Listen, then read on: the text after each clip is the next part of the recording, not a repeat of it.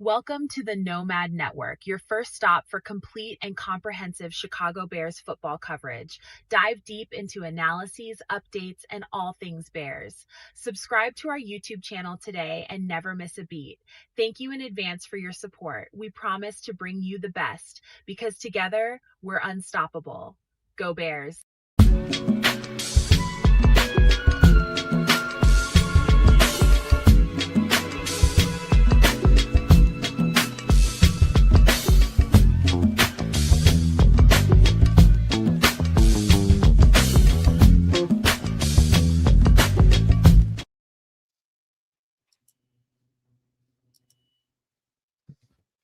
Yo, no maniacs. Welcome into this Wednesday edition of Some Extra Sauce. And it's gonna, let's just say this, until I guess the preseason is over, I think it'd be smart for us to kind of gear the show towards Bears, man, because it's just so much conversation to go on and be had right about now. It's just hard to try to put together something else. We got some stuff at the very, very end, but just a couple little things, but you know, this is going to be a Bears heavy show, and it's going to stay like this until preseason is over, and then we can start building, you know, some of the other content back up for some extra sauce, man. I just think it's too much Bears going on right now. The season it's too much expectation, man. It's going to be hard to get in and out of this Bears conversation without having to argue and fight with these guys, because I know they got a lot to talk about. So just going to feed the Bears fans, as we say over here, what they want, man. We're going to give you a great show. We got a lot of shit to talk about, man. So without further ado, let me go ahead and bounce past this thing to the Canadian. He didn't tell me what he had to eat, so I'm going to do it safe. What did I have to eat, man? Oh, I had some chicken. You know what I'm saying? I wasn't doing anything special today. Just some, had to get some, had to get some fried chicken in me today, man. Oh, okay. You get it from that one place you always talking about? Yeah, man. I got some Mary Browns today. It was 2 for 1. So, I got a whole second plate waiting for me for tomorrow. What's a 2 for 1? What do you mean, what's a 2 for 1? I mean, it's chicken. What's a 2 for 1? I paid one price for 2 pieces of chicken and some wedge fries, and got a whole other 2 pieces of chicken and wedge fries. It's not a bad deal. That means you're probably a breast eater, right? Settle down, Red Baron. I'll eat whatever kind of chicken you put in front of me. Really, I've never turned back a piece of chicken.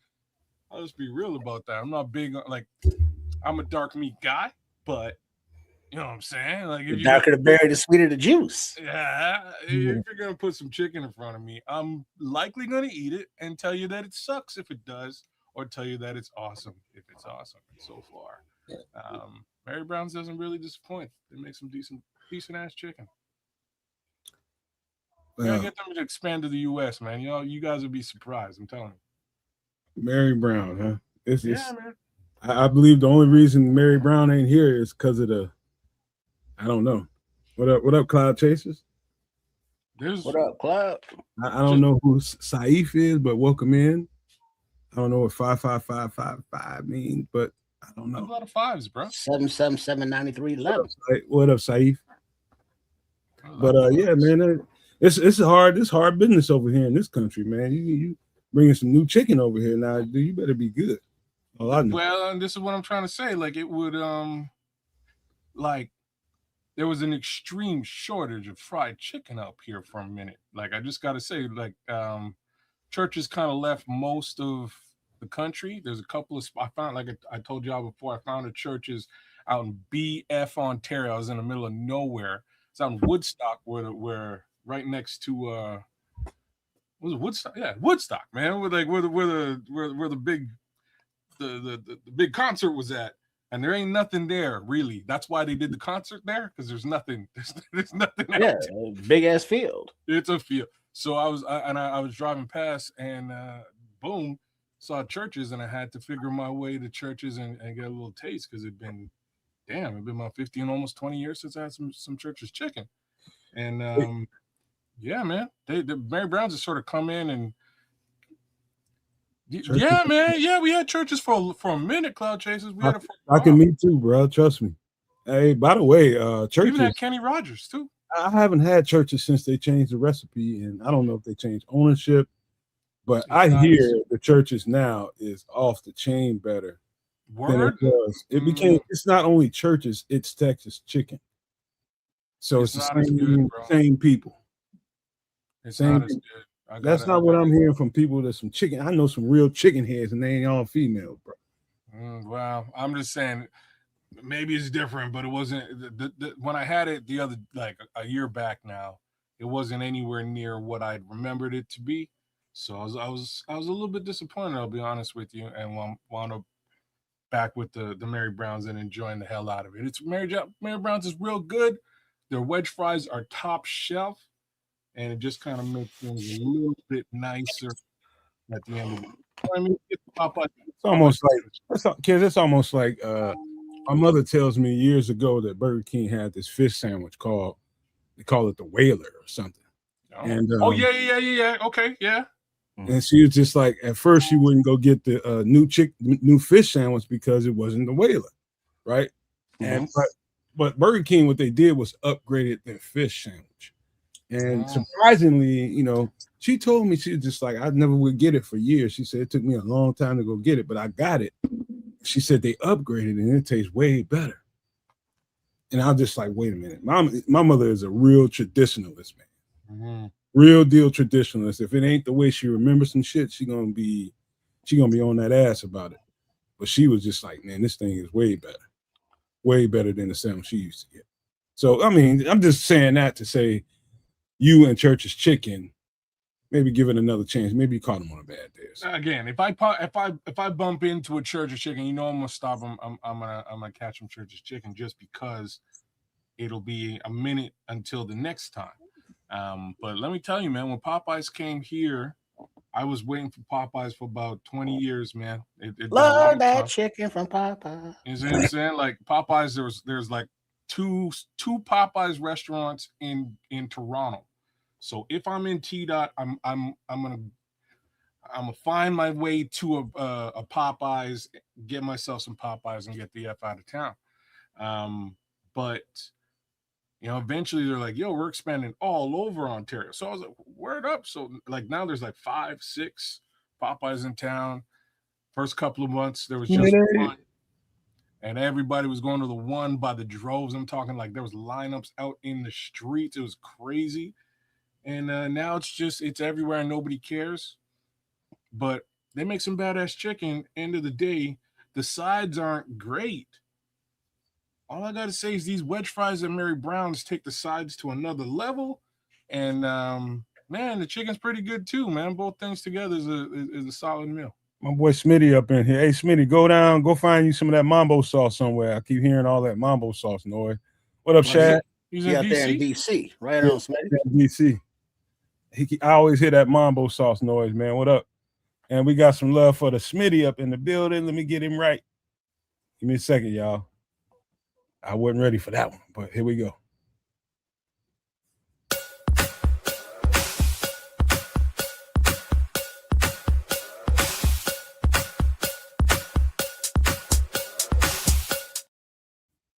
Smitty with the 10 jewels gold coin on their ass. Appreciate you, dog. We need it. We need it. Smitty showing that love, man. All he did was heard me say, dog, it's a struggle. And Smitty been doing everything he can to make sure he throw something at us, man. And dog, that's just nothing but love. And just know, Smitty, and everybody else that's showing us that love, man. Dog, y'all have no idea how much it's reciprocated, man. I wish I could show you in person exactly how I feel about that, man. But you know, y'all know it, y'all can feel it, man. We love y'all, man. Straight up, Steve, man. Appreciate it. If I'm reading this correctly, Steve, Green Bay Packers, New York? Is that what that is? Oh, you read all the way into it like that? Well, maybe, or maybe it's Great Britain Posse. I'm just making shit up now. I don't know, man. But shout out to you, Steve, man. What's up, man? Hello, Steve. Hey, is up in here. Yeah, man. The homies gonna fall in line as we go. But all that to say, I had some badass chicken. And Triple R, what's the problem with you? Oh, chilling. Shout out to everybody there in the chat. Of course. Wanted to pass along some information, if I may. and I will do it now, and I will do it later before we go. But on next Wednesday's some extra sauce. It's the last Wednesday of the month, so of course it's MF in the kitchen time. And I was doing some work with Chef earlier. He wants to pass along what will be on the menu. And so the menu will consist of sardine fillets and goat cheese croquets with a creamy capers dipping sauce. Well, it'll be a show, that's for sure. Wait a minute, what you say, Trip? I'm writing Smitty back, man. I mean, Oh, Smitty, what's going on with Murphy's, man? He's at Murphy's is a gas station. I think it's a truck stop. What's happening with them? But carry I on. thought they meant Murphy's Law. Whatever can go wrong will go wrong. But what you say again, Trips? I was writing back to him. Oh yeah. On the menu for next Wednesday's MF in the kitchen with Chef Trips, it will consist of sardine fillets and goat cheese croquets, Oh Lord. croquettes with a creamy capers dipping sauce. So that's what's on the menu. I don't know how it's prepared. I don't know what's in it. That's his thing. I'm just passing along the information. Don't hurt the messenger. Okay, we got to. Okay, I ain't even gonna go there. Smitty, he said he's been fighting Murphy's Law the past couple of days. I said I didn't see the law. I forget what Murphy's Law is again. Trips, tell me again. Whatever can go wrong will go wrong. Oh Lord. She gonna hit the fan. Oh Lord. We don't need that. We don't need that, man, because I've been fighting that thought for a week. Let's just say that. A whole week. And I refuse to give in to the negative thought, man. I just don't. Kids calls me sugar puffs and rainbows and my thinking. And that's just me. And that's just my standard. I still got shit going on. It's hardcore stuff that I got to deal with. I've never said sugar puffs, but I like that one actually. That was actually pretty good. I figured you would. But ain't no need for me to complain about it. That's the thing, man. I don't know what complaining has ever done for anybody trying to make progression. You know what I mean?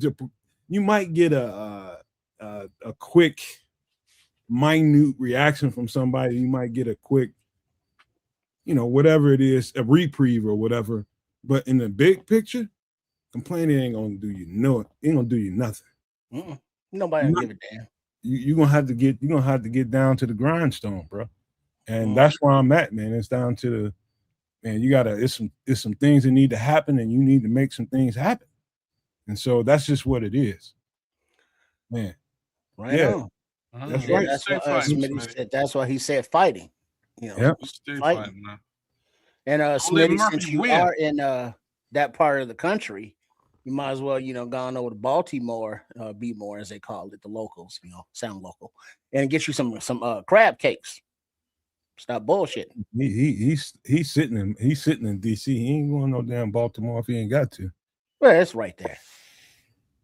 I don't know where you at in DC though. Downtown, right outside of there. He ain't at that one address we all know. We know that. What up, AC? Mm-hmm. He drove right on past that address. Let's get human real quick, kids. What's been going on with you this week? Just trying to get by, man. Good old work. My son has co-opted my vehicle. I hate it. Just wanted to put that out there for the world in case he gets to hear it, so he knows he get his ass out of my vehicle. Anyways, he's fixing he's got a little hoopty whip he's trying to put together.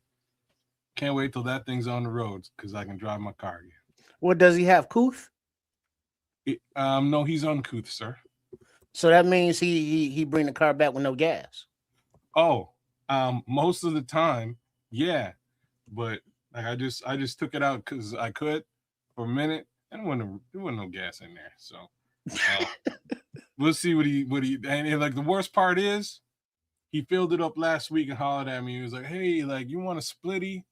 I'm like, "No, man, you've been driving my car all week. You can put it in. I'll catch you on Friday." He's like, "Oh, really? Okay." bet and like burned it down until Friday. So nothing in there. So I filled it up because I said I was gonna do it. I did it. It's we got less than a quarter tank in there right now, and I guarantee you, he probably put $10 in there just to make sure that it ain't on empty. But right. At least anyways, replace. At least make a note when you get in. At least put it back there. no couth at all. Uncle, who raised him? Oh damn it! Damn. That was me. Oh damn. Oh man. I used to. That's like one of the first things my mother would tell me whenever, like when I was like 16. She barely would let me use it, but if she let me use it, first thing out of her mouth, it must for you. That gas hand better at least be where it was when you got it, or else. It is not, and it has not been. It's not cool, and I'm about to lose my shit. So I'm just glad he's saying he's getting his whip on the road tomorrow. So if it's somehow past tomorrow, my car's missing and my gas is low, I will, and I'm knocking on wood here. I will definitely. Yeah, Smitty got him a steak gyro. Oh, you say he was in Philly all day. Nice. That's some different shit. In Philly, a steak gyro. I'm sure that you can only have so many cheesesteaks. That's different though. Imagine how that'd go. A ribeye gyro. No. Yeah, no. Man. You got to think through that one now. You got to think through that one. Like I don't. Well, you change the sauce into more of a barbecue based, kind of mayo sauce. No, Trip. No, see, you throwing other shit in it. I'm thinking of it straight as a gyro is. Just take the meat out and replace it. Shadow Sports way more pissed, bro. But like, I feel the comment though. Look on the ribeye thing, like I'm like a traditionalist with that. I don't even want to. I love barbecue and all that. Get your sauce on. Don't fuck with my ribeye with no sauce. No. I used to think the same thing, kids. There's a place near me that makes a ribeye sandwich, and it's a ribeye. It's a thinly cut ribeye, but not so thin to where it's just like, no, I ain't buying that. Ain't enough meat on it. No, it's got a nice. Just imagine the size of a double Whopper as far as the width of the meat, the thickness of the meat. And it's really good, man. They put some kind of aioli on this thing, and they don't overdo the shit. It's just mayo, tomato, that aioli, tomato, lettuce, and they ask you if you want onions on it. I get onions on mine. It is real good, bro. I don't know what they put on that meat, but I am telling you, man, that whatever that seasoning is on there carries that thing. I'm a sucker for a steak sandwich, but like, hey man, I'll just Ronnie, give me a ribeye. Shout out to Ronnie's steak with that grade D meat. It's delicious. Man, you don't need no ribeye in that damn sandwich. He said, "Fuck it." Man, dude, it's like so many things that I never would have guessed that I would eat in combination to. And you go to different places where they do shit different, and you try some shit, and it's just I've had some of the most experiences, man, being around different parts of the country, having teammates from somewhere everywhere, going to visit them, and the stuff they eat, man. It would be no different than me going to Canada and kids taking me around his hood, showing me what they eat up there, stuff that you're not thinking about. Right? Where to get the best poutine? These combinations together. Brother, you should. I don't remember who the rapper was, but some New York rappers down here from Boot Camp Click, man. I don't remember which member Boot Camp it was. I was like, did anybody treat you right? And he was like, what are you talking about? You any Canadian food? It's like, Canadian food. Is there such thing? That's what he said to me. I was like, motherfucker, you have a poutine yet? He said, I poo what? I was like, oh man, you gotta come with me. So me and the homie just hop across the street, got him some fries, gravy, and curds, and he just stared at it. He looked at this shit like I would have too. Shit, any normal person would, and they'd be like, "What is this?" It's Mm. fries, gravy, and curds, man. Just Yeah, just meat, eat it. potatoes, and gravy. What Just I eat don't it. understand, what I don't understand about that dish, and what always throws me off when I see it, is the curds. I don't understand Yeah. why you don't just put some melted, whatever those curds are, just melt it over the top of it, and then pour the gravy on it. No, the cheese melts in with the heat anyways. It looks chunky and nasty, but the cheese melts in. Why it's cheese curds? And it's kind of like a wonder why folks just generally don't eat cheese curds. Because even me, the first time I had one, I was like, what is this? And why am I eating it? And then you get to eating it, and cheese curds is like buttery. It's cheese, but it's buttery. It's a little bit different than your standard cheese. And that adds a whole other level of flavor to it, bro. What up, Crimson? Oh yeah. Well, when you come down, let me know because that's right where I'm at basically. Um, you know what I'm saying? Let me know where you're at, man. We'll get you straight. There's some Hey, badass food joints here. have you tried that carnivore bread? No, No, What up, no, Dante? I thought you was a keto guy. You tripping? I am. I've never had carnivore. All right, type it into your Google search and Yeah. thank me later. No, What you up, don't. No, Dante? you don't, kid. You on keto, so don't do No, that. it's a keto. It's a keto recipe. Is it? Yeah, it's It's like making meat bread bread. No, like without. that's what it sounded like to me. Yeah, Zero carb, No. What you call it? Hercules. carnivore bread. carnivore bread. It's Hercules bread, carnivore bread. Where you supposed to get this from? Oh sh! No, you make it. You make it Ain't nobody yourself. doing all that. No, it's real easy. What's funny Make- is I'm slightly with Nomad on that. So like we tried to make some bread, and we were making bread up here for a minute, and it like no word of a lie. Like I can look down here.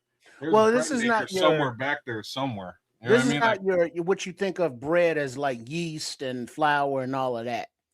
These are like a couple of ingredients. You use like cottage cheese, a couple of eggs, and I think you can put uh like a scoopful of what do you call that?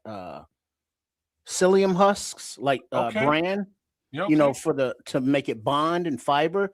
Then you blend it, and then it is like a paste, like looks like a pouring paste. And then you parchment paper into the bottom of a loaf of a not loaf pan or a loaf pan, but a pan, and then you pour it in, smooth it out, bake it for like 20 minutes, and then it's a flexible, rollable bread. It looks almost like a pita, even. it looks legit. Okay, so I didn't hear you say yeast, so it doesn't rise. No, but No, it but they What's the do flat? have variations that you can put baking soda and baking powder in to make it more of a loaf instead of a flatbread. Okay, that's what I'm. Now you got me looking at it completely different. That's kind of how people make bread in the Middle East. Sort of like. Yeah, when they make the naan and all that. okay. But it's So just a here, little bit different. This is a little bit healthier, a little bit more, customizable because now you can, if you want a little garlic in there, you put a little garlic powder in there, maybe a little, and jazz it up a little bit. You know how we do. But okay, yeah, carnivore bread. It can be a flat bread or it can be a loaf, where you can make buns and submarine rolls, hoagie rolls, if you will, Mm, or wraps. I don't Put know. your meats and your cheeses or whatever you're putting in, just wrap it and roll it up. I don't know how kids tripped us down this rabbit hole, but that while he wasn't me. That was Triple R. But I'm with it. I'm right in the hole. That's what she said. all right, hey Tris, how was your week, bro? It was cool. Just taking notes and putting together. See, you got to have one of these with your kids. You got to have a whiteboard. You got to be able to take notes. Like one of my coaches or something. Mm-hmm. Oh, They got to have the magnetic stuff joints on there and stuff. Yeah. I just use my phone, but okay. Well, I mean, but it's a dry erase board, so you get different thoughts, and then you do the editing, you do the video, what have you, then you erase and do on to the next one. I got So yeah, it's talent. just putting in work. Shout out to at Chef Trips at CHEFTRIPS and at Trip Kundo TRIPPKUNEDO, as well as Sports Chicago Style, which is the at triple RSCS, as you can see right down there under my name. So yeah, that's been about my week. Well, I'm gonna give y'all a little snapshot. There's a few things going on with me, but I'll give y'all probably the most interesting story. Um, so yesterday, when I met my girlfriend, she had you could tell she had a little bit of a vision problem. She's cute as hell, but you can tell, you can look at some people with glasses and you know they really need them. But she's so cute, you know what I mean? It didn't even matter. Like glasses, bring all that shit over here. You know what I mean? That's how I met her. But over the years, she's always doing something with the glasses, right? Something going on there. So yesterday morning, she gets up with me, walks up to me, eyes big as a goddamn saucer. She said, "Yo, I can't see." So what you mean you can't see? She said, "I can't see." She said, "I know you're there, but I can't really see you. I can't make you out." I said, "What is it? Your vision blurry?" She said, it's blurry, but one eye is more blurry than the other, and they feel heavy." I'm just like, what? So anyway, so she tried to put her glasses back on. She really can't see. It's worse with the glasses on. And I'm just like, hold up, well, take them motherfuckers off. So I walked her back out here while out here to the man cave and got her calm down. When I tell you that woman was on the verge of a panic attack, I don't think nobody would realize how fragile of a moment that would be for you as an individual if you woke up and nothing's there. You mean you woke up blind? I think that would freak the average person out. Yeah, she was tripping out. What up, FFG? What up, FFG? Daniel Brown, everybody. What up, Daniel? Yeah, so she woke up. So I'm keeping her from having a full-on ass meltdown, bro. She was shaking. She was so afraid, I mean, I'm calming her down. And as soon as I'm just like, listen, just give it some time. Sometimes people wake up foggy. I'm kind of making up shit just to keep her from flipping the fuck out. And she's grabbing my arm, and I'm just like, hey, just chill out. Just don't panic. Just keep calm. She's just like, just let me grab your arm. I'm sitting right next to her. So she's just grabbing me, holding me. And, slowly but surely, I just told her, don't put on them glasses. That seems to be making it worse. And so while she's grabbing my arm, I'm on my phone, Googling, the symptoms and stuff. I'm asking her questions and I'm Googling it. And it's one or two things, but mostly two things. She is either having too much screen time at home and at work, and it's messing with her already challenged eyes, right? Two, she just got a new prescription in her glasses. And I told her, I said, sometimes that don't go as right as you think it is. It ain't just, one fix and it's all right. You get those glasses, wear them for a while, and if you start experiencing some things, you got to reach out to your doctor and let them know what you're going through. And so she, man, you know how some females are. She likes to tongue wrestle and go back and forth. I'm like, listen now. I was like, don't make this into a big ass thing. I said, you just got to simplify what's going on here. Either you're watching too much screen time on the computer, your phone, your tablet, whatever you got going on, or they gave you the wrong. She just went and got them glasses probably 3 weeks ago. Mm-hmm.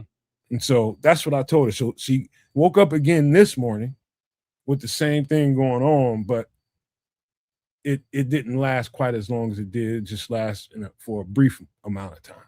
And last night she was particular about not getting on the screen, not looking at a tablet, getting off a phone and all that kind of stuff. And so I'm guessing it's probably both of those things in combination. The new prescription and her just spending less time looking at a computer or a phone. So, but she was freaked out, bro. Freaked completely out. So all the people in here, anybody in here that has, trouble with vision, visually challenged, man, you have that problem, you've been dealing with it your whole life, chime in if you had an experience like that. Let me know, man, because I'd like to. She's still looking for something. I told her just wait before you call a doctor. If it persists, then go ahead and call. So Yeah, I was kind of scared for her a little bit. Is she having any diabetic symptoms? No. We Are you just sure? went and had blood work done. She ain't got none of that going on. Mm, We eat good over here, bro. Because the sugar, does affect the vision. well, it's not just the sugar. If it's one of the first indications of type 2, is that Well, your that's the vision sugar. will fair. I'm just saying it's that your vision will slightly degrade, just meaning your vision will get worse than what it was before. And if you're saying she had potentially bad eyesight before, Hold on for a second, kids. mm, Crimson, I appreciate that. I did ask her. That's one of the first one or two things I asked her. I was like, "Do you have a headache?" And she's just like, not whatsoever. But yeah, let me see. And now That, Smitty's you saying, know, does she have an acute astigmatism? that was one of the things that came up, and I don't know enough about that. And it didn't. When I went into that research, it didn't sound. I don't think she had any of those symptoms. When I looked that up. But yeah, that was part of when I AI'd that thing. That did come up, Smitty. So good point. All right, now another one of our No Maniac chat room docs, Lord Crimson. Was the visual distortion similar to what happens when you press on your eyeballs? And then, That's a good question. I wish she was here to and answer. like, I guess you see like those white lights and stars and stuff. No, I think it was just focus. It was focus and being late to focus. That was Well, the but what I think us sighted people have to remember is, you know how frustrating it is when the font's too small and you can't read the shit. It's like there are letters there, you can make out some of them, but when the font is this big and you still can't see it because everything's out of focus, and it's like I just want to read the word, but I can't focus it. And if that's your vision, and that's not normal your vision, yeah, that's gonna get your pressure up. Hmm. yep. I'm writing that down, Crimson. I was just writing that in the chat. Yeah, you say optical migraines often don't come with an actual headache. I'm gonna research that later on. Come on, Smitty. Okay. Hey, Smitty want to know, Nomad, do you have night terrors? Bruh, most of the time we don't even sleep in the same room, man. I'll be falling asleep out here in the man cave. Oh, I was like, we Every don't now need and to know then. about all that there. Like, I'm just being honest. I mean, we don't be in there just like once you've been with somebody long enough, man, all that on TV, we supposed to sleep in the same bed type. That shit go out the window, man. You sleep when you want to sleep together. When you feel like doing some shit, you lay there. She snore bad, I snore bad. So you need your own fucking space, and I need mine too. Y'all need some and CPAPs, neither one of you got a CPAP? right? Nah, neither one of us. So they're gonna be stubborn until they gray, and then it's like, That's get you a wild. CPAP. She'll get a CPAP. He won't. Nah, hell no. And then See? she'd be sleep, wake up all refreshed and shit, not All I snoring. gotta do is roll over on my side, and I'm good. Okay. Most people. It depends on that's a good question. Like, how do you sleep, bro? Do you sleep on your back? Do you sleep on your stomach? Do you sleep on your side? Mm-hmm. Like, I might fall asleep on my back, but like rarely. Once in a while, I'll wake up with a bad dry mouth, and I know I've been snoring. That's when I know I need to go get some water and get on my side. That kind of shit. Yeah, but that's a rare occurrence for me. But See, I'm a left side sleeper and back, either or. And then, but when I'm on my left side, you have a pillow behind you, propped up under your back. And you have a pillow like in front of you there. So you got a little cocoon. And you cover up, under the blanket so you're nice and warm. And then if you're on your back, then you got a pillow on both sides, holding your arms up. You know what I'm saying? And then they got the what do you call it? A back pillow, like you sit up and read with the little arms on it. But I got one of those at the foot of the bed, where your feet go. And sometimes I like put my feet up on it, so they're elevated. Then other times I slide it up under my knees. And then other times I put my feet under it.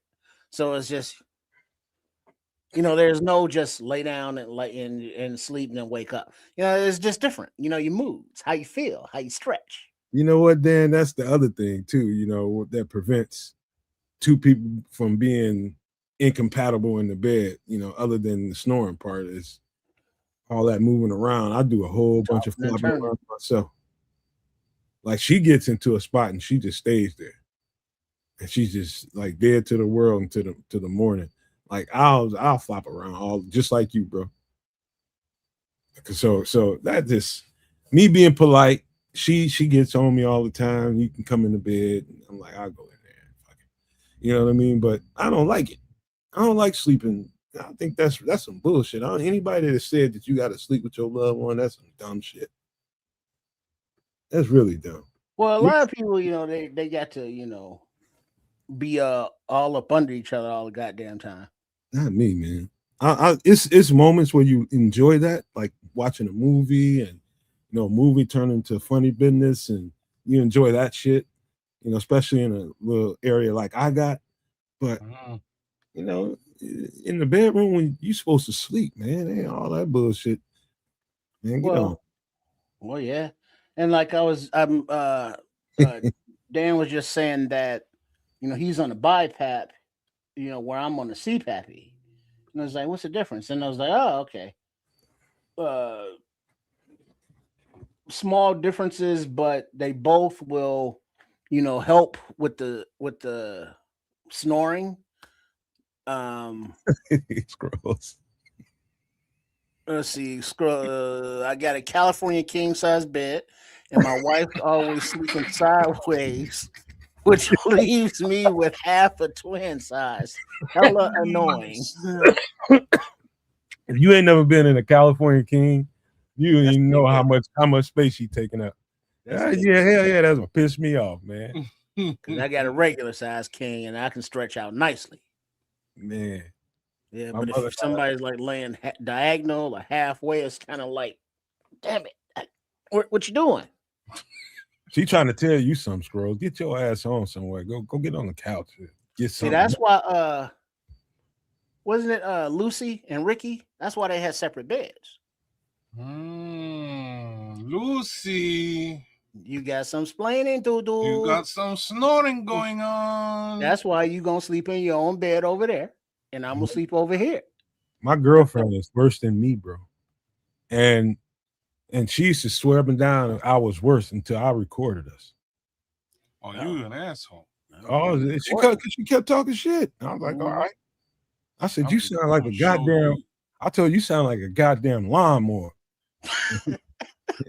She was mad at me. And you fucking lie. You worse than me. All right. And she didn't even know it. I stuck that motherfucker in there. We went to sleep. Boy. It wasn't even no comparison. And that's when she stopped arguing and fussing with me. All right, but now you would have to ask her unless you've witnessed it, but have you, Nomad, been sleeping and then woken up and like you couldn't breathe? Never. No? Mm-mm. Okay.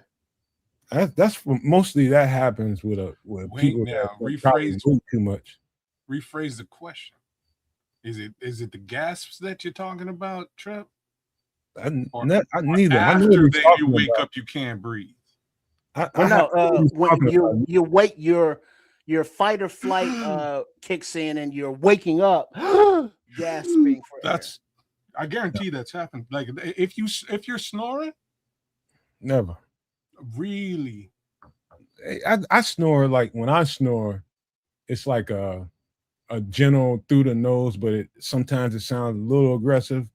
And if I had something too much to drink, my mouth might come open. But it ain't no. My brother had that going on. He had a CPAP. Exactly what Trips is describing. That is exactly what he used to go through. And I've been around while that's happening. I hit him in his goddamn ribs one time to get his ass up. It's just hard to wake somebody up when they that deep into it. And when he did get up, that's exactly what he did. So like Dan Brown is saying what I'm trying to say, really. And he's saying you stopped breathing. You just didn't realize you stopped. Yeah. Yeah. Like I'm and like the reason I'm telling you this is because I swore up and down I didn't stop breathing either, bro. Until I went and had my test, and they're like, brother, you stopped breathing so many times. About 30, 40, 50 times in the you, last you hour. stopped breathing so many times. Like it's wild that you that you're getting any level of rest. And the fact is, I wasn't. I was basically working on like minimum sleep for decades, right? And all I can tell you, man, CPAP's a motherfucker. It is. You It takes get some it. getting used to. That's what I'm talking about. It takes like when I got mine, I got it and refused to use it for I don't know, like 9 months, and then I went to check out my uncle. And what's funny is like my whole family, my, my uncle, all three of his kids, everybody in that house except for his wife, all have apnea machines. Like they all do. And these people, like my uncle's he was overweight. My youngest cousin, he's overweight. But the two other cousins in the middle are slim. And they got CPAP too. They're snoring like you wouldn't believe. And I just went over. He's like, so you using your machine? I was like, nah, I can't really get used to this whole Darth Vader thing that's going on at nighttime. Like I can't. Luke, I'm your father. I can't do it. And he was like, no, just get one of these. And he showed me his mask, and it actually wound up working for me. I got the same mask as him after. Everything is straight. I use it, and let me tell you, man, 3 weeks to the day after using it, I woke up. I felt like $1 million, bro. I felt so good, like I'd never slept before. And that's all I gotta say, man. Like it's worth getting a study. If it ain't kicking your ass, it ain't kicking your ass. If it isn't kicking her ass, it isn't kicking her ass. If it is, I guarantee you will feel great 3 weeks later. Hey, Crimson said, no man probably BS. He'd probably be rattling the windows at 3 a.m. If I had too much of that act right juice, you're right.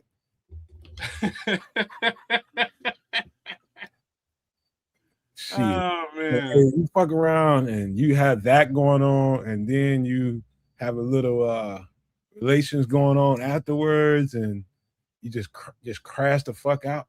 Oh yeah, I probably, and usually that's gonna be you're gonna fall flat on your back, both of y'all, and just pass out. Yeah, I probably do be rattling the windows then.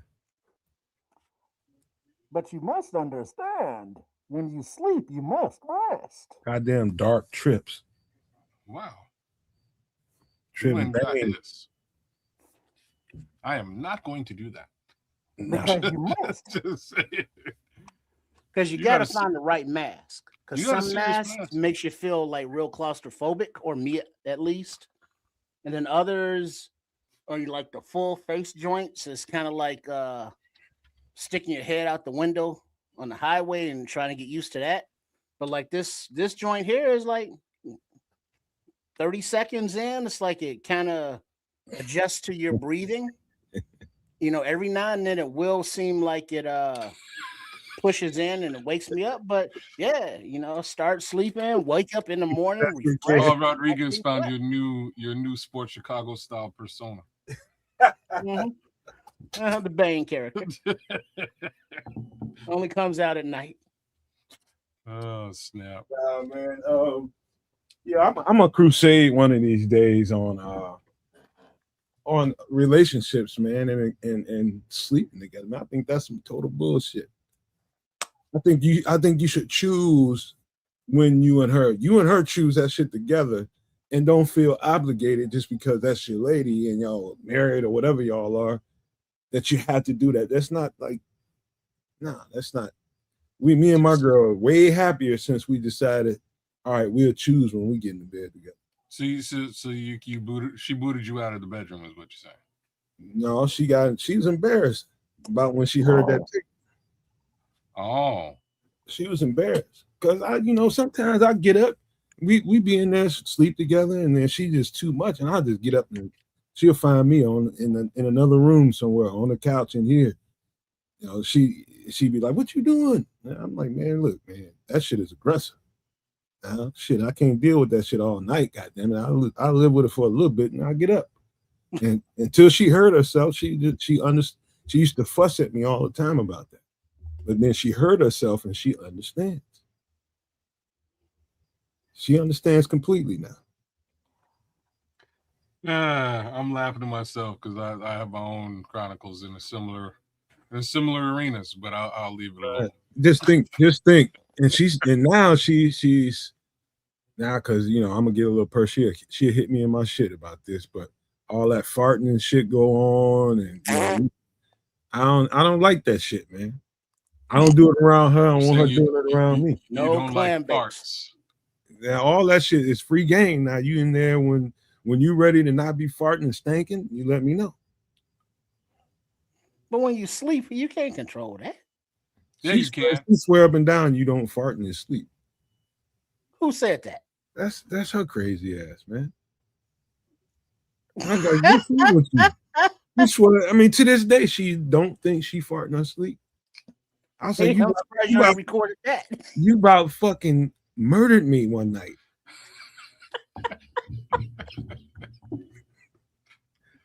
I was just like, that can't be my woman, man. Had my face all I down. catch the Canuck on YouTube. I pray to God she don't. I pray to God she ain't watching this show and she don't watch this on the replay. Golly, I'm gonna get it. Yeah. Mm-hmm. Chamber of Death. Oh yeah, she. No more queso before dinner, baby. She straight crop dusted me, Paul, because I sleep with the cover over my head too. Oh no, that was mistake number one. That's a Dutch oven. I mean, she got me so good. I mean, that's just the way I sleep. I sleep with the blanket over my head, and you'll come in my room and you'll see my nose and mouth hanging out. Both me and Trip are like, no. You know he had his mouth open. Man. Hey, man. And not only did he smell it, he tasted it. It was so bad. I got up out that bed. I woke her up. I was mad as fuck. And I was just like, what the fuck did you eat? She's like, I don't know. Whatever that was, no more. How you wake her ass up in the middle? That shit was, I smell like a fucking haunted house in there. It smelled like a goddamn. Hey kid, that shit smell like a fucking haunted house, man. I was like, what the fuck died in this bitch? Oh no, that's too funny. It was. Hey, what was? Isn't that in the vows or something? Dog, I don't even. I don't crop dusting. Do we part? Oh my! I don't even live like that. I'd have to go eat some. I'd have to eat some berry or something to get foul like that. I don't know what that woman ate, man, but it forever marred my vision of her. Ain't been the same since. Can't even look at her the same way. And never ever. I used to love you at 9, but now I'm at like 6.5. You know, guys, man, we think some wild shit sometimes when we look at our beautiful ladies, man. But that'll help you stop that shit.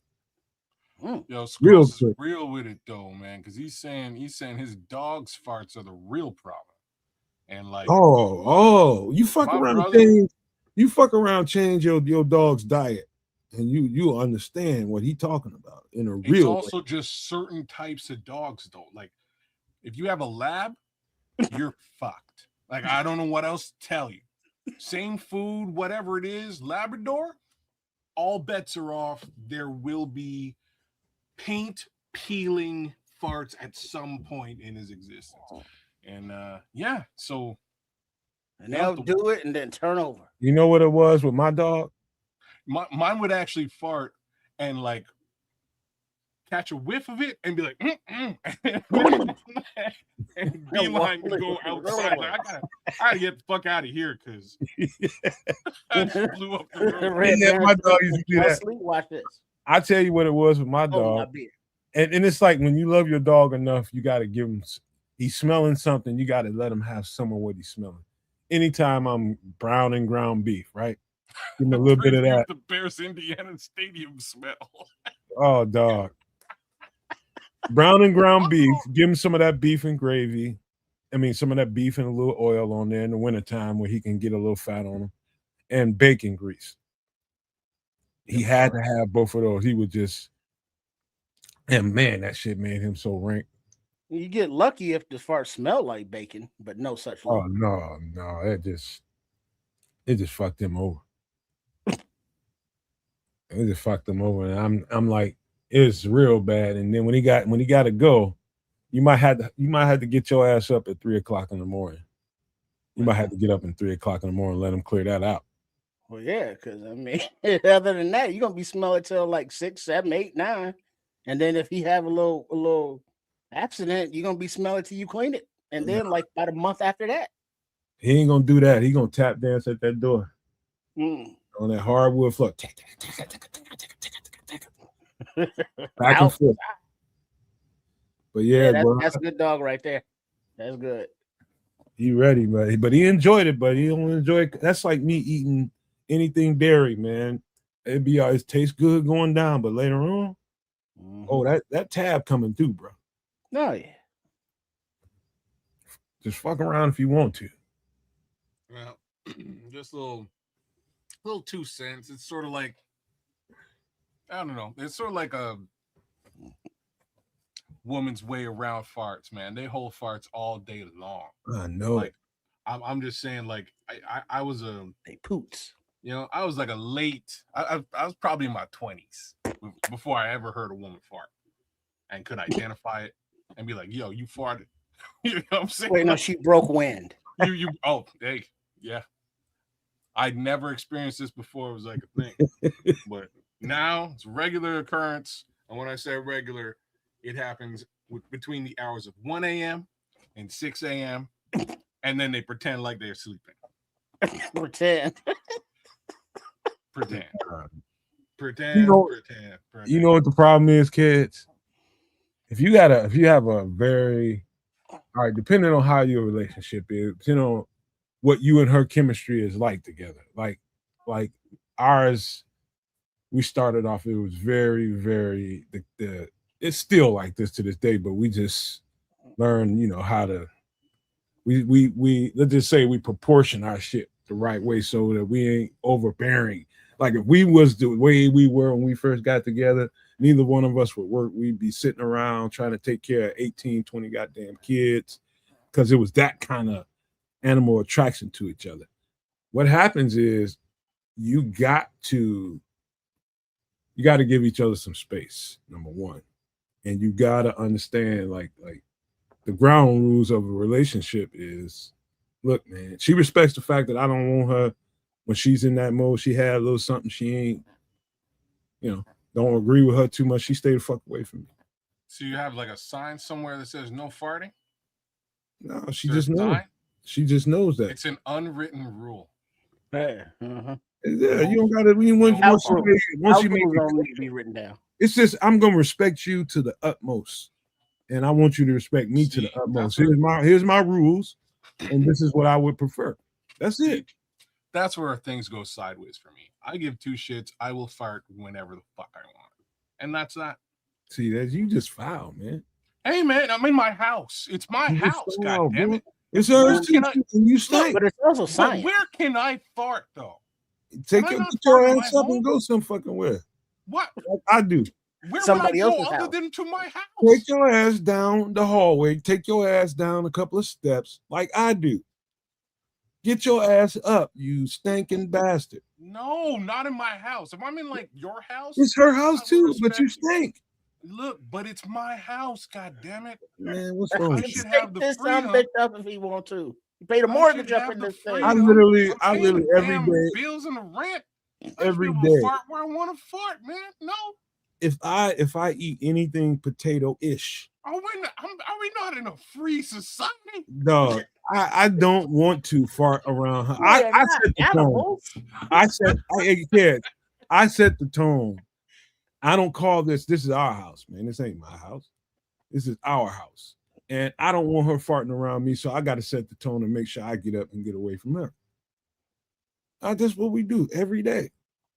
Every single day. She'll come back here for a couple of minutes, and when she knows she ain't right, she gonna stay way, way away from me. Yeah, I gotta hit the chat right now because there's some But great. this, Well, Crimson is dropping science. This is great.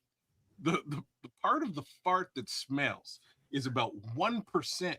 If you hold it in, your body will absorb some of the other 99%. 99.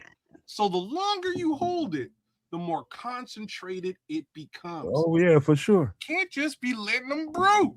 That's your science. for sure.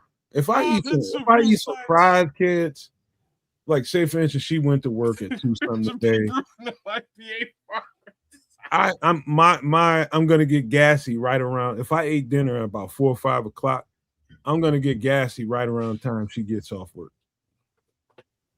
And yeah, we be watching whatever. I got to get up every 10 minutes, go down the hallway because I'm just gassy, man. Yeah. But yeah, man, I'm farting in my house. I just get away from her, man. I want her to get away from me when she do it, so why don't I do it? I mean, it Because can be understandable because I have offended myself with my own Oh, that you have. smell. That shit you sardine eating motherfucker.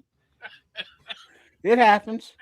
But the worst is like eggs. oh Sometimes it smells like boiled eggs shit. or Nah, bro, scrambled eggs. But then when you get that rotten egg smell and it make just it rest in lingers and flavor profile. hangs, and it's like Oh, it shit. doesn't dissipate, Hmm.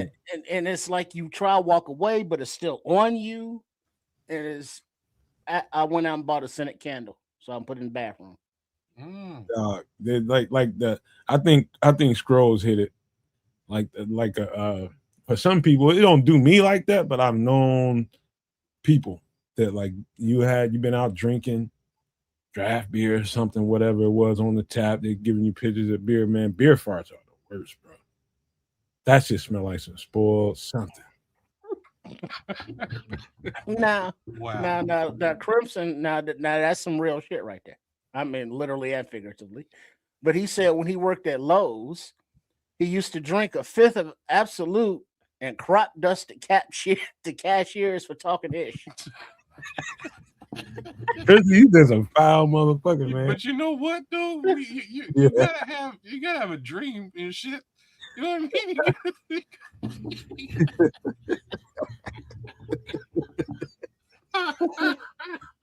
Schlitz beer. Like, Motherfuckers that'll need make goals, you know what I mean? Give me a PBR, damn it. I'm about to blow this whole thing up.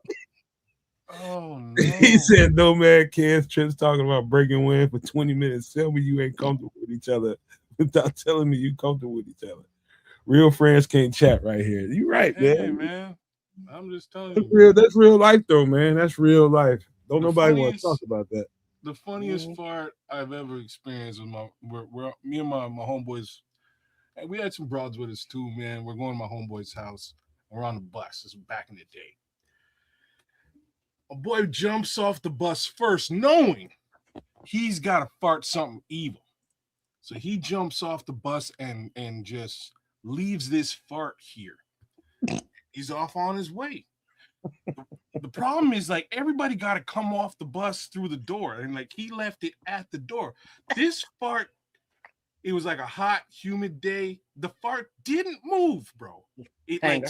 it just stayed in this area for everybody to catch a whiff. And we oh Lord, like everybody hits this fart, and we come out and we're like, man, who was that? Oh, it was you. And like we immediately knew who it was. We blamed the homie. Shout out to my mender, man. You know the story I'm telling, man. But he left this fart for everybody to fucking taste, man. And it was the worst. Oh, It was man, the why you have to say it nastiest like that? because that's how it was. You And know it what that was is? like, You know, a fart is actually dusted fecal matter in the air. So you ate shit. man, that's like a part 2 to Crimson's 1% 99. But It's yeah, it's we may dusted have. fecal matter, man.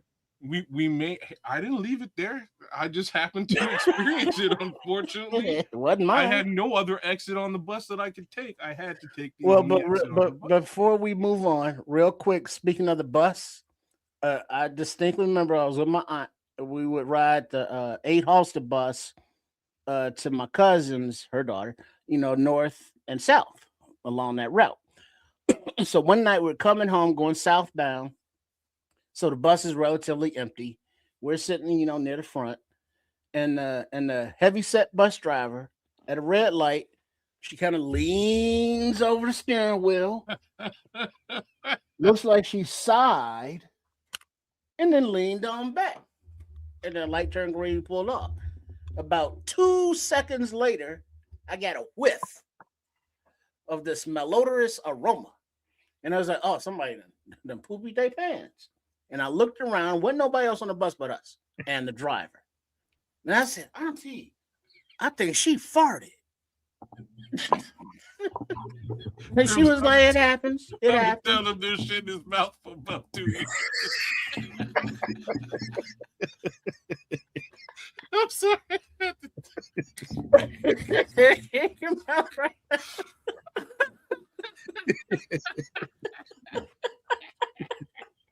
Shut the fuck up. Ah, snap, that was great. Jesus. All right, I'm gonna have to say. Well, you know who else who hates stinkiness? Ben Johnson. When you bring hey up Dan, I don't think Jesus on our side no more. It's gonna have to be me to save us. We may have gone. Oh, man. Because I can tell y'all some stories, bro. I know. They got these fat burgers at Jackson State, bro. You go on that campus, man. You'll be if you there for any extended period of time. These ladies in the Jackson State Student Union, the ladies that make them burgers. I mean, when I tell you, you getting your money's worth for a burger and only costs you like $3 or $4. I mean, huge burger. You're gonna want to go get one every fucking day that you there. And my boy Monte did that. We went down there for a visit, hanging out. And on the way back home, I was like, Monte, man, you might have to stop and catch a flight, man. For real, man. It was so bad, bro. It was so bad. He was just like, no, I can't help it. I know you can't help it. What do you eat that shit for every fucking day? We was there 4 days. You ate it every day. And that shit came back to get it. But I'm telling you, you ever end up on anyway, I met what's his name? Walter Payton's brother down there. He don't even remember that, but yeah, man, it's Jackson State's a cool ass campus, man. But those fat burgers is famous down there. You ever end up anywhere in that vicinity, go to Jackson State campus and get you a fat burger from the student union. Crazy good. All right, man. Y'all ready to get on? We've been an hour, probably about half of it talking about farts and goddamn gas and shit. Yeah, solid hour. But that's I think it was I think that was good. It was a good hour. I enjoyed the bouquet of it all. All right, so we got this. Let's just talk in generalities right now before I pull up any information on any of these players. So we got they about to do this joint practice. Let's just talk about that. And word around the league, it's man, this ain't the first time. This ain't the second time. I've been hearing it in every joint practice, man. I'll be right back. I got a fart. This motherfucker, man. But anyway, so it's been going up in joint practices, and that's a normal thing. You know, you've been whooping on each other, Trip. You've been whooping on each other in your own practices. Now you're starting to get a little testy with each other. And now you can finally kind of cut it loose because it ain't your teammates, and you can kind of get off on him and shit, that kind of stuff. People talking a little shit. However, I don't like that because it's counterproductive in the big scheme of things. Those guys need some work. If there's too many melees and shit start going up, they're gonna have to pull the plug on the entire campus, and that defeats the purpose. I know everybody likes to hear the stories about, oh, somebody got their helmet snatched off and somebody hit him and somebody slammed this dude. All that shit's all cool for a second, but look at how much work they losing. We need that work. And so I'm as concerned as anybody could be about a joint practice after you've been beating up on each other for 2 or 3 weeks. I just want to see them get a complete day's work out of this.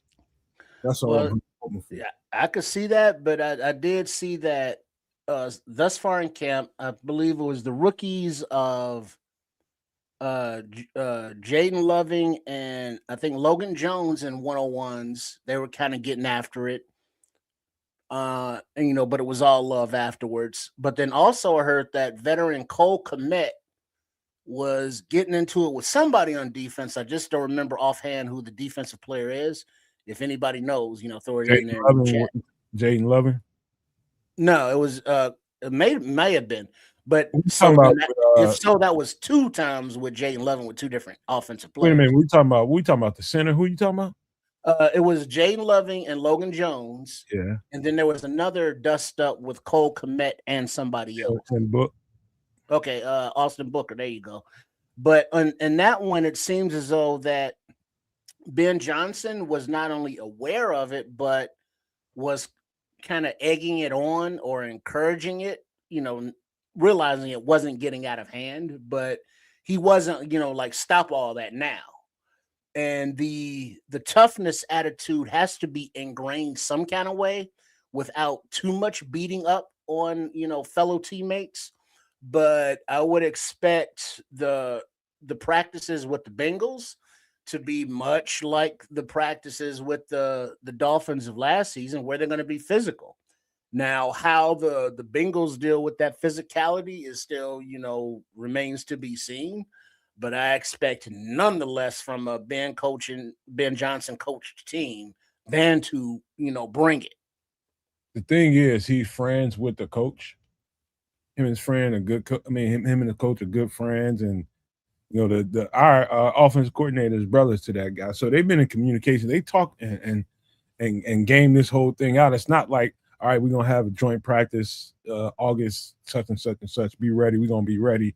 No, they actually map the shit out. What they want to get out of the practices, what drills they want to see. How much time we're gonna spend 7 on 7, 11 on 11. All this stuff is diagrammed out. So it's like they spend all this time putting it together, emailing each other back and forth to make sure you agree with this. What do you want out of that? All this just to have somebody go in there and start fighting and create a melee. No, they don't want that. But we ain't gonna run from it either. Is the attitude. You know what I mean? So if you want your team to have an edge, you got to let some of that out. But it's got to be at a minimum. You know what I mean? You can't go spilling over the rim. You know what I mean? So I just want them to get work out of this that they can use. Mm-hmm. That's all. Yeah, but part of that is the physicality, the toughness, the chippiness. You want to see that. As a head coach, it's like you got a kennel full of dogs, and they've been nipping at each other. The whole camp. Now you want them get them not bite, but nip at somebody else. And this is the Bengals are somebody else. This is why you do the joint. And no injuries at this point. You're right, Dan. Go ahead, kids. My fault. No, I'm just saying that's why you do the joint thing, and then it's a mixed bag across the league. Some folks, some teams are all signed up for mixed practices. Some are completely opposed. Like Dan Campbell just came out the other day, and he was like, "Yeah, we ain't doing that shit. We're not." In our opinion, I think it can be counterproductive now. For sure, it can get out of hand. It can be counterproductive. It can get out of hand. It can also be extremely productive. And when I say extremely productive, it had been a couple of years since we heard, like, I never heard shit with respect to a Bears practice like I heard last year against Miami. Like, Miami came through and they're like, oh, hey, like, be cool, man. Take it easy. y'all doing way too much out here. We're just fucking around. And that's kind of how the whole season went. It was like, yo, they're trying to get after it. And that's really what this is going to amount to for this particular team. They're going to go after, they're trying to get after it. And you don't want them getting after each other. So you know what happens, kids? You point that weapon elsewhere and see what happens. You know what happens, kids? If somebody in the fray start feeling like somebody's doing too much, number one. Number two, if somebody taking a cheap shot, like if you start going after a leg or something like that, somebody starts feeling like, oh, you did that on purpose. That's where it goes up. That right there. That's been known to happen too. I'm trying to remember. Snap. It's happened a couple of times over the years, to be honest with you. Shad's little point about Tressman, yeah, but that was more with respect to. So, and I'll read it. He's saying Keds in Tressman allow a bunch of fighting before the camp. Sorry, the camp before the fall off. Fuller versus Bennett, etc. And he's bang on. But I think that had so much more to do with just Tressman sort of losing the locker room and not being able to control that. You know what I mean? Just can't. He couldn't control it, and his guys are fighting each other, not other teams. You at some point you need to point the animals. You know what I mean? You put them at somebody else. You know what, man? Just to tell you, like people, I had this question. You know, a couple of relatives have asked me this. You know, do we get in fights when I was in college and shit? Yeah, we get into fights, man. And you know what? Most of the time is exactly when we've been around each other a little too much, banging on each other a little too much, and usually 9 times out of 10, it's nothing. You know what I mean? It's you don't have time like in practice to be having attitude or be carrying feelings because you get into a fight with somebody 2 minutes later, you're in the next setup. You know what I mean? Now you got to concentrate on whatever the hell they got you set up in so you don't mess up. So you don't have time for that shit to carry over. Every once in a while, depending on how bad it got, the shit might spill into the locker room. You know what I mean? And then you got to nip that shit in the bud too, because you don't want that shit carrying on no further. But when you got motherfuckers that ain't gonna see each other no more after this joint practice, they're going all out if somebody feel wrong. They don't got to do a game Saturday preseason. Yeah, it can get ugly now. I mean, I just hope it don't. Yeah, well, it's one of those things where you gotta play some football, and if that mentality that Ben Johnson wants to instill in these players, the veterans are aware of it now, being that they've been with him for a year. But these rookies and new free agents that are coming in, getting a taste of, and they got to, raise their game. They got to amp up that mentality, that dog in them, if they want to compete for, this team. But we have seen that no matter how much Ben Johnson wants to score points and have a tough team, he's never, broken a rule or forced somebody to do something over the top physical. He doesn't run them into the ground. He knows when to back off, push, pull. So he's aware of the physicality, but he's also aware that it's a physical game.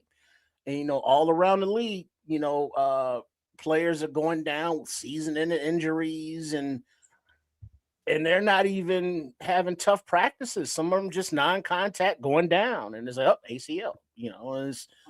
It's just part of football. Just gotta hope that we make it through, and that these calluses that are being built up now will pay off during the season. That's the thing, Trip. You and it is a fine line to get your team ready for a football season. It's a fine line, and you gotta have some physicality through it all, and you can't really skimp on that if you want to get them physically ready for a football season. You really can't. But you got to be the right kind of coach with the right kind of you just got to know what it's like for the players and know when too much is too much.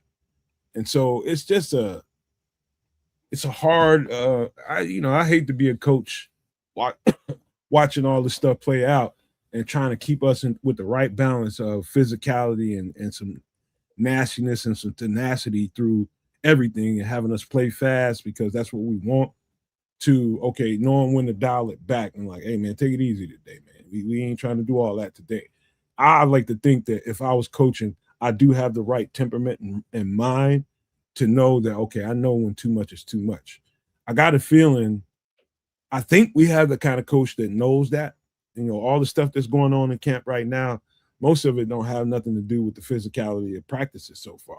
It's just stuff that happened in football. You know what I mean? So, you just got to know when to have things simmer down. Now, we do got a couple of guys on the team quietly. I'm going to ask you guys a question, man. I'm going to see what you guys think. Okay, I'm going to start with you. Who do you think is the physically nastiest football player? Who do you think is the nastiest guy on the team? You muted, bro. On the Chicago Bears right now? You got one guy. Don't be giving me no fucking plethora of guys. Give me one guy. Pick one. I'll start if you want me to. Just set the tone. Physically nastiest. I'm gonna start with probably Jonah Jackson on the that's offensive line. I'm gonna give you two. And defense. I just told you don't do I that. say Tariq. I'm giving you two. I'm giving you two. What you think, Trip? You go ahead. Go ahead. This guy right here. Wait a minute. Why is he not coming up? I think Book is the meanest guy on the team. You might be right. I'm gonna tell you why. Even though I've never met Austin Booker, I know Austin Booker. That light-skinned guy that's black, that's tired of being pointed out because he's light-skinned. You know, if you be around the black people, especially in the United States, they let your ass know light-skinned motherfucker, all that old kind of stuff. He's got an attitude about that. I could tell when that cat gets red, when he's charged up, I think Austin Booker is the meanest dude on this team quietly. He's quiet. He don't say nothing. He gets to the podium. You think he's just a cool, quiet guy? No. Book is mean as shit, man. I'm telling you right now, that motherfucker is mean. Well, I'm sure Jordan Love will agree with you. Oh, yeah. Paul Rodriguez votes Luther. Yeah, he's going Darth Burton. You know, I was thinking about it, and it's like just mean. You know, I want to, we got a team full of nice guys, very personable. But as far as getting after it on the field, Jonah Jackson was a good one offensive line because he does like to put him in the dirt. Mm-hmm. I'm going to go with our newly extended right tackle, Darnell. Okay. He's mean right too. Next door. He got that light skin shit going on too. Yeah, you know that so high did Jonah yellow, Jackson. Those red bones. That's good. That's good observation. All three of them guys. Hey, dude, dark skin and as mean as all hell. I'm telling you, Book is mean, bro. Dark skin mean as all hell. Because when you're mulatto, you catch it from both sides. Yeah. All that shit plays. That plays right into what I'm trying to say here. I've never met Austin Booker, but I know Austin Booker. That attitude, how it builds up over the years, like you think the shit's sweet, huh? All right. Him and Cole Kmet, people was like, how you getting in a fight with Cole Kmet? You're tired of Cole Kmet got tired of Book trying to tear his ass off. Book ain't playing, man. I'm telling y'all right now, this cat is not playing games. Austin Booker is not playing. Is that who was fighting?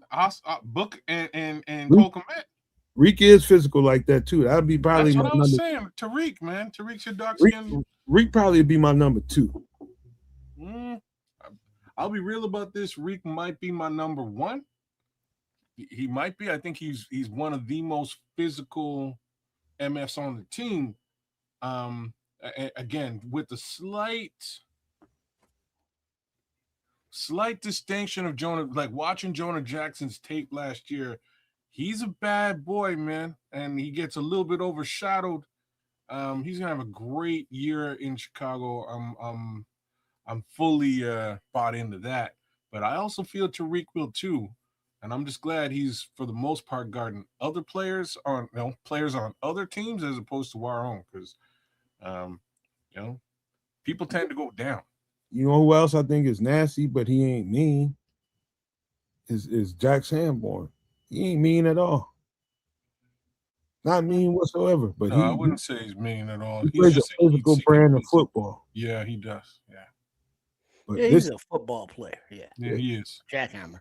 I think this cat. I think we pretty pretty much put it all in one bucket. I don't know if we have enough mean dudes. We said Austin, Book is mean. To me, the meanest. We got Reek, we got Jonah Jackson, and then we got Darnell Wright. I think that kind of sums it up. I think there might be another mean cat on the team, but this one is A new cat. We're talking about the gorilla. He's kind of mean. Oh, that's not who I was talking about, but Oh, maybe. JVDB. He might be as well. But I'm thinking Devin Bush. I need to see it on the field. No, I need to see it. He's having a good camp, man. People are talking like he's stepping up. he's playing some football. He's tired of people doubting him. I think that's more of the situation with him than him being mean. Like stuff that I see Austin Booker do. I mean, he's got a snotty attitude, bro, and I love it. Me too. I absolutely love it. Go get him, man. Like first time he was on in an interview of any kind. Fuck Green Bay. Okay. He's bought right in. We don't have to sell him on this shit. You just build that up, and next thing you know, ouchie. We have a large invisible elephant in the room that I've been trying to avoid and trying to keep people away from because I just want this shit to be okay. But it is clear to me now that there is some animosity and between Kyler and let's just say at the very minimum, the head coach. Now and general manager. Now let me say, I don't know about the general manager. We just and defensive coordinator. Well, I'm gonna speak on what I can tell you. Now, I know there is because I noticed Kyler's demeanor in the preseason game. The camera got on him a couple, 2-3 times, and I can tell he was tight.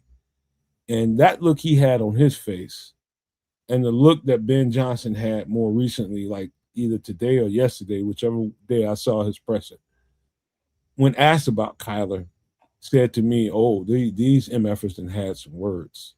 Ask me about Kyler, man. Well, let me finish telling you some stuff.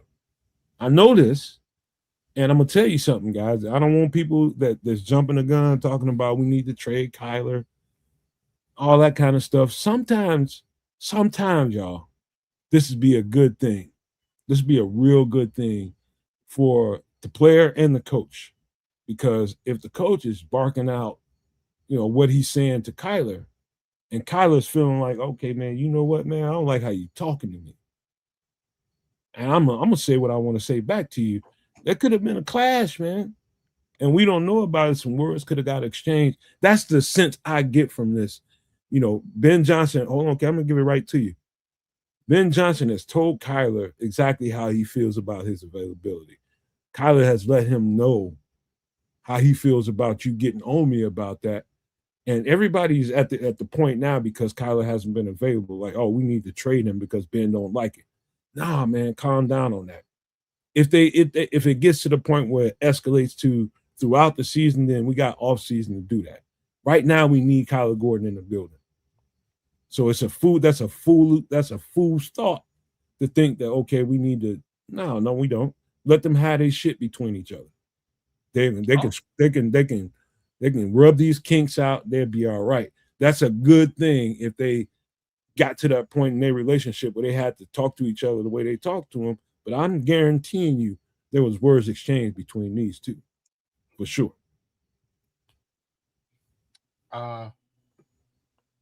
Look, that's not good. If you're like, I didn't know we were going down this road, but if that's the road we're on, I don't think that's good at all. Like, first reason being, Ben's the head coach. It's not the defensive coach. If he's having words with Kyler Gordon straight up and down, Kyler Gordon needs to shut the fuck up. I don't give it don't work like that, kid. I guess hey man, people can. It don't work like that. I dare you to go tell him. You go tell him to shut the fuck up. I just did. I'm telling you why I'm saying that. Like, there's chain of command. We can be insubordinate if we wish to be, and generally, if you're insubordinate, what does that have to do with insubordination? Because he spoke his mind back. Because he hasn't. pun intended, he doesn't have a leg to stand on. Like, Man. pun intended. He has no leg to stand. He just needs to, okay, coach.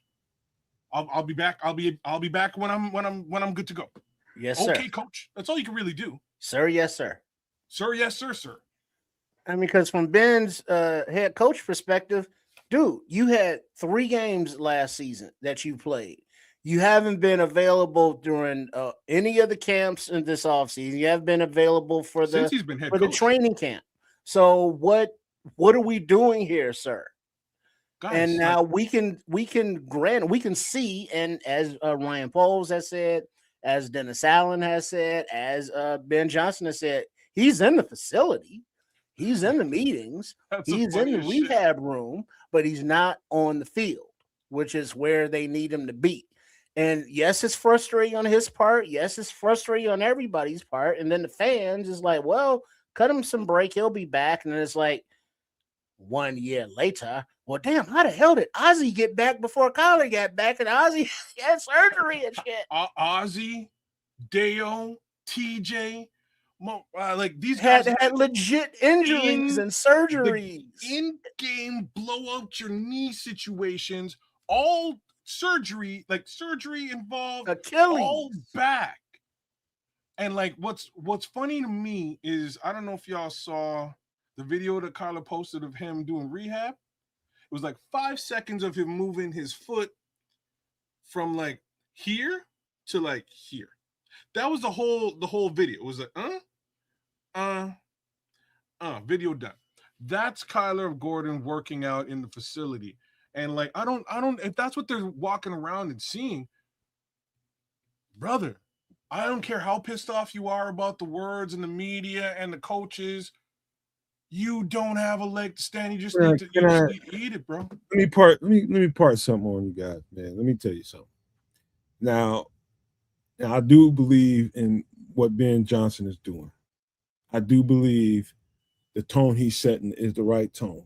I do believe the way he's going about this whole thing with the whole entire job that he has. I think from the outside, it looks totally the right way to go about it. Now, the inner workings of communication between you and your players, I'm talking about Ben Johnson and his players. I've said this 1,000 times, kids and trips. You know, it's one way that you talk to this guy. It's another way you talk. It's just like going down a hallway and you got all these different players in all these different rooms. You're going to go in this room like, hey, come on, TJ, come on. We got a good game tomorrow, man. I know you're going to be ready for it. Next room, you might have to be like, hey, man, get your shit right tonight. What I saw on the field today, that was some bullshit, man. You ain't practicing right. I'm scared to put you on the field. You have to go to each room, and that conversation is probably going to have to be different. You know what I'm saying? So what I'm trying to say is sometimes, you know, communication gets crossed and words are exchanged. It's happened to me. It's happened to plenty of my teammates, and it's all been ironed out. We misunderstood each other. I thought you was coming off at me the wrong way. Okay, no, that's not the way I meant to come off at you, man. Okay, I'm good now. That's what I'm saying. I think we're at a point where that's where it is with these two. They haven't, you know, they could be straight now and we don't know about it. But clearly when I saw that presser, they are definitely not seeing eye to eye. And it's understandable. I've seen it. I understand it. I just want people to understand that, you know, it ain't just a one-way thing right now. You got to get shit right with your players. Maybe you said some shit to him the wrong way. I don't know. But he's tight about something. And that's not normal for Kyler. We know that. But Ben Johnson, you know, we'll see. Let the shit play out. I'm just not ready to, you know, roll this cat up under a bus because Ben Johnson has a problem with him right now. So it's not so much that I want him under a bus, right? I love this player. I'll just say that out loud. I think he's a special player. He's a difference maker. And I've said that about 1 million times in previous conversation. But we're outside of that realm right now completely. And now it's a question as to... The question I want to ask you guys is, are you guys one of those people that feels like, okay, if Ben ain't really with him, we should trade him? Or do we need Kyler to play through the season? And if you still feel like that in the offseason, like I think, then start going down that avenue. But right now, I'm saying keep him in the bunker. Well, before I say whether he should go, be traded, or stay, the question is, can you trust him? Will he be on the field?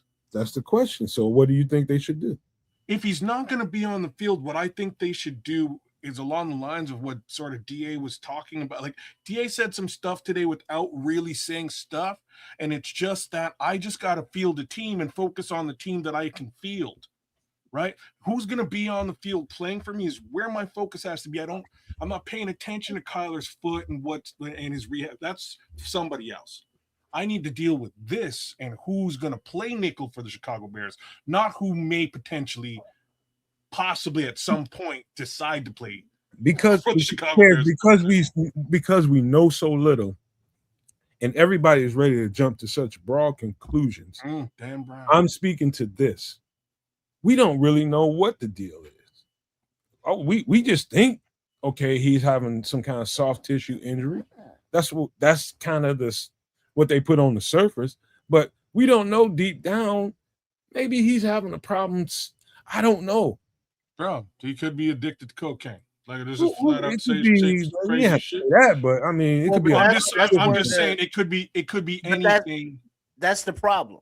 It's been so long that the speculation now is running rampant through everyone's mind because we know how much of a valuable piece he is to this defense and how he is needed. And it's like, all right, well, sure, Malik Muhammad's going to get extra nickel reps, or Cam Lewis, or Beanie Bishop, or whoever, but that whoever is not Kyler Gordon. And it's been like, all right, it's to a point now. It's like, well, shit, what good are you? Because you didn't help, at all last year. When you did get on the field, we could see the difference that his presence made with everybody around him, Kwani B included. And somebody said in the chat, with Brisker gone, maybe Kyler's feeling lonely or something, because they came in together and his heart's not in it. I don't know, but that's the problem. We don't know. And all we know is that he can't play or he won't play or he's unavailable to play. And so it's like speculation abound. That's the part where I jump in and I say it doesn't make me feel any kind of way, to be honest with you, because it's a football player, it's a football game, it's injuries all the time, and you just don't know what's going on behind the scenes. All we see is what we see. All we hear is what we hear. What they tell you is what they tell you. And so what's going on behind the scenes, why I don't overreact is because you just don't know. And the question that you asked, would you trade him? Well, not now, because his value is, crap, as well as the cap implications that it would cause. And I think Red Baron said, he'll deal with the cap hit, just cut him. It's like, no, you can't do that business wise. You now after next season, that's a different thing. His mentality, is he still a culture fit? If he's able to get back on the field, is he still a difference maker? Does he look invested? All of that goes into the decision-making process of, is he tradable next season or not? Right now it's just not financially and asset prudent. I'm just curious, man, more than anything else. I'm not judging. I don't know. That's where my mind is and my feelings are about it. If I could know, I'd be like, hey man, what's going on for real? But I don't know, and I'm not gonna be one of these motherfuckers jumping out here. Oh, we need to do this, we need to do that because he ain't available, man. Please. Well, there's nothing that it's human life. There's a human. Yeah, there's a lot of humans. There's really nothing we can do here. The word trade's come up a couple of times. I'm not sure who said it in the chat, but he's missed 14 games out of the previous year. Is likely to miss some games here now because he's not on the field in any capacity. Who's trading for that?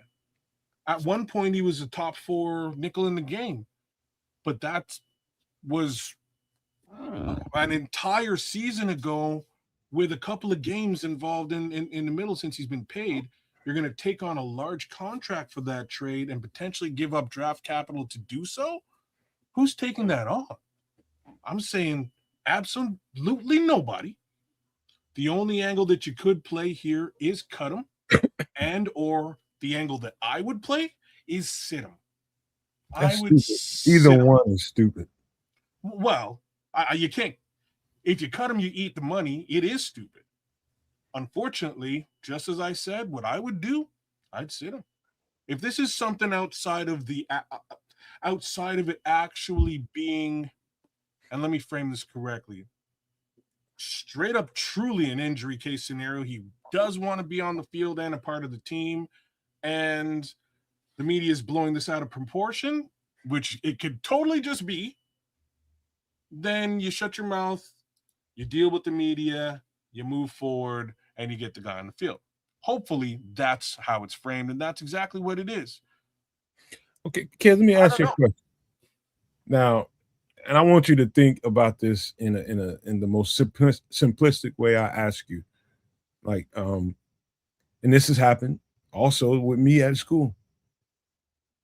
There's now I don't know what the rules are in Hallis Hall, but on my campus when I was at school, a lot of female trainers, a lot of nice looking, ball girls, water girls, there's all kinds of people that come assist the team, and there are employees, right? And there's a conduct policy that comes with that. We in college, but it wasn't no conduct policy for us. It was just a flat out rule. You don't touch them, you don't talk to them. They doing the job, leave them the fuck alone. Don't let me catch you messing around with them. However, in the NFL, when you sign contracts, you have to put certain stuff on paper. And I'm just throwing some shit out here. Could be anything like that, anywhere around that realm could be going on, and we just don't know about it. What's that got to do with him playing football? That is a disciplinary thing. It's a disciplinary thing, and they will paint it, make it look like something else. Well, that's what happened. We went way down speculation highway. It is, but that's what happened. That literally happened twice in one season with us. Well, but more realistically, if one of your teammates was in the same position that Kyler Gordon has been for the last 2 seasons and a half or however long, and you're a player and you're TJ Edwards or you're Deo and you're battling through, you've gone through these injuries, these surgeries, and you're back on the field, and this dude is still in the training room with a soft tissue injury. Aren't your teammates going to look at you with a certain kind of way eventually? Nah, they know what's going on. We just don't. I know they know what's going on. There's no way that Ozzie Trapillo just came back. It came off pup, went into the training room, and looked at this dude and watched him not practice while he went out there and practiced, and it was cool. Kids. Say what? It's a locker room. They know what's going on. Well, I mean, if it's on the face value of what it is, soft tissue injury that just won't heal, how long does the patience last with the teammates? It's like, oh yeah, we know he's working out, we know he's trying. Damn, this dude's still trying. Man, I done did like Ozzie, like kids that Ozzie been through this. TJ's back in the room. He's like, damn, Kyler still ain't going, and they still sitting in the room looking at him. Y'all be surprised the shit that goes on that we don't know about. Well, I mean, you got to feel a certain kind of way. I don't. Yeah, like I say, there's ways to look at this. It could be all, we've gone into some awesome speculation here, any of which could potentially be true, but there's so many easier ways to manage what you described, just to address it. You just suspend that player, suspend him, a couple of games off without pay too. What's that? Yeah, sure. If that's what you do, you just do it, and you come up to me. Why was it? Oh, he was suspended. We don't bullshit on an extended multi-week imaginary injury from last year. And while we're watching the new guy, the actually injured guys return, right? Like it's kind of reckless. Dan's with me. You know what, Dan? Hold on. Let me. Dan, I'm not trying to speculate. I'm just throwing out scenarios that I can relate to. That I'm not saying Kyler had anything to do with any of that shit, but I'm just saying stuff happens that we don't know about. I'm just using my experiences to try to get some kind of color to what we don't understand. I don't mean to put him in the middle of the shit. I'm just throwing stuff out there. But it's a reason why I don't feel the same way these two guys don't feel. The same way they feel. It's because I know shit goes on behind the scenes. But so now, what Nomad's really saying is that he happened to bang a ball girl. Oh, I smoked a few of trainer. them. I smoked a few of them and just didn't get caught. But eventually, even Ryan Poles is going to be like, look, man, I understand you're working. I understand injuries happen, but you're not able to, contribute to, the mentality of being great. You're not, what we want going forward, culture wise, and then I'm trading your ass. Now he ain't got to say all of that, maybe in the exit interview, but you can just tell the frustration that they understand he's a good player, and mentality, mind over soft tissue can only go so far. But damn, yeah, it's crazy, Trip. Like just in the grand scope of this, including the previous 14 months, including missing training camp last year with a new head coach being in the building. And now here we are year 2 after the head coach finished the year specifically saying, I don't know the player. Love to know the player. Really need the player to be a part of this team this coming season. No sighting of the sign of the player being a part of any of this. It's very interesting. All this is post getting paid. Maybe it has something to do with Brisker leaving. I feel like even that's bullshit because again, 14 games last season is a long time for soft tissue. So it's an extreme amount of it's a long time. It is what it is, man. I mean, so basically everybody's questioning his heart. I know, man. That's where we're at, right? It is really there's no way it's just been soft tissue. There's something else going on. It's got to be something else going on. What that is, again, we can speculate all day long, but it's got to be something else. It's maybe I'm not even gonna. I'm just glad you didn't press me on the rest of that story because. See, what I you called talking about Coach's wife. What? I called. You don't want to go there. I called. But yeah, it's something else going on, man. It's something else going on. But I'm trying to. There's a reason why I feel different about it than you two guys. You know what I mean? It's always more to it than what it seems like on the surface. There's always layers. Well, but the thing is, if it was something that is understood, within Hallis Hall, I don't think the reaction from Ben Johnson, Dennis Allen, and Ryan Poles would be as frustration laced as it is. The look on their faces, the tone in their voices, the curtness of their responses is not one of understanding and compassion. Yeah. He's in the building. He's rehabbing. They're trying to pressure him. Well, and he don't like it. And he don't like it. Of course they are. They definitely want to see him play. And this is why I feel a little bit of a way about this is because I really like this player. I can see how effective this player, like how much like how when I watched the Xavier Thomas film and I was like, oh snap, I can understand how Ben Johnson is going to utilize the skill set of this player. I see the same thing with Kyler, right? Smitty Q said, "No, man. Hey, that's mean. Give me $20K to get started. I'll see you in 25 months." That's mean as fuck, Smitty. You went right at you with that one too. And it's well played, funny, Smitty, man. man. Well Play with played, me, Smitty. Smitty. What up, True Pilgrim? What up, AC? Well played. What up, sir. Leo? Oh, wait a minute. Appreciate that. That must be news. Leo said. No, that Leo was yesterday. said, No, yeah. I didn't hear about that. Yeah, That's unfortunate, but it looks like yeah. looks like Roshan might have a roster spot, man. But I guess Really? we'll get to Is that. that? Are we still doing that? It sounds like we might be doing it. He's looking decent. Uh, People are like, That shouldn't surprise getting good nobody. All he reviews. needed to do was beat the injury, bud. well, I mean, he was always a good player. Just been hurt, man. So fans be just going crazy because this I don't guy see ain't it. producing or that guy ain't producing. Don't even be knowing why. well, I don't care.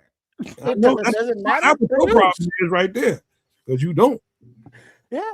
Hey, produce or be gone. I don't That's how see you it. feel. Gimme. Not knowing. What have you done for me lately? You're damn right. That's just you, man, and that's why No, I'm not here, just me. man. That's why I'm here. Because what was the new package? Because now if we want to be able to see all the games, now we got to get Netflix, then we got to get Paramount Plus. Oh, It's like if I'm getting all these apps, y'all gonna be on the field doing some shit. Yeah. somebody. Unfortunately, that's gonna have to be me.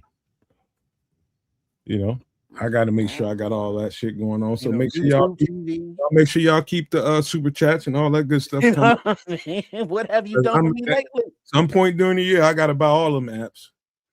Damn. So, yeah, man. But it's we want him on the field, and it's just so long. The goodwill only goes so far. And I think that's something. It's very important that Kyler Gordon understands that. Shout out to you, Kyler, wherever you are, whatever you're doing. I think you should understand that. Hold on, kids. Smitty just showed us some Smitty. love. Right on, Smitty. Showed us the love. We got.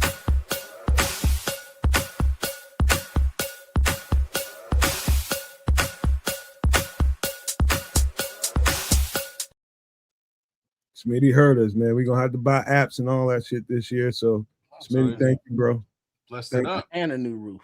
Smitty, number one with a bullet right about now with it, man. He is bringing it, man. Man. Like I say, I just want to say that Kyler needs to understand that this pressure that's being felt, from the top down, coaches, etc., as well as from the fan base, is because we all believe in him. We all think he's a difference maker, and God willing, you are, brother, when you're on the field. So whenever you can get back, I got a question for you too. Yes or no? Kyler Gordon will play for the Bears this year and play well. I'm starting now. I'm gonna say yes. We hope. I can only answer this question with no. Okay, We'll come back to you. What about you, Trip? Well, we hope, but right now you got to say no because he's not on the field. All right, hold on. Okay, kids, why? For that reason, the same reason you just said, because I haven't seen him. There's because the word indefinitely was utilized to describe this injury. We've already gone 14 games, an off season, and here we are. It's still indefinite. So I gotta go with no, bro. Even Monangai got a week to week, and he just got his knee hurt, this week. I'm telling you, he's gonna play for the Bears this year, and he's gonna play his ass off. Well, if he want to, he better. He need to if he want to stay, a resident in Illinois or Indiana or whatever the hell. It doesn't matter to me. What happens after this year? I know right now, this year, I think the options are limited to replace him. That's not gonna financially strain us in order to go and get kind of cornerback that we need or slot corner the way we need. You gotta make sure you pay that guy, and we got that guy in the building now. Hold on, he's gonna play for us this year. It'd be to me, it's a foolish thing to do. It would be to just because you're upset with him right now for whatever reason, cut bait with him, and you're gonna handicap us, man. I love the rookie. He looked good. The more and more reps I watched, that Al Harris needs to. We're gonna get to him right after that, but you can't beat this experience. Well, but would you Nomad, prefer the question of Kyler where he is now, or that one nickelback that's still a free agent that you're higher on, the veteran guy? No, I'd take Kyler in all his questions because getting Kenny Moore up to speed this point in camp, I think that's an extra job that really we don't have time for. To be honest with you, you bet coaches. I know how coaches are thinking about it. They're thinking about the guys that they've been working with, that's been going through the stuff and understands the plays, understands the checks and calls. Can only And you coach who's you here. bring a guy in at this point in camp, that means you just broke the break the alarm covering, man. You need there's an emergency here. You don't want to have to do that, but if you have to do that, you do it. Well, the level of frustration that I'm seeing with these coaches in respect to this situation, you can't cut them. You likely can't trade them. And you can't bench him either because you're paying him too much. No, you can't. But that's you the one thing. You don't have to worry about benching him because he can't play. The one thing you can do is bench him. It's the only thing you can do. Well, once he's healthy. Once he's healthy, you can just not give him his job back. And the real downside here, is that Kyler Gordon's career will take a serious dive. Because that's going to put him in a situation where now he's 14 games out, maybe another full season out. Now you missed 2 years of football. Nobody's going to be trying to pay you no $40 million contract. No, nobody. So you take your 40 mil, maybe you get cut somewhere towards the end of it and you lose the backloaded chunk. And that's the end of Kyler Gordon as a Chicago Bear. Like it's all bad news for Kyler Gordon unless he gets back on the field. This thing will be all right, man. I think we are in camp. It's still August. People got to remember that we're still in camp. We ain't started even playing a game yet. We ain't even done with the preseason game, and we're already hyperbolic about this shit. Let them play this stuff out, work with this thing, figure it out, and whatever happens, happens. But my money is this thing will smooth over like, good teams, good players on teams that have problems with whatever, man. They rally together, man. They're going to get this shit smoothed out. Trust me. This thing going to be all right. But that's Kyler Gordon. But let me speak to another guy. I went back and I studied because I told you guys as I was watching this stuff, I was watching the trenches and I wasn't watching a whole lot of, some of the extra stuff that was going on around there. But I got to bring up the next guy who I wouldn't say he was totally impressive, but it was better than I thought it was when I was looking at it on the surface. And that is Malik Muhammad. Now, I went back, it was yesterday morning. I started looking at this stuff, watching his reps. And first of all, I got to give a huge shout out to Al Harris.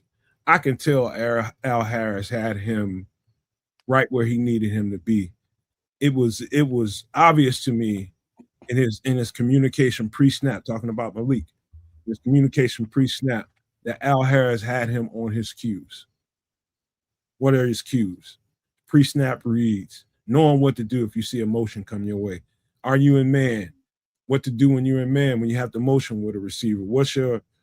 Where your help at? All that kind of stuff that happens, you got to get that straight. All the stuff that's swimming around in his head, and Al Harris still had this guy playing fast. That's the one thing that stuck out to me, how fast he played with all of that going on in his head. Now, that being said, that's one exhibition of Malik Muhammad playing against whoever that was that Cleveland put out on the field. He's going to have to keep stacking those kinds of reps in case they need him. Now, just to be honest with you, Malik Muhammad really shouldn't be in this position. The reason he's in this position or he's taking all these reps at once is because two things. The safety got hurt, Kobe got hurt, and then what's his name got hurt right after that. So they had to thrust him into the job, and that's Cam Lewis. So they had to kind of shuffle the board a little bit. I'm sure they was going to get Malik Muhammad some reps at slot corner, but not too many. They were planning on having him challenge somebody at boundary corner. But because that happened, he got thrust into the situation. So you got to take your hat off for how quickly Al Harris, how quickly Dennis Allen got this guy ready for this game. They got him right. I mean, it wasn't perfect, but it can get better and better and better. But I'm telling you, this guy he's got some stuff to him. That's not where I expected him to be, but because of the injuries, you got to see extended Malik Muhammad at slot corner. It was decent for a rookie. It's what you want. It's what you need. You need to Well, have something like this yeah. pick up the mantle, right? Mm. Well, I mean, and if you look at the attitude of Malik Muhammad, remember when he got drafted, he was kind of stoic, and people was like, "Well, why aren't you happy?" He was like, "Man, I should have been off the board, a minute ago, or a round ago, or 2 rounds ago, whatever." And so mentally, he had that chip on his shoulder because his confidence in his ability to play the game of football. And being that the opportunities have opened up because of injuries and he's gotten these extra reps, he's taken to the coaching, he's earning their trust mentally. On the field, physically, he's, doing okay. He's showing what his college tape showed. He'll come up and, make a tackle. He'll be sticky in coverage. Now he's still a rookie and he's still learning, but the early results are positive. That's what you want. That's what I'm saying. It's You got to give these kids reps. like I saw one play where basically it was a rub route where he was, let's just say you're looking at the defense, kids and trips. We're playing slot corner, and we're on the right side, and so his guy got in motion like in a jet sweep, so he had to travel with his guy. He got off the line of scrimmage and ran to the other side. So he's following the ball snaps, and next thing you know, there's a drag route coming right underneath him. So he had to swerve around that drag route to get back to his man. And how he did it was perfect for a rookie. You know what I mean? You got to it, you got past there, you didn't get tripped up, which was good. That's the main thing. You didn't get out of the play. But how he accelerated to the ball and closed that space is all athleticism, all Malik Muhammad, and got to that play. That kind of stuff like that. That was a test for the rookie. That might have looked like just a normal, regular schmegular play that the offense was calling. No, they was trying to test that rookie to see if he can keep up with that. If he didn't get lost in that traffic, you know what I mean? You might have had a guy dragging across the field, it's over with. But I kept seeing him going back to Al Harris, and Al Harris just kept on coaching him up throughout that whole process. And y'all just don't know how valuable somebody like Al Harris is in these moments. So he was a rookie, played the position in the NFL, knows what Malik is going through. So he's coaching him through it. So his learning curve can kind of shorten a little bit. So having Al Harris is like we got a gold mine sitting there on the sidelines with these young ass dudes back here that don't really know exactly what's in front of them. And he's coaching them through the whole thing. Like, don't worry about it, man. That's what they're gonna do to you. I can see Malik Muhammad having a shorter learning curve than even Kyler had if he had to go out there. But that still doesn't mean he ain't gonna get cooked the F up, because he will. If they have to start that guy week 1, he's gonna get cooked. And he's gonna he's gonna question himself. He will. This doesn't look like they have much choice with unless Cam Lewis is back. Well, the thing is, defensive backs, I'm sure, around the defensive back water cooler are aware of Al Harris's reputation. Al Harris, I saw something or article or interview today that, he wants to be a head coach. His history with the backs under his tutelage, are were good, at getting the ball. being in the right place, being mentally prepared for the game as well as physically. And like the expression goes, coaching matters. And having Al Harris to get a young Malik Muhammad and mold him, I'm pretty sure that Al Harris was, in the scouting meetings, when they were talking about Malik Muhammad. And, it's like, hey, can you think you can work with this kid? What traits do you like? And he Yeah, had he's his a input. large reason why he's here. Yeah. So if confidence can be lost by him getting burnt in the slot, I don't think that Malik Muhammad would be losing confidence. I could see him using that as motivation, as a challenge, while he will still get his outside cornerback reps. Remember that this defense and the way Dennis Allen aligns him, sometimes he's going to be outside, sometimes he's going to be inside. He's going to be on the left side, on the right side, because of the variations and the versatility that the players have to have. This isn't a strict defense to where it's like, all right, Malik Muhammad, you're the nickelback from now on, and that's the only thing you're going to play. And you're always going to play the slot receiver in these formations. It don't work like that.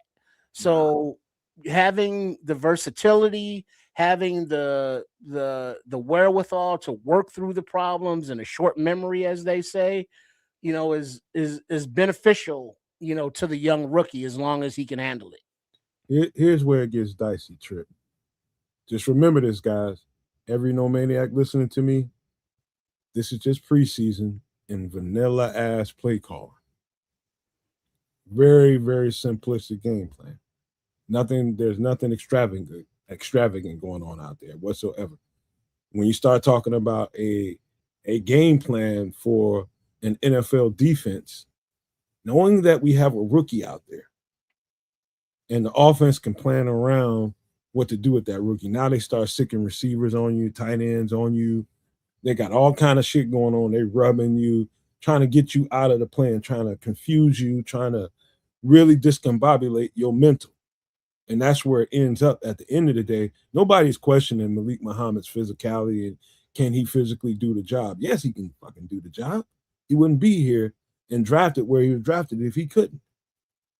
It's the processing and knowing how to avoid the bear traps that they're gonna have, pardon the pun, they're gonna have set up for a rookie slot corner. They will tear him apart.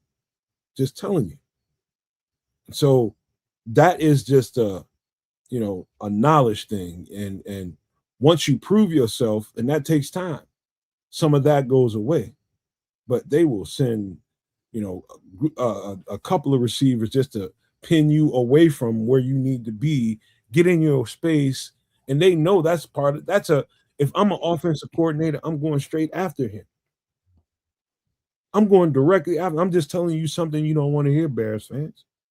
I'm on target 24 because he hadn't seen any of this before. All he has is Al Harris telling him, hey, man, you're going to be all right. Just next time you see that setup, this is what to do to avoid that. But that's going to be after the fact. So just know the kind of peril you're in if Malik Muhammad is your starting slot corner. It ain't going to be easy. It's going to be some shit. What other options do they have at slot corner? We just went over that. I mean, you talking about other players other than Kyler?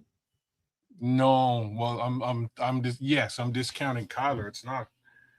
I'm week one, as it stands today. Cam Lewis is out. Kyler Gordon is out. It's Malik, man. It's gonna be Malik. Malik, they're gonna put Malik in their stress testing. What up, Samuel? Hey, Big Sam. They're gonna put Malik in there, stress test the shit out of him, and see if he can handle it. If at all, I said about Kyler, and I'll say it again. If they end up starting Malik Muhammad at the slot, it'll be counterproductive to take him out at any point unless he's hurt. Because if you take him out, that's going to be like a dagger to the midsection. You gotta let him go through his shit. And that's what I think is going to happen, man. I at the very least for the first few games, I think he's going to get his opportunity. Unfortunately, you probably nailed it here. He's going to get burned. Bears fans are going to be iffy, but that's how you learn. You don't want him to have to do that. But if you're going to do that, hopefully they know enough about his mentality that it won't break him. Well, the question that who is it? Crimson. Him and Red Baron are having a conversation about Kyler. It's a good conversation. And Kyler at Washington was primarily an outside corner. Yeah. Mhm. Malik the Muhammad transition's the at same. Texas was primarily an outside corner. The thing was, the difference between Kyler and Malik is we had to play Kyler because Kyler, we didn't have anybody else as talented as him. We got other guys. However, it's just, we in the situation that we're in, so he's taking the reps, right? You don't have to play Malik Muhammad. You don't have to do that to him yet. But if you had to do that to him, just know the risk. I think they have to Red do Baron it. is saying, not saying that Malik Muhammad can't play the nickel, but he's saying his true talent is the outside, which is why he believes that he was drafted. That's what they were thinking about when they drafted him. But here he is going to have to take them slot corner reps. That's just out of necessity. That's just the deck being shuffled and the hand being dealt to Dennis Allen, and that's what it is today. We still in July. In August. Ain't no meaningful football being played yet. So y'all just be cool. Was Kyler and Tariq in the same draft trip? Do you remember? No. We got Tariq was after him. Yeah. Okay. But now also it's let's say Kyler comes back, he's healthy, plays cool. Now Malik has those reps as experience in the nickel. He can go in and give Kyler a blow when necessary, or if he gets tweaked or something, while stepping back to the outside. So being that this is his first camp and he's able to process, comprehend, and all of this information, of course he's gonna get burned here and there, but it's learning, growing pains, if you will. Theoretically, we didn't want him to have to be starting in the nickel position right now, but here we are. Mm-hmm. You know what it is? Probably more than anything, it's the pre-snap communication. Number one, making sure you're aligned with whatever is being checked. So whatever the call checks into post the huddle. So we get up to the line of scrimmage and we know the base formation that we're in. Somebody checks it and we get out of that formation into something else. The check that he has to make does it align with the linebackers? Does it align with the safety? Does he know where his help is after that? That's pre-snap. Post-snap, making sure you're in the right place once the ball is snapped. Because you got all these plethora of plays, you're in all these different alignments, and there's checks and all this stuff that comes with every one of those. It's the amount that you can retain. It's retention. You get past the thinking part of it, which is what you hear all the time. When we stop thinking, we can play faster, right? You hear that all the time. That's what he's going to be dealing with. This is just real, it just takes a certain amount of reps. And even after you get a certain amount of reps, there's still work to be done. But it's almost unfair to Malik Muhammad. It really is. And I know people just he's talented enough, he can do it. Yeah, he can, but trust me, y'all don't want to see this shit happen unless they have to put him out there. They do. Now, yeah, that's the problem. I'm just saying they do. They also had to put out. They also had to play Nishan Wright last season, and he got burnt a bunch of times and thrived. It wound up turning the other direction. So I'm not by any means upset that this young man's going to likely get on the field. I think it's probably in his best interest to get on the field. He probably wasn't getting on the field with Tariq and Jalen on the outside anyways. So at least they get an evaluation of this player potentially in a mold where he can take over for Kyler Gordon if his injury case scenario continues on. I think it actually works out very well for Malik. Unfortunately, it will be trial by fire, and it's probably gonna hurt for a little while. Well, Just read what and that's Samuel's what saying. Samuel's saying. You just came in, Samuel, but Nomad basically said that a little bit, and that's what Ked's is alluding to. And the comment is Malik and the entire Bears defense is going to catch some hell if he has to be the starter at nickelback to begin the season. He'll see all of the best wide receivers and tight ends from offensive coordinators that will draw up mismatches all day. Yep, you're damn straight, son. It's gonna be an unfortunate reality, to be frank with you. And like, what I didn't get to say about KG is that he's the nickel position potentially unlocks Dennis Allen's defense. It really does, especially with somebody as seasoned and expert at that position as Kyler Gordon. Here we are slotting in a rookie, unfortunately. Samuel Rookie knows. outside corner. Samuel understands this shit. It's like It's gonna take some time for him to figure it out. Even Kyler, if y'all remember, when he first started playing nickel, he wasn't good at it right away. No.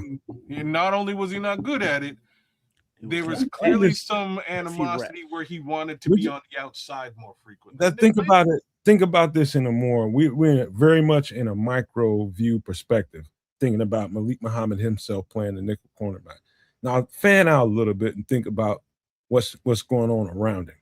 We got people that we just brought into the team playing a key position at safety. Number one. Number two, we got a whole bunch of new pieces along the front, and that has something to do with him. But that's what I'm trying to say is we're in a Super Bowl run season, and the best defenses on the planet are the ones that play on the string, that know exactly what to do, where to be at. And if you're out there with a nickel cornerback, now you got people that's kind of going to be off their game a little bit because they're going to feel like they gotta, make sure he's right and go clean up some of his shit. Safeties usually do that. Linebackers usually do shit like that. They're going to be looking out for him, and that's not really cohesive, man. We need everybody to know exactly what's going on and play fast in order for us to actualize the season the way we think the season can play out. And I'm not saying he's going to be some reason why things don't happen the way they need to happen, but I'm being honest with you, Bears fans, he's a handicap right now under the circumstances. When they start sicking dog-ass receivers on him that can put him in a trick bag every game, you're going to see what I'm talking about. That's what's going to happen. They just start putting dog receivers on him and see if he can keep up. You better. Rubbing him with tight ends and all kind of pick plays, all kind of crazy shit they'll put him in. Right in the middle of the field. And as Paul is saying, he thought Cam Lewis was supposed to be started, but he got dinged up a little bit. That's what I'm saying, AC, man. I like it's Cam. If Cam's healthy and good to go, I think it's a young man over Jalen Jones at this position. I'll be frank with you. Jalen Jones ain't been going either. Say what now? He's hurt. Jalen Jones hasn't been practicing either. Oh, damn. A lot of injury in this situation. And Terrell Smith, don't even say his name. They brought Cam to give him reps at nickel. They wanted him to be the service nickel, is what we call the backup nickel. But all that got shook up when Kobe got hurt, and that caused Malik to get shuffled a little bit. Yeah, Paul is saying that Cam is back. That's cool. Okay. Yeah. Now he's got to supplement the safeties now. He's not even getting nickel reps right now. Oh, good point. That's why I'm trying to say we also have a hurt. No, I heard Xavier. Yeah, Kobe Bryant, 6 months. Yeah, so Cam Lewis is now over there, I guess. But I heard, didn't Woods come back? Xavier Woods, he just came back today, I think, or yesterday. He's back, but they got to keep giving him those reps because Elijah ain't back either. Elijah Hicks ain't back either, so Cam got to stay back there and take them other reps. Okay. Damn. Yeah, so it's like that. Shuffling the deck chairs right now, to healthy pieces, and we hopefully everybody comes back can play their normal spots, other than Kobe Bryant for a while. And so this is all just, Hmm. experience for Malik Muhammad, that he won't have to utilize right away. But the way it's looking right now, we may be upset with the defense a few times, but we'll be more than happy as long as the offense is able to blow other teams out. Hey, Tripping Kids, Shad got a good one for y'all. He What's said, that? Sad on Sports says, can I ask the collective this question? Is 40 touchdowns out of the question for 18? How many did he have last season? I don't know. I'll let you know in a minute. All right. I don't know. That's a lot of touchdowns, but it ain't impossible. I mean, Come I on, think, Smitty Q. He said Kobe Bryant will be back before Kyler. Oh, damn. That's just cold blooded now, Yeah. Smitty. That's like that. It ain't, you're probably right, but it's still fucked up.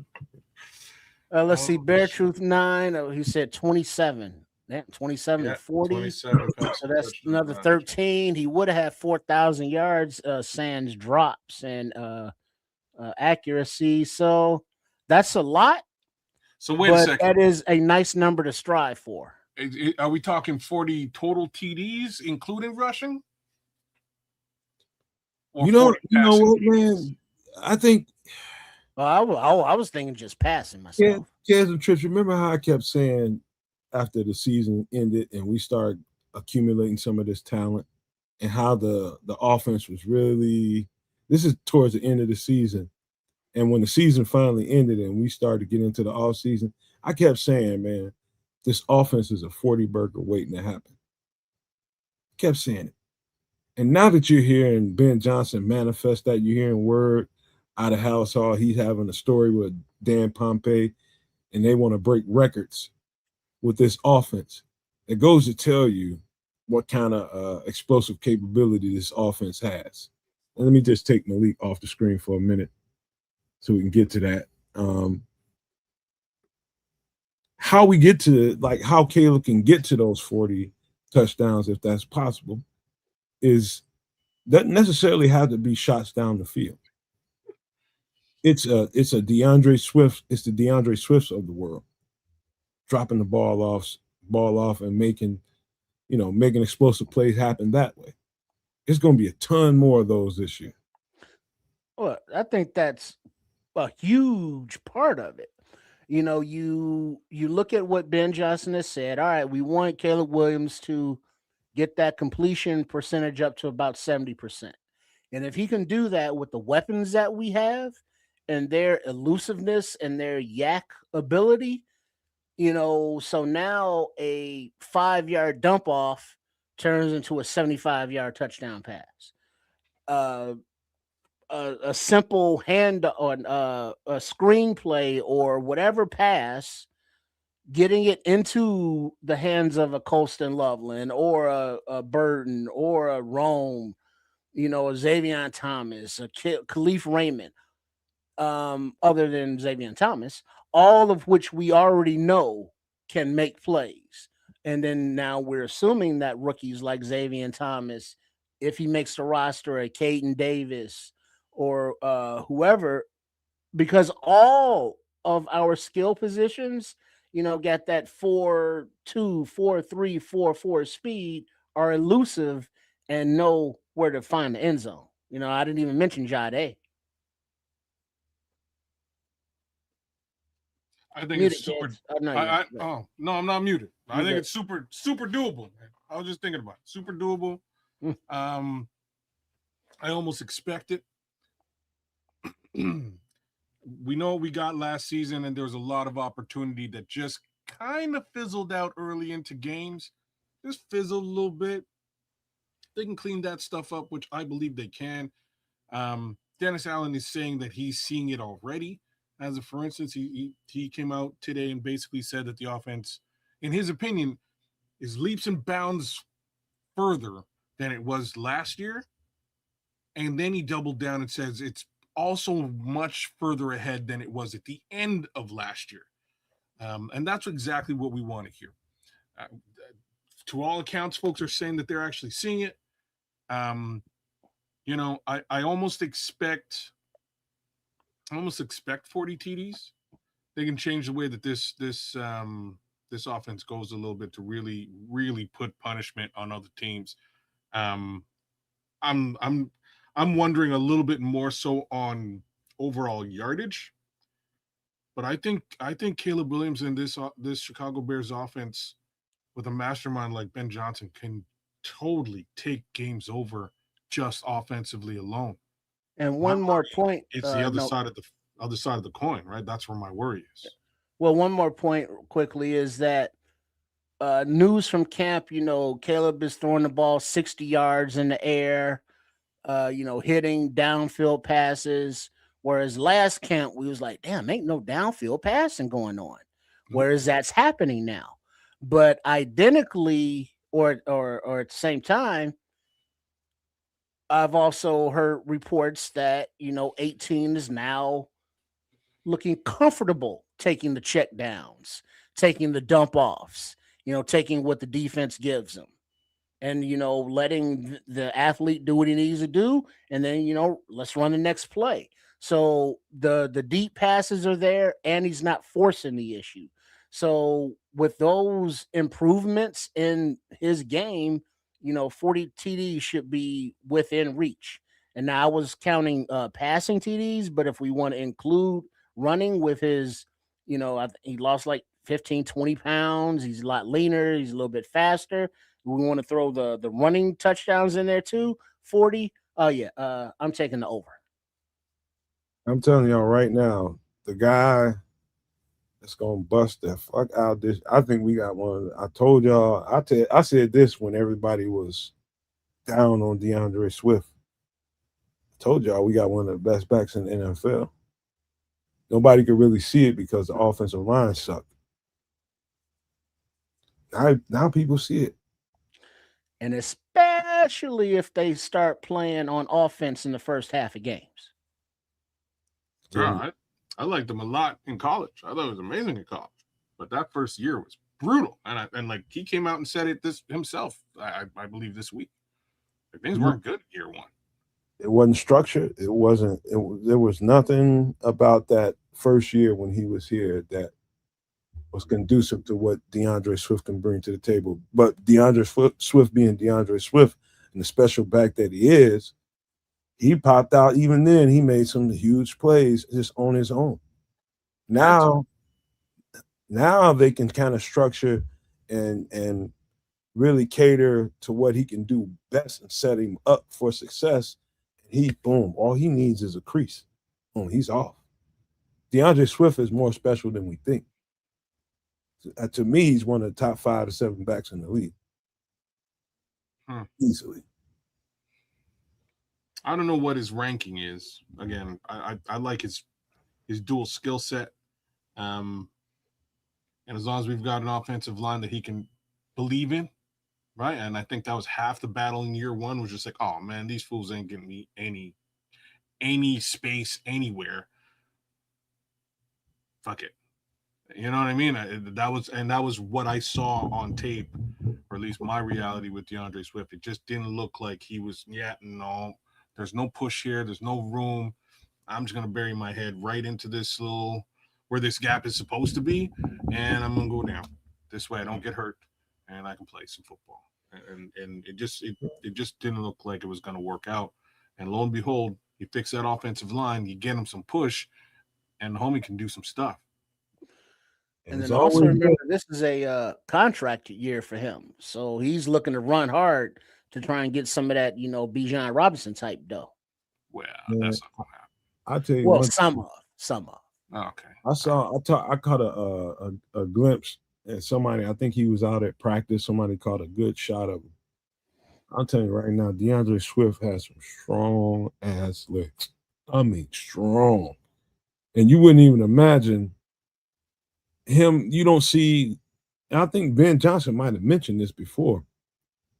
You don't think power when you think DeAndre Swift, but I'm telling you, that's a strong little dude, man. It's where all his power needs to be, is where it is.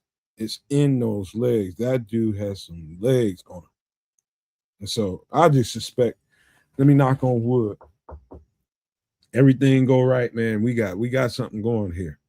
But there's another thing that happened this week that we need to point out real quick. I just want to see what you guys think about this because we did talk about it before. This is a an image that I made 2 or 3 weeks ago. Remember when I brought this up a few weeks ago? I do. And I told you guys before this shit even started. I said between 2-3 weeks in the camp, they're gonna get somebody to add to that edge room. And sure as shit, 2 weeks in the camp, Marcus Davenport is a bear.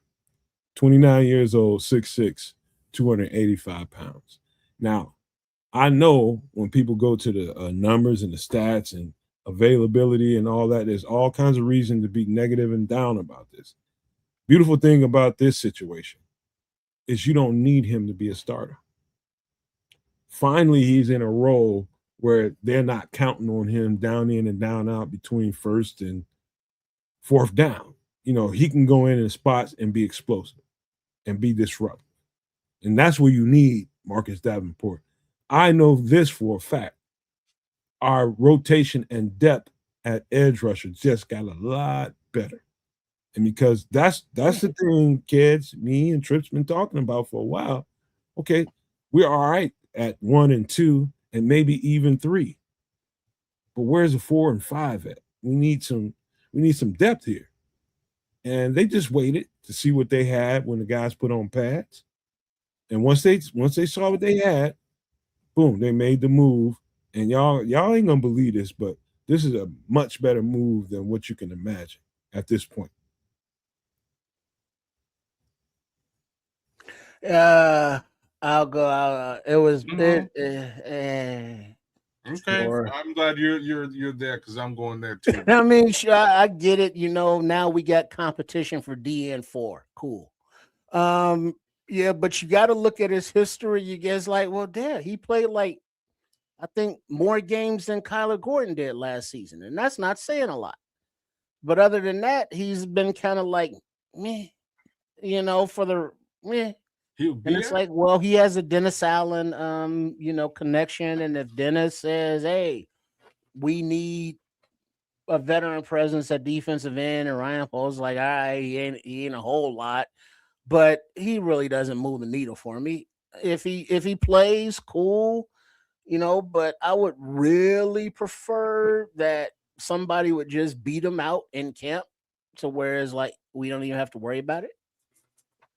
Y'all, oh man, y'all are beautiful, man, because it's depth. Yeah, and that's about all you can say, right? Like that's what it is from a rotational perspective. It works for me. From a dollars and cents perspective, it works for me. He's not commanding a large salary or anything to that effect. It doesn't hamper the salary cap in a major way. I'm just personally kind of over the idea of Band-Aid fixes. Oops, cut my arm and put a Band-Aid on it. What do you mean by Band-Aid fixes? Well, because he's a short term, just kind of get us over the hump until we get somebody better. Every team is doing some of that. And Band-Aid. I'm not saying that every team isn't. I'm saying that I've been hoping that they would just stitch it up. You know? You know the thing Give is, it the stitches, bro. Give it the stitches. Fix the problem. Okay, let me tear down the deck. Replace the deck. Don't stop. Let me stop you before you go too far. Let me broaden out the picture a little bit so that everybody understands what we have. Number one, I'll tell you why we need this guy. They needed to get into the camp and get 2 weeks into pads to find out whether or not one was even going to have Shamar available. Shamar could be, I don't know, but possibly heading towards the list where he doesn't even play until they might have. Yeah, he might be. IR. Also, remember, we had Dio that's coming off of an Achilles tear, and we just didn't know what we were getting coming back. We didn't know, and they put him in pads for 2 weeks. And I told you guys before, if they get these guys in uniform and in pads, banging, and they don't see what they need to see from those two guys, they're going to have to make a move. And that's why he's here. That's not a good news story. You realize that, right? It's the truth, though. If that's the truth, it's not a good news You story. need somebody that can produce. If you got Well, guys that you don't know that can. Trip. Well, Red Baron is thinking that Davenport starts and Booker comes in on passing downs. No, that ain't gonna happen. That ain't gonna happen. No, it's gonna be. He's gonna supplement. The good thing about Marcus Davenport is you was knowing that it's two things going on here. You got edge rusher reps, and you got two guys, both Dio and Shamar, that was going to supplement in there and play some 3 technique on pass rushing downs. You can have Stop. No. Huh? Oh no, 3 tech on pass rush. Okay, continue. Sorry. Put your NASCAR.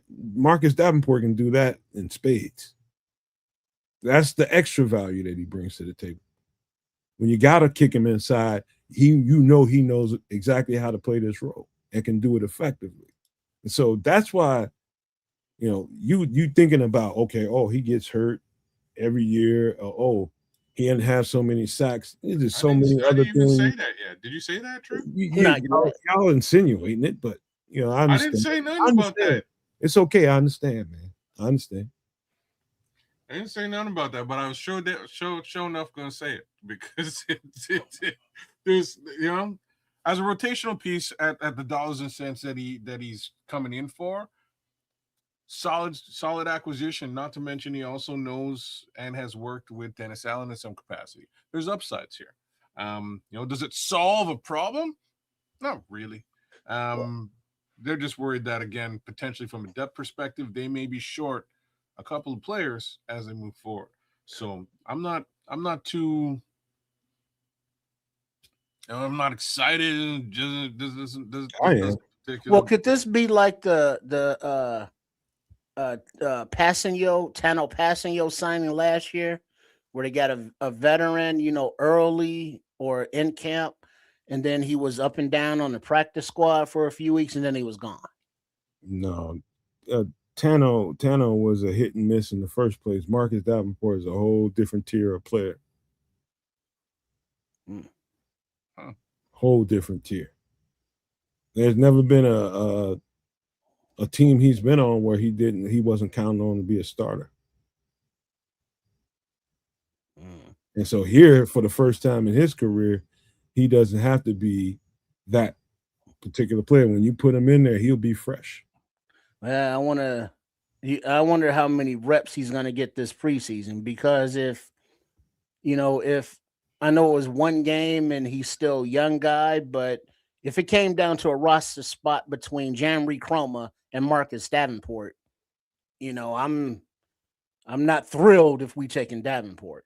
That's because you're not seeing practice reps and what they're doing behind the scenes. Well, that's why I said I need to see more special teams. I mean, that's preseason games. I need to see some more reps. I need to see him, Davenport, do something, that would say, all right, this old dude who has a history of not playing a lot is worth more than this up and coming kid trying to make a name for himself. I'd rather have the up and coming kid. At some point, you gotta, if you're a contender, you gotta there's got to be a right balance of up and coming, and I know I got a guy that can get it goddamn done. And so, Trips, I know how you think. You just always look at the younger guy and say we can get it done with him. It ain't always that simple. Well, no, I would actually prefer that we get the nickelback you was talking about to give Malik Muhammad a chance to learn. So I can understand the veteran presence and necessity of it all. But if we're talking about, DN 3 or 4, let's bring it up and comers, somebody who's hungry that can make a name, as opposed to, that dude's still playing. I don't disagree with you, Trish, whatsoever. I don't want you to misunderstand me. I'm just telling you how normally this shit plays out. Well, Samo don't even think he's gonna make the 53. And that's not even a wild if statement, that's the right? case, that means somebody really, really rose their level and bumped him out. But I don't know about that. Well, like Cliffy saying, Booker and Chroma, look to be the future. Hopefully, we don't want Booker getting banged up, so of course we want to have somebody taking those reps. I don't think he came here to get cut. Uh, Well, I mean, he wasn't. He was a street free agent. He went on some workouts, didn't get signed. Dennis Allen, history. Hey, we'll bring you in, see what you got. If you can make it, cool. If not, I gave you a shot. and he has a very cuttable contract, like very cuttable. He's got. We'll see what happens. I love the move. I predicted it. I think when people see it, when in the totality of things, and see how much he affects that line of scrimmage, you'll know. Yeah, no one has doubted his ability to be disruptive. We're just doubting his ability to be on the field. He doesn't have to play. I keep saying it. This is the third time I said it. He's not coming here to be a starter. He's a supplementary player. Yeah, he hasn't been on the field as a starter or a supplementary player though, because he's been hurt. Okay, let me just move on. Well, he's not. You just stuck in. You just got your mind stuck. No, he's not No, entirely wrong on this one. And the reason that I can sort of agree is just grand number of snaps over the last. So since between 2018 and 2022, he was getting reps. He was out there repping, right? He had 500 snaps, regardless as to what injury or no injury during that period of time. In 2023, stark decline down to 118 snaps, 89 snaps, 281 last season, which is a quite a lot more than the previous two. So yeah, you have to be a contributor actually on the field to make a difference. My point being, very simply, it's a wash for me. At least they have somebody to give the existing kids a breather, at that edge rush position, and it's not. Has anybody watched him on tape? Hmm? Anybody watched him on tape? I've seen him play, but again, not much the last 3 seasons. Okay. I've seen his most recent snaps. And from since he was drafted till now, this is a physical edge rusher. When I say physical, I mean in every sense of physical as an edge rusher you can be. Setting the edge on the run, crashing down the line of scrimmage, making sure that his presence is felt. And the way I see him playing football, it's no wonder he's always nicked up. He's physical as fuck. And that's what they're looking for. And so now that you don't have to play him all these extended reps and put him out on the field, all these wild number of snaps, you can expect him, you can keep some maintenance to this. This is okay. This is okay. So, y'all just don't know. I already heard the shit, man. Y'all just he make a said mockery out he of played 5 everything. more games. He played 5 more games in Kyler Gordon. All right, let's get into this. So, turns out to be true. Turns out to be true that, and I went even after the show we just did Sunday. I went to go watch those reps again. I watched the reps before we even got into the show Sunday, so I kind of knew what I was talking about then. But even watching him even further, it's true. Karan Amagaji, man, he came on in the first, let's just say his first 2 series. That's about the easiest way I can describe it. It was fairly clean, man. He looked really composed, looked a whole lot different than what we used to seeing Karan Amagaji play the game. But as the reps went on, I told y'all he came in like a lion, went out like a lamb. He just continued to tail off more and more. He started dropping technique. And I started thinking to myself, okay, is he just tired out there? Because I remember us talking about that on Sunday. Not game shape. he just almost lost confidence, something. But it was clear to me that something came up missing later on in the reps, and it stuck out to the coaches, and they basically, I don't know. I'm not going to make no predictions about what's going to happen here, but I thought that Jedrick was a better player overall, and Karan right when I thought he was turning the corner, he hit a wall again, man, and that's unfortunate for him, man. Did you see what happened at practice, Yeah, kids? yeah, I did. That they switched Jedrick and Karan from the left side to the right tackle side, and Braxton Jones is back and Ozzie to the left side. And I believe it was Ben Johnson that said last week they wanted to make that left tackle decision this week, but I don't know if it was Ben Johnson or Press Taylor or somebody alluded to the fact that yeah, we're still going to be going forward with this left tackle competition. So that does not reign at all good news for Karan. So Ozzy isn't in the mix. In the mix as yet.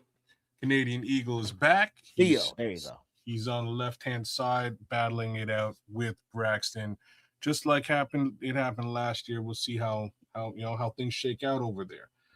Right now, it's Braxton's job to lose. Clearly, the other two main contenders for the job have been kicked to the right-hand side. Realistically, pretty sure we already have like a main stay on that right side as a backup, as a swing, I think. Trying to figure out who that might be.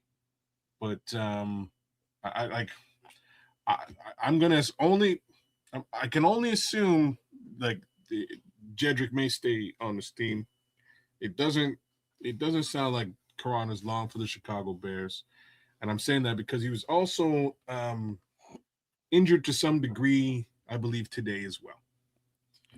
And the thing is, Theo has been pretty solid swinging both ways. Karan is primarily a left side of the line player, I believe, college throughout. So going to the right side is just, totally new for him. And then he got dinged up again, threw his helmet down, was able to get off the court. Off the field. But on the way out, he got yelled at by Dan Roshar. So it's like Dan said, yeah, well, let me chew your ear a little bit and not take that with you. So it's up getting to the numbers where I don't think we're gonna be keeping 5 or 6 tackles, and he ain't gonna be one of them even if we do. Yeah. It's sometimes when you're watching this stuff, it really does come down to how much fight do you have in you. Because you've been here this long, you've been training, you got nicked up a couple times, and it's cost you a lot of time. Now you're healthy. Now you're out there and you're learning, what we're teaching you, and you're coming along. Now it's time for you to go swim, buddy. We done walked you to the water. Now you got to eat. Now let's see how much fight you got when we put other people up to the trough next to you. You're going to eat, or you're going to let them take the food from you. Oh, they taking his food, man. But I'm taking every crumb. The real the upside for me is like we finally kind of got a secondary look at him, and as I was saying on Sunday, I can understand why they went to get him. Like he has the physical traits and stature to do the job, man. He just doesn't seem to have it in him to do the job. And at this point, that sadly, kids, you are hitting on what Samo said, what was it Hill? There's several people saying, but Karan Amagaji just plays like he needs to go see, visit the Wiz and find some heart. Because he just doesn't have that drive, that determination. Fight. And I always down the road. I just said fight. Harken back to that that workout that Ryan Poles gave to Darnell Wright when he was in college, just pushing him, make him vomit, pushing him.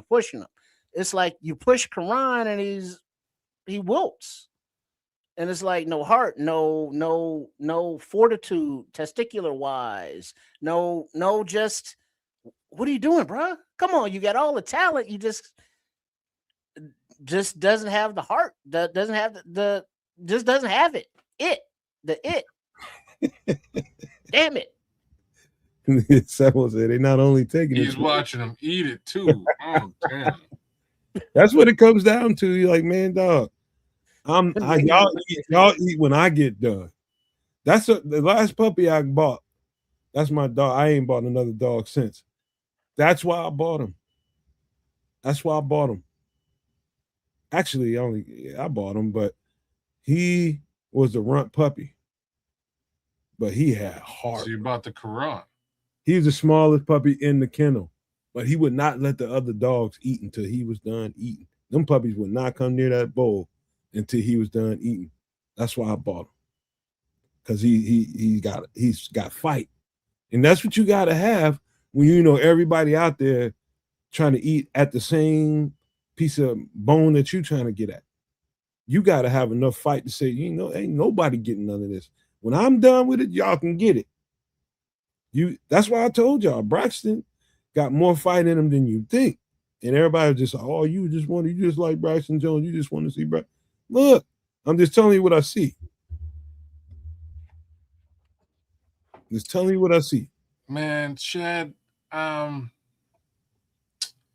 been thinking about this one for a minute. And there's a lot, like I'm not the grandest quote unquote Ryan Poles fan in the world. I'll just say that. He's starting to grow on me. Decisions are different. But again, it seems to me like maybe Nomad has a little bit of validity in what he has been saying, because this particular player, in my opinion, is probably much more of a Matt Eberflus selection than any other player on the roster.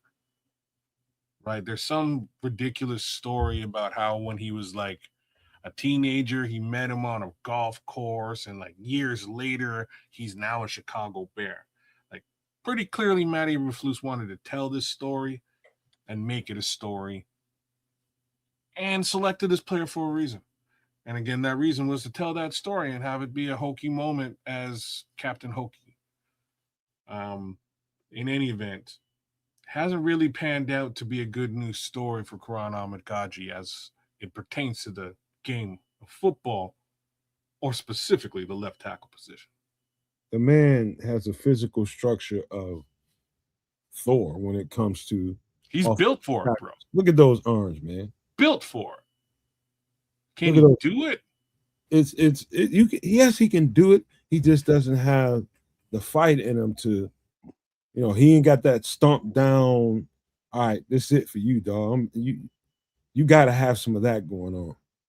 You got to have some of that going on. The other three tackles have that going on. One of them is trying to find his way back to himself, but the other two have that fight, or the other three. Now, I mean, it's like, I hate to even say that about Quran Ahmed, because, like, wow, man, you just won a genetic lottery with your size, but you don't have, like, it's hard for me. I told you it took me a long time in my young life. I'm talking, it took me till I was like 11 till I realized, like, man, dude, I'm a certain kind of individual, but all my friends ain't like me. And so guess what? I gotta take up for the ones that's not like me so that they don't get picked on. Like, he's the kind of guy that probably, until he got bigger, got picked on a little bit, because he didn't have enough fight in him. But that's man, I hate to even say this shit about him, man, but I hate that we had to find that out about him live during the game. However, the preseason ain't over. He'll get more reps. He'll get more opportunity to prove. Well, maybe one more preseason game, and if he doesn't have a better showing than he did, I don't know how long he's on this roster. So what they said is they're not giving him that. So they're going to put him on the right. They're doing that to supplement the right side to make sure everybody can go side to side. That's just, don't pay no. You got to do your due diligence. Put it on tape. Can you go left, right? How do you look? Who looks best? What can you improve? Because when you have to make those final cuts, the versatility is, a factor. Everybody's got to get over there and touch that. Well, that's cool, but it ain't helpful for a guy who's never played on the right. Well, he ain't doing no good on the left. Well, that's what I'm trying to say. Don't. I think people read way too much into that. That's just formalities, bro. Okay, Yeah. we'll call it what you will. Oh, they just moved Braxton and Karan and Jedrick to the right. No, they're just making sure they got some supplements there on the right side too. They've been taking all left tackle reps the whole camp. But yeah, just supplementing, man. If you are supplementing with the idea to cut down to a 53-man roster at some point, the guy who can potentially actually play on the right and the left rules with respect to that final left tackle position. And what we can say is this guy's never played on the right. Call it what you will. Hey, it's NFL football. You gotta step up to the challenge. We did just talk about that, didn't we? How the hell he grew up on the west side and not getting in any fights? Oh, no, my bad. It wasn't west side. It was hillside. That's a little bit different. It's out west, but a little bit past it. I could see a guy like him. I know many guys that, a couple of my friends, they grew up in better neighborhoods and didn't have to do all that fighting that I had to do. We used to try to keep them away from our neighborhoods, but as they get older, they want to act like they tough and want to be hanging out. No, you ain't like that. So stop. You're not like that. I don't brag because I came up in an environment where I had to do that all the time, but I know who I am and I know who you ain't. You know what I'm saying? It's just like, I don't feel like I'm better than you, but I got something you don't got. And that took time for that to develop. Oh, Hinsdale, not Hillside. Oh, Hinsdale. Yeah. No wonder he ain't never been in Hinsdale South. I think that's where he went to school at. Yeah, he just ain't he ain't no tough in him, man. I don't see it yet, but he got time to prove me wrong. That's that, man. Unless y'all got any more about Quran, we can get into it. Nah. That's cool. Y'all want to get on. Now I gotta bring up my boy Samo. We was talking about you, man. Your ear had to been itching, ringing, or something. Because Sunday because we know how much you love this guy when we first drafted him, and I was telling him, I was like, Flus was right when he said it takes a few years, two, three, maybe even 4 years sometimes, in order for some of these guys to start turning the corner because of the difference between in the competition. Like you got dudes that get paid to keep your ass from anywhere near the quarterback and get paid millions and millions of dollars. You think they're gonna just let you do the shit you did in college and just whoop everybody with your power and speed? No, they train to protect the quarterback, man. You ain't getting there unless you got something else in your bag. And Jamry Chroma, another guy, I went back to the tape and started looking at his reps even more, even though I was really watching him hard during the game. And the more I watch it, the more and more I believe what I saw translates.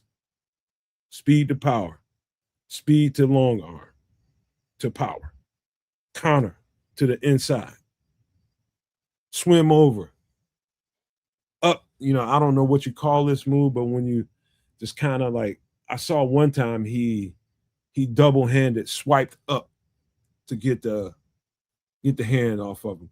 I seen 3 or 4 different things that I really wasn't used to seeing in Jamry Chroma. And what I can tell you and what I believe, I'm not saying anything in a definite way. I think what I saw, translates on any starting offensive lineman in the NFL. I think what I saw translates. So against the next amount of competition, I think you're going to see similar or just as good. Because I think what he did definitely translates. That ain't going to be no flash in the pan. Oh, he was good that one game against Cleveland. No, I think I think that's going to work for him. The stuff I saw. Kid's impressed.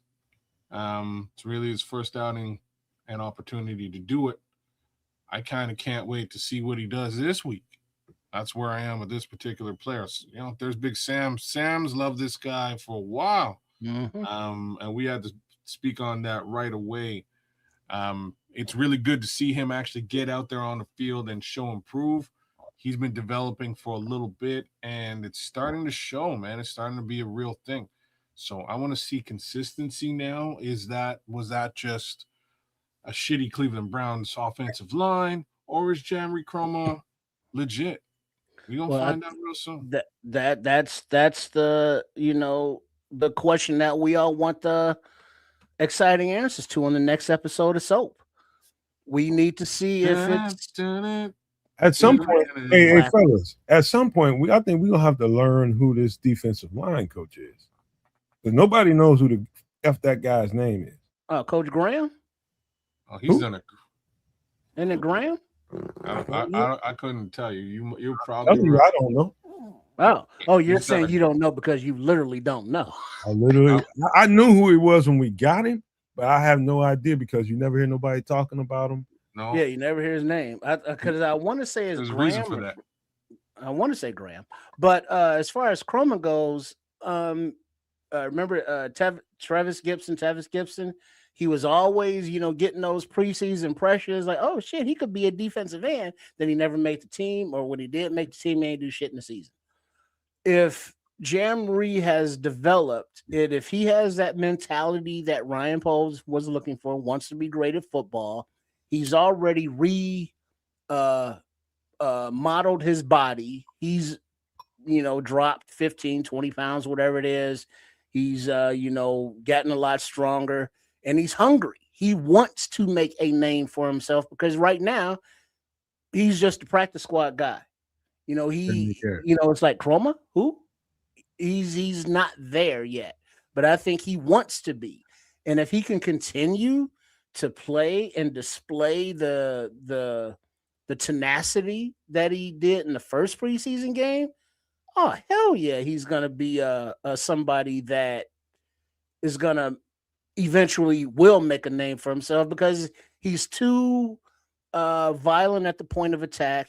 He has too much motor, and as Samo has said, he has too deep of a tool bag to not be a problem. I think Garrett is the D-line coach. Thank you. Jeremy Garrett. Garrett. I knew I gotta get back in my bag on him, but I did know some stuff. I just gotta rehash that a little bit. But man, this guy, I think he's got a beeline to the rotation because of Shamar not being available yet, and because we just don't know exactly what kind of dial we got. We got a couple more games to see, but if that ain't the way it's supposed to be, I think he's got a beeline to the 53, not just the practice squad or no shit like that. I think he comes off of that motherfucker this year. If what I've seen on film, I think translates to even when he playing against the ones, I think he'll be all right. And elaborate on your Dio comment, please. Dio is coming off of an Achilles injury, and I said this a long time ago. Pump the brakes on him because we just don't know what level of Dio we gonna get. Yeah, I mean, what you expect out of a guy to just come off of an Achilles injury? I don't expect a whole lot, but if he comes back and he's good, then I'm like, oh, that's incredible. But other than that, I'm expecting him to be like what an injured football player with a major surgery would look like. I don't expect the world out of him right now. Why would I? Okay, that's fair. And Sam was saying the coach, Garrett, defensive line, he hasn't made a name for himself yet. That's why we don't know his name. Well, if Austin Booker can be what we believe and hope Austin Booker can be, if Chroma can develop to be a productive defensive end 3 or 4, if Montez Sweat continues to be his same solid self, and if we can get production from the new guys of Street, Gallimore and Lynch, Big Dex is supposedly looking better. How he's playing is still to be determined. And then the young guy, Jaden Loving, who's been making plays. So there's talent on this defensive line. And let's see how Coach Garrett can get it to mold and produce. Hey, And hey, that's not even mentioning Deo or Shamar Turner. hey, thanks to Cliff and you other guys in here that's helping me do the background on Garrett, man, because I totally so many players in my head. Y'all, I appreciate that, man. Keep digging up information. But he's been at Jacksonville. Jacksonville. Let me just say that now. Thank you for that. Jacksonville not only is probably, if I had to say player for player, the most talented defensive front in the NFL as far as the front. I mean, their first five go and their depth. You can pluck anybody you want pretty much off of that roster right now. They're so deep. And he's part of the reason why they've accumulated that talent and they've gotten better and better and better as they've gotten there. As they kept getting those guys, they just kept getting better. Jeremy Garrett had to be a reason why, which is why the Bears pulled him in here. And so the impressions that Jeremy Cromer and some of these other guys have come up with along that defensive front, we need to start talking about that guy. I'm going to have to put him on a thumbnail. We need to start talking about that dude because you seeing that shit pop right now. Yeah.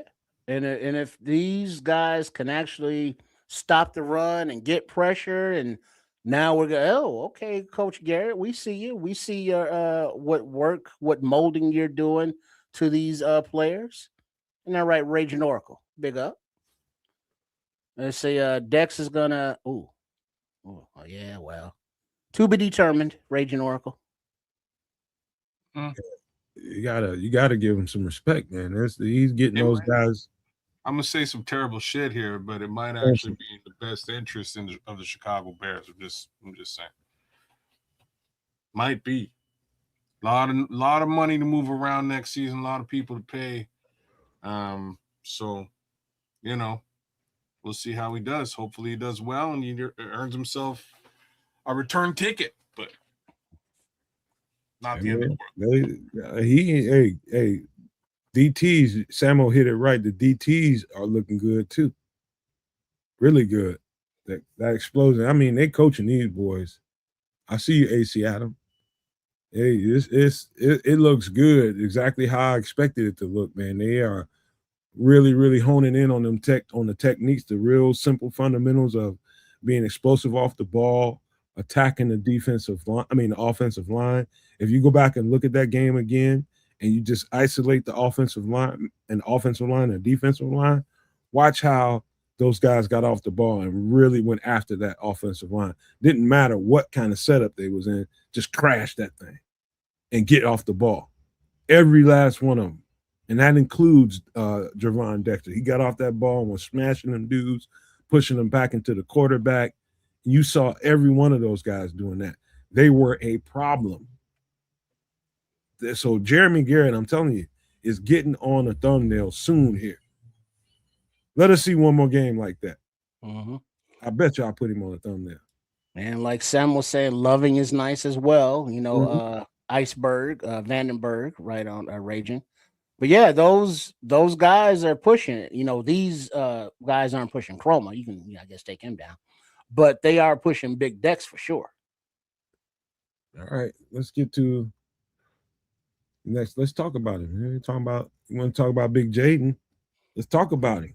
Hearing good things. Good things. Sometimes those big boys in the middle like that, that's playing that zero technique, that one technique, that nose, man, they ain't getting no attention, man. Ain't nobody paying them dudes no attention because they don't make the splash plays. They're doing the dirty work, making people double team them. And when they're getting double teamed, making sure you're not giving up ground. And that's causing those other guys to be able to play faster. Because if he's getting pushed back, one of those guys can get up off of him and chip on the next guy. Stop that guy from getting inside. And so Jaden Loving, every rep I saw, he wasn't giving up ground. He was doing his thing. And when they asked him to get upfield, he got upfield. And that's a very simple way of looking at the D tackle in his job, but that's what they asked him to do. And what they asked him to do, he did pretty well. Stuff to run really good. And that's what we said about him when we got him. I was just like, that was the feature about him. It's hard to move, got a big bottom on him, solid base, and really that's where you need as a starting point with a guy like him as you start to build him up. And so we got something nice here. We want to see him stack some more games in the preseason. Here's some good stuff about him in these joint practices. Put him against the ones, and let's see how he holds up. And so now you just really raising the bar for him right now.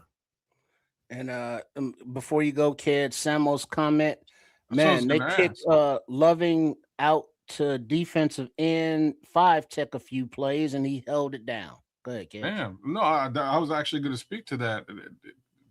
Loving was out at DE. I saw those snaps. Did you catch those snaps? he got out there.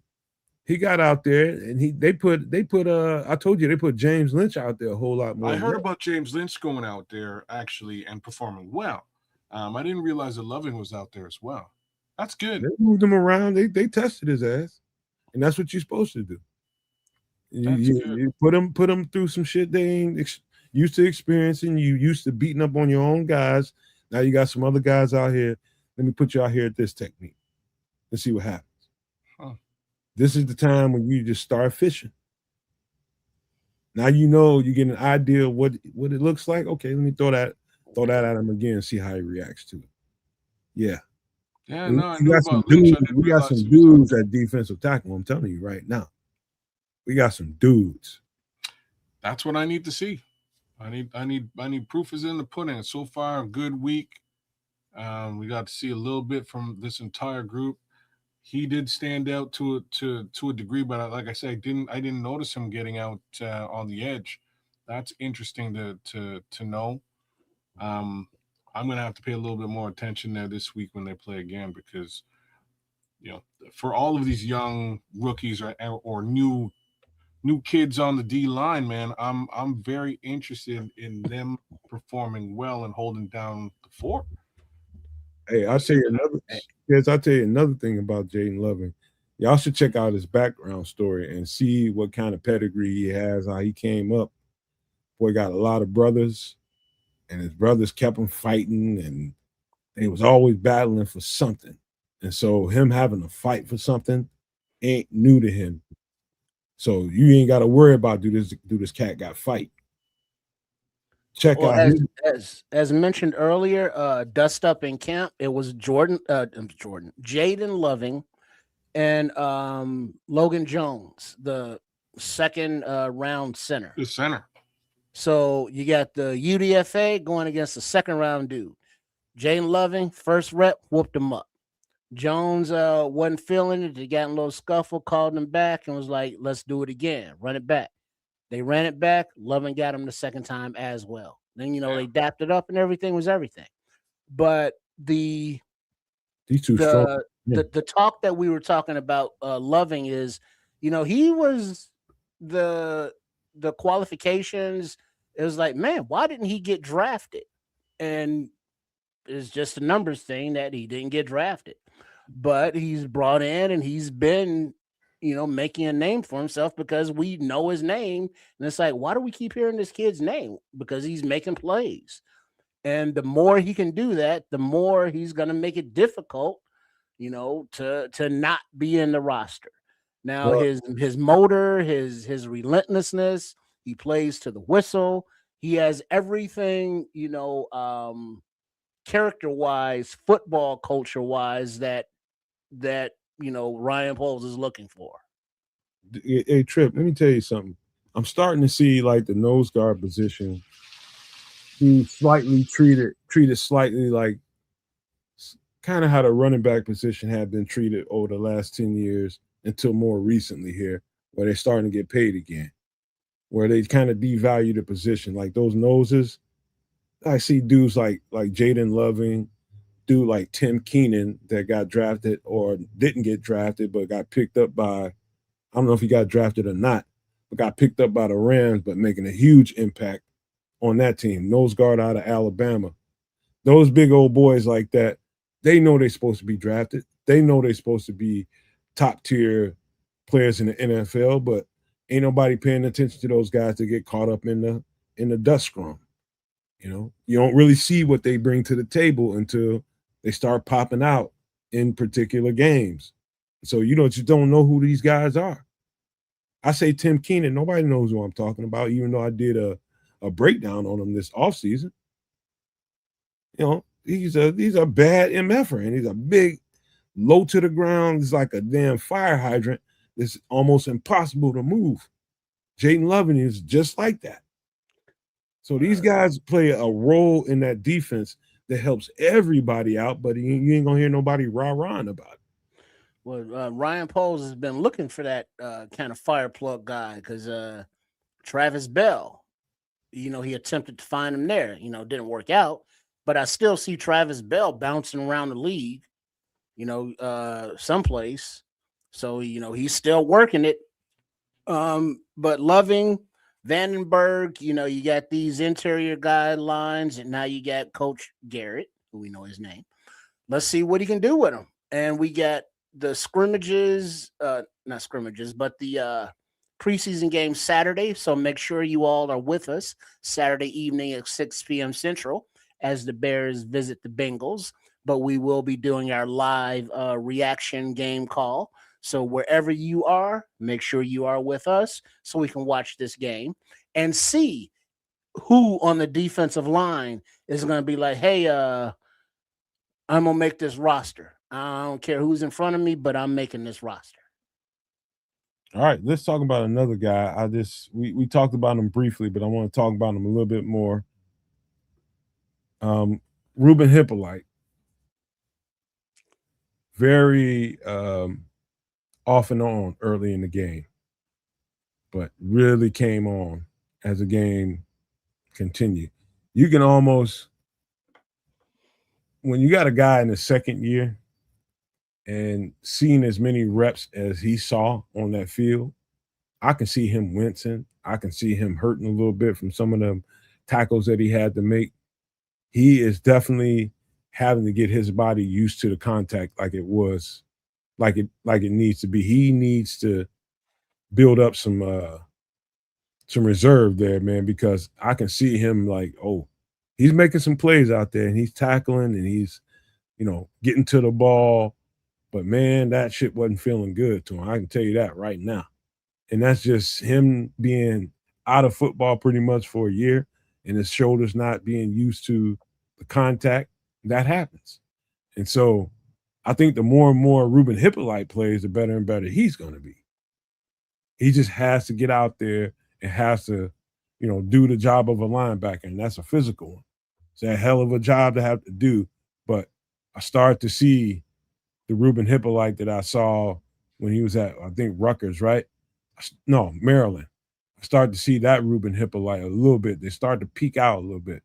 They definitely got to get him a lot more reps just to see where, if he maxes out at any point where it's just like, okay, that's enough. Let's get somebody else in there. But also, I think he's playing a lot more because we don't have Keyshawn Elliott out there too. So he's got to pick up some of that slack. So, but I like what I saw, later on in the game after the first couple of series. But as that game continued to play, man, Ruben Hippolyte started to look like an NFL linebacker for real. He moves, man. He's fast. I don't know about instinctive. We'll have to wait and see a little bit on that one. But he moves, gets to where he needs to get to. Again, that was the big selling feature of this particular player when they brought him in. He is fast. He's lightning fast. And there's no question. Like, he'll close the gap, close the distance, and get in there and be disruptive. All that's cool. I need to see more, but most importantly, he needs more time on task. Once he has a little bit more of that, hopefully he'll be able to understand, the pain threshold case scenario that Nomad was just sort of speaking to, as well as, grow a little bit more instinctive in his position. So we'll see what Ruben does. I hope they give him a fair amount of reps in preseason just to test him out and see where he is truly at. Hey kids, I bet all my money. I bet everything I got that Trips think it was that crack to the mouth that he got on that pull block when he got smashed in the mouth that put him out the game with a concussion. I think Put him out, yeah, with against Washington. You would probably be led to believe that that's the reason why you didn't really see him no more in the season. But I beg to differ. I bet all my money in practice he was missing all kinds of assignments and not being where he's supposed to be and not really retaining the information at the speed they was hoping he would. And for that reason, they had to kind of put him on the dust pile. Like we got to keep working with him. He's just not, this shit ain't really clicking with him yet.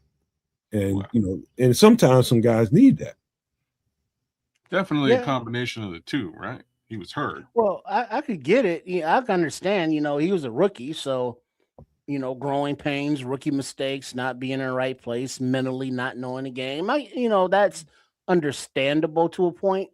But my worry about him as a linebacker are twice he's been hurt and twice it's been shoulders. So linebacker making tackles, what do you tackle with? Your shoulders.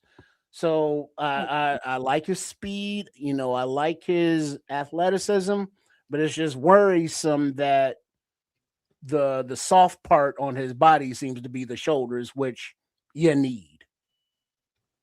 Man, Can't argue with any of that. I don't think people realize how tough that feels when you get done doing that for a whole goddamn 4 quarters. No, I know it hurts, but woo-wee. But hey, that's what you signed up for. Such is the job, right?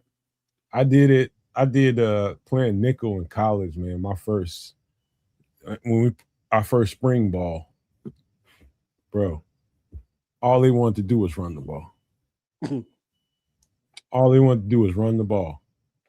And I ain't gonna tell you every single one of my tie-ups or collisions was I got to smash into somebody, but I smashed into enough people, and like I ain't used to feeling that kind of heaviness on my shoulders. I'm hitting receivers. Maybe I feel it if I run to a running back that's full bore at me. I got to hit him around his legs or something. You'll feel it. But this was I just say about like 13 plays in accumulation. There was hard collisions that I never felt shoulder soreness after a football practice or after in a camp. I never felt that, and I felt it. I'm like, hold on, man, I got shoulders. I never knew you was there. Ouch. Yeah, that shit hurt. And so it's one thing to go through that in a practice. Now you got to get off the field and get yourself ready for the next one that's coming tomorrow. Mm-hmm. And the day after that. That's some Ruben Hippolyte, go sit around TJ Edwards and learn what it means to take care of your body as an NFL player. What you got to eat, what you don't, what you can't be eating. You just need to stay the night over TJ crib and see what he doing. That's what you need to do. That's good call.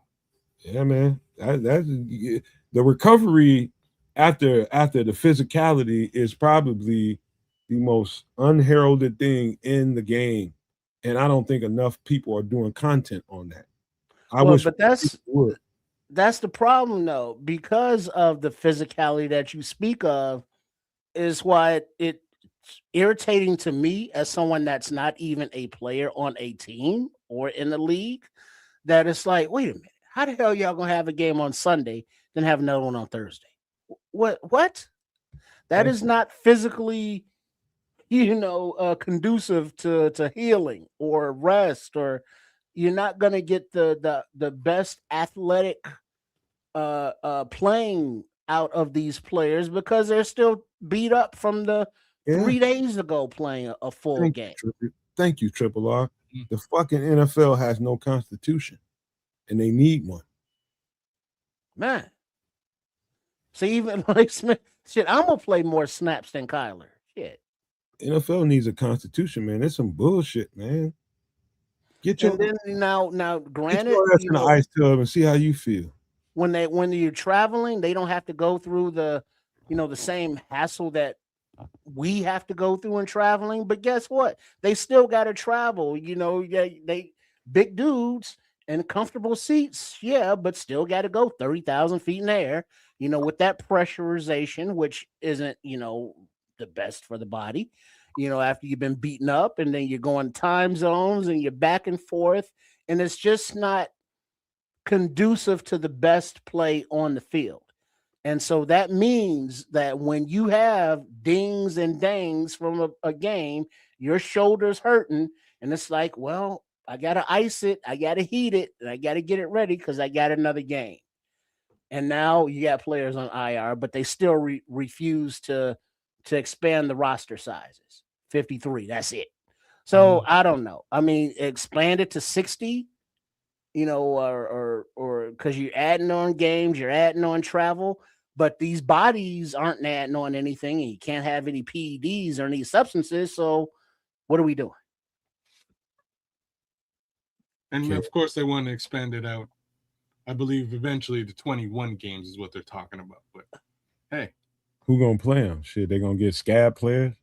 Well, this is a question. It's a huge question. Me and you and Trish might have to sign up. Okay. Both of us were like, sure, man, we could use a paycheck. But like, maybe they completely change the format is another way of looking at it. I don't know what they do, but at 53 men, it's an ongoing problem just having healthy human beings on the field. Bro, I'm gonna do a completely different podcast one of these days, and it's gonna be named When the Testosterone Wears Off. Boy, I ain't talking about people's balls, man. How about adrenaline? Yeah, I'll take that too. I'll take that. How about that? When the adrenaline wears off. Yeah. All right. Because you'll get letters from the WNBA people. Yeah, you're right. When the adrenaline does wear off, is when like MTV Cribs. This is where the magic happens. Magic happens after that. After adrenaline wears off. Oh, you want to see what it really is that you cheer on every Sunday and you can't get enough of. Why can't he get on the field? They'll line up to slap the shit out you. You don't even know. But when you're getting a certain amount of money, you better be spending a certain amount of money to make sure that it can't stop at the people can't be in your building 24 hours a day. You got to pay some kind of money to people to make sure that you're right, or you got the right apparatuses and stuff around your home to make sure you're taking care of your body a little bit more than what they can do inside a house hall. It ain't enough. You got to take that shit home with you, bro, because your body be whooped the fuck to death, bro. It's like it's like, imagine you getting a head-on collision in a car and you get out and you just walk away. The next thing you know, you walk about a half a block and you just break down and crumble down to the ground like, oh shit, I'm hurting. That's kind of what it feels like. You just break completely down. I've seen dudes get up the next day, like running backs, mostly running backs. Them dudes have a problem walking sometimes. And they're not even, quote unquote, injured. They're just beat up from the game. Sore and stiff. Getting on the elevator, like, man, dude, holding me, trying to hold themselves up. I'm like, man, what you doing? Get off me. He's like, dog, my knees is killing me. In college, bro. Yeah. It's rough, man. Yeah.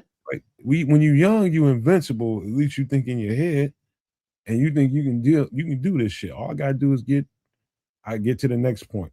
Get iced up, get some heat, do all the stuff you need to do, stretch out, get you a massage and loosen your shit back up.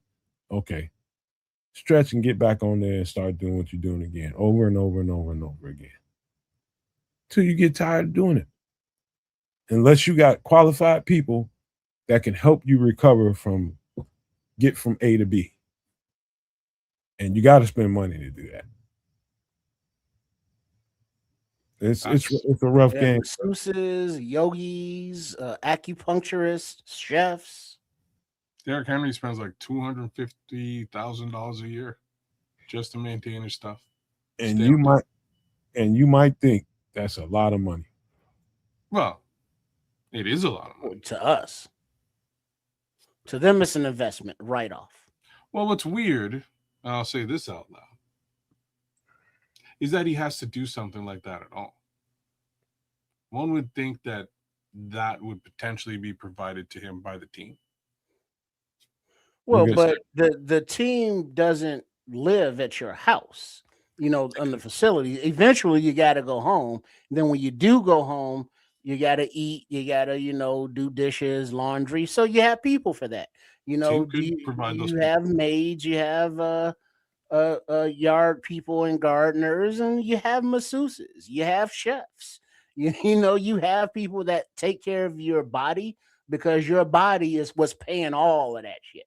look at Samuel. He said, "Nomad, yeah, that training room got fuller and fuller as the season went on.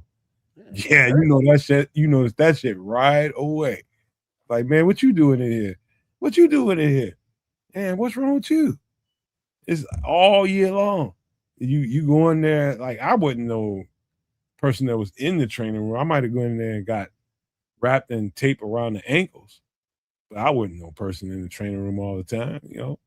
And the trainers used to be like, man, you need to come in here and spend a little more time. I'm just like, man, shut up. I'm good. But they was right.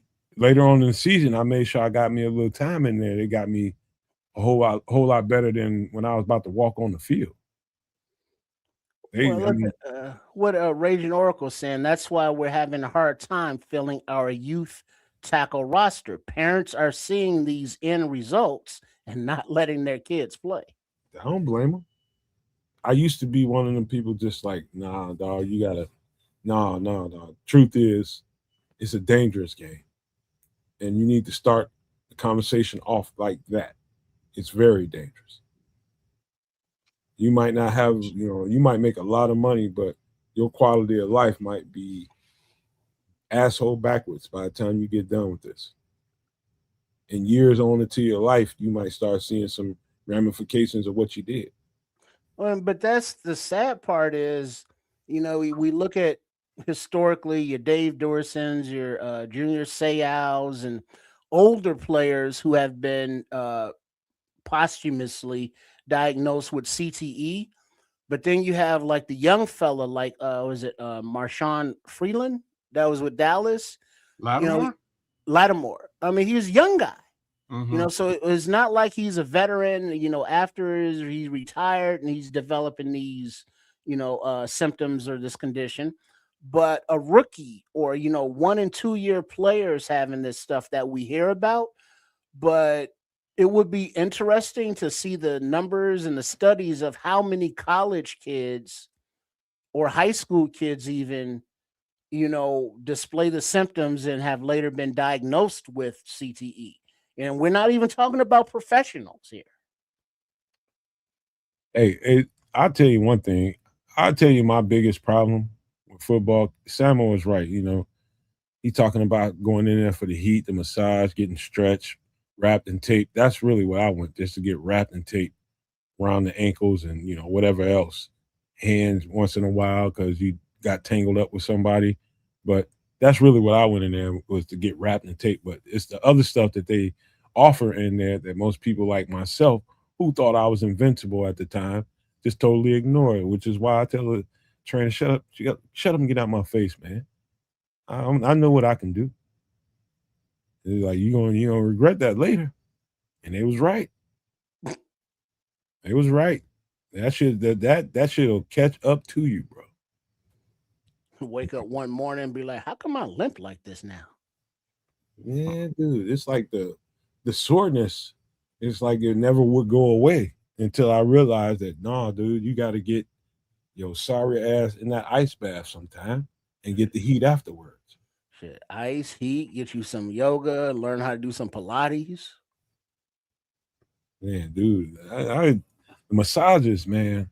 A stem machine. The massages was the hard. I didn't want to just lay there and be having people. It was all kind of weird people doing the massages. That's why I didn't want to do it. Masseuses? Yeah, man, there's some weird looking cats. Masseuse. I They ain't should like. get you a TENS unit. I ain't like it. I was just like, nah, your weird ass ain't touching me, bro. Mm. You know, you might not get lucky to get the girl that's over there with the hands and shit.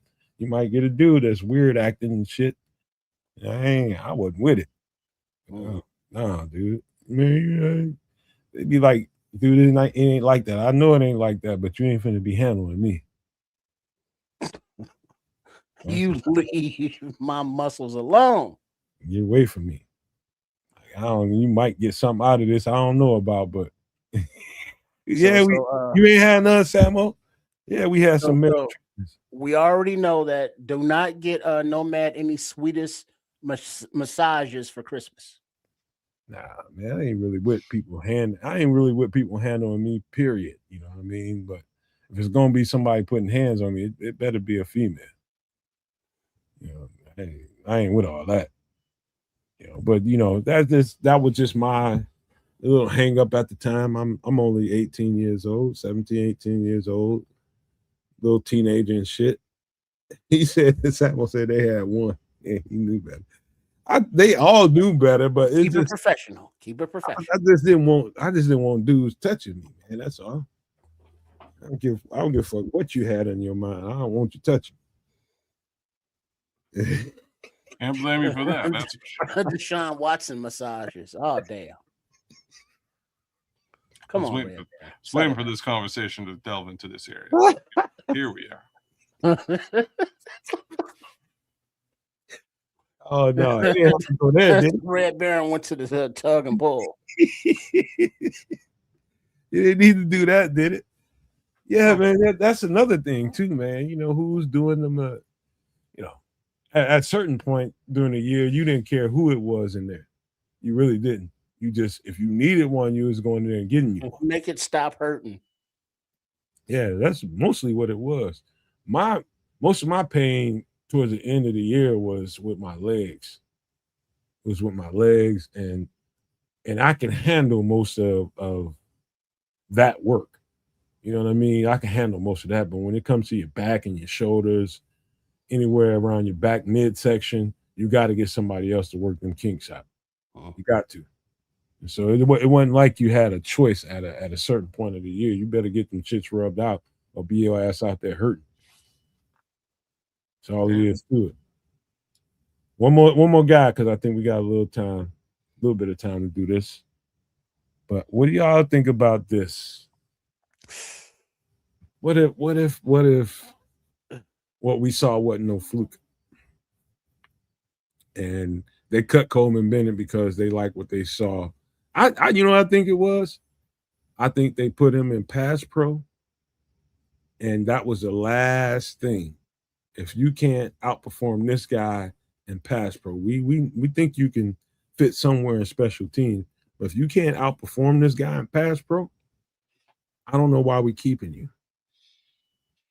And I think that's why Roshan Johnson is probably going to get a whole lot more looks this week. It's because of that. And people think that's just like, really pass pro? Yeah, really pass pro. I know y'all don't want to hear the shit, but no, we don't want to hear any of this at all. But it may well be the reality that he sticks around, and it is what it is. I don't have much faith in this particular player.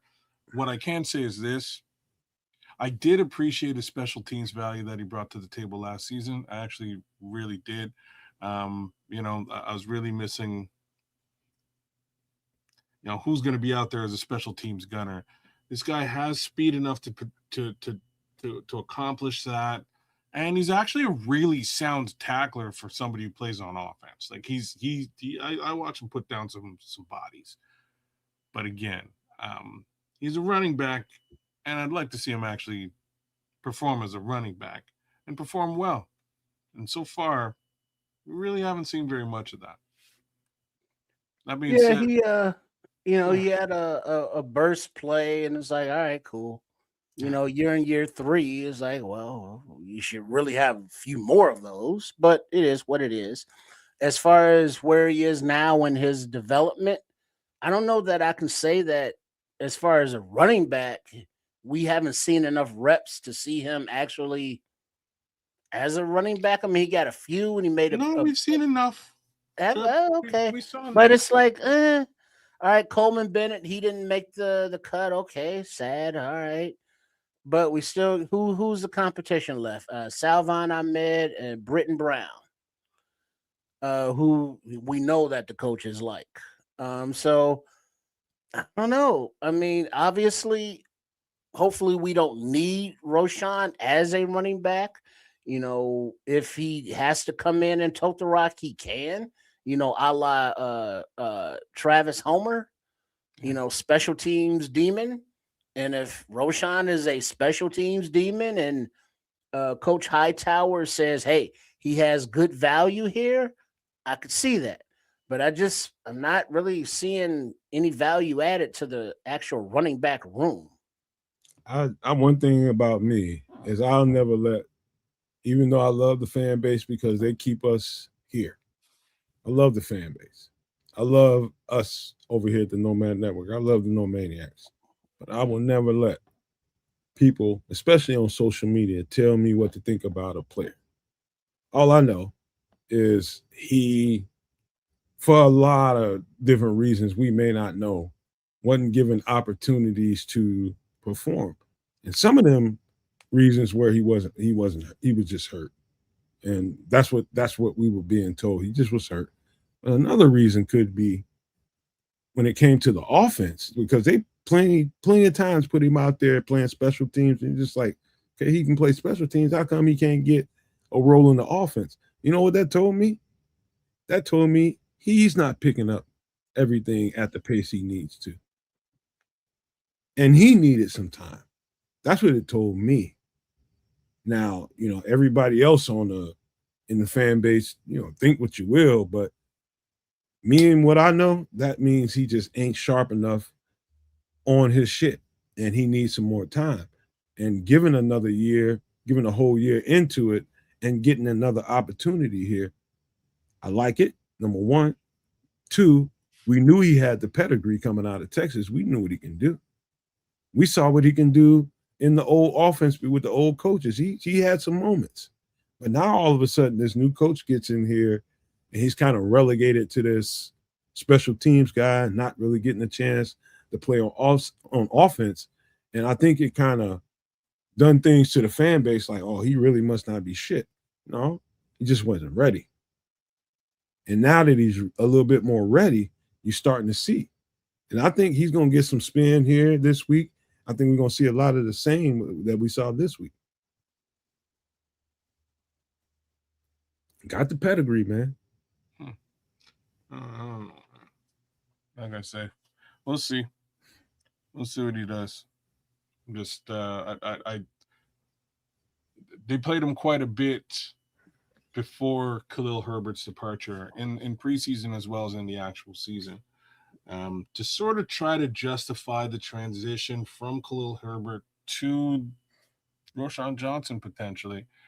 And they let go of Khalil, which I'm fine with. I just don't think that this particular player brings enough to the actual running back room. Mind you, I do think that no, he's not. I do think that Salvin Ahmed, I think Salvin Ahmed will be a great addition to the room. So if it's just for special teams, sure. I don't. If he's the problem with having him be the primary um pass protecting back is it like telegraphs what you're doing. Like he's just there to protect the passer. He's not necessarily there to run the ball. And doesn't scream Ben Johnson offense to me either. So I don't know, man. Like I say, I just don't feel it with this particular guy. Yeah, I thought he was going to do some damage coming out of college, and the damage that he's done has mostly been to his own head. Hey, fellas, let me tell you another thing. When it comes down to it with coaches want to know who they can depend on. At the end of the day, when I'm in my call sheet and I'm looking around, and I don't know if I'm gonna be able to have a Kalmanung guy right away. How can I mitigate this? I like the young guy. I like the rookie, but I know what I'm getting in Roshan Johnson. Is it the best situation? Probably not, but at least I know what I'm doing here. This guy knows what he's doing here. We had him long enough, and I feel comfortable with it. And so that's the thing a lot of fans have to understand is a lot of these decisions come down to comfortability. Who am I comfortable with when I go to my call sheet if I have to go to this guy? And that comes with time spent, time on task. And so will they let go of a young player that has a lot of potential to keep a guy that's been around for a while and the fan base ain't too high on? What we see, what he sees behind the scenes ain't what we see. Well, I do recall he was on the team last year. Both the running backs got hurt. And they went out and found a running back on the road and brought him in and decided to play that guy.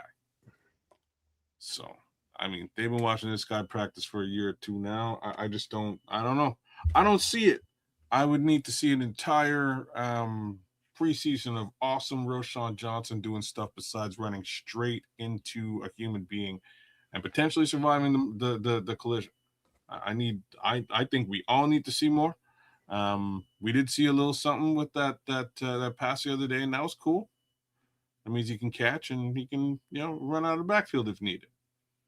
Really hadn't seen a lot of that before, but it's got to be a contract year for him. Yeah, it is his contract year. And this is what I'm saying. I don't see him sticking around due to that major factor. If they're thinking about potentially paying this guy, he just hasn't done enough. Well, I mean, he could get paid, but not like paid.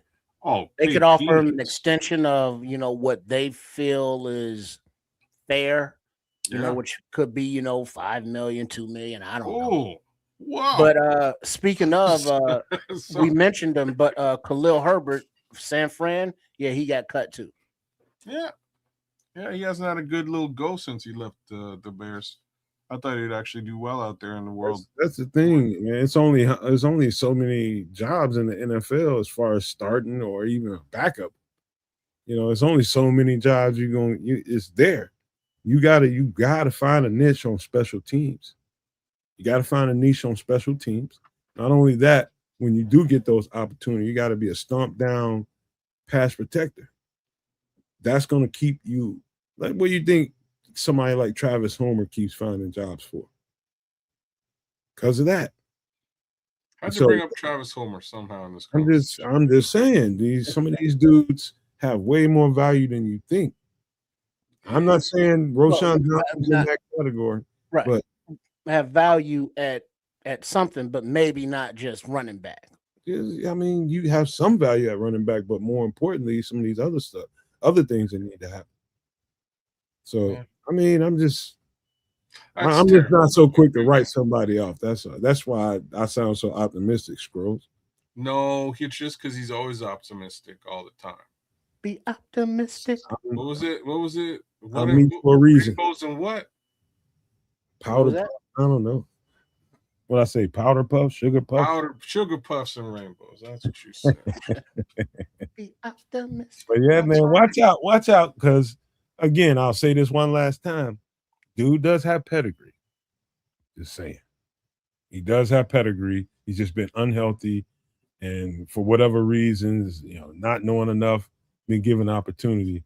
Watch out if he gets more opportunity. Oh. Just watch. Well, I'm sure he's going to get plenty of reps. All right, I'll tell y'all what, because we're gonna say. Because remember, Mananga is down. till at least the start of the regular season. So whatever reps, he was gonna get are now available. Well, no, they are available, but they ain't going to this guy.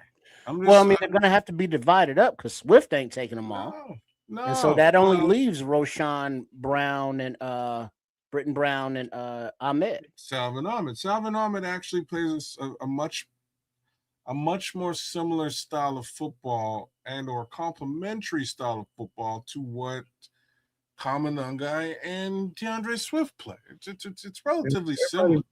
He plays a completely different style of ball, as in Roshan Johnson. I think Roshan Johnson again will stick around just because like you don't want to have another injury and be completely out of sorts.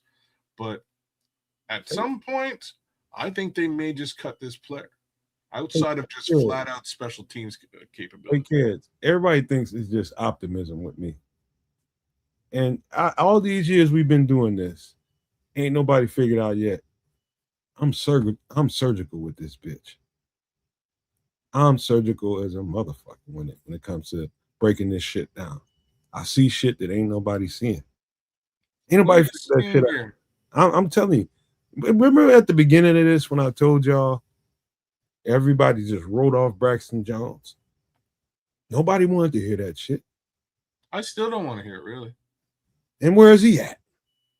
He's on the team. He's been $10 paid. million richer.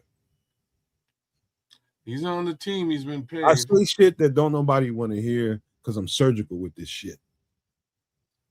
I don't know. I'm sorry if that don't sit well with everybody, but I know it doesn't sit well with me, man. I'll be honest. Sometimes the sun shines on a dog's ass, and we you know what I mean, and you just sometimes happen to trip I'm in the way too situation. consistent. I'm way too consistent for that bullshit. Brother, you can't use Braxton Jones as like, that? there's times where you're not though. Oh God, there are. Okay. So and we I'll could tell talk you about what. Nate and we could talk about Velas and they're both gone. All right. And we won't. That's a good one. They're both good. They're both how about this? I know what I'm talking about. Okay. And if y'all want to, I tell you what, this just to end the show. Let me let y'all get off on a better note. Y'all want to do a quick movie breakdown or a music breakdown? Give them something else just to get out of the show.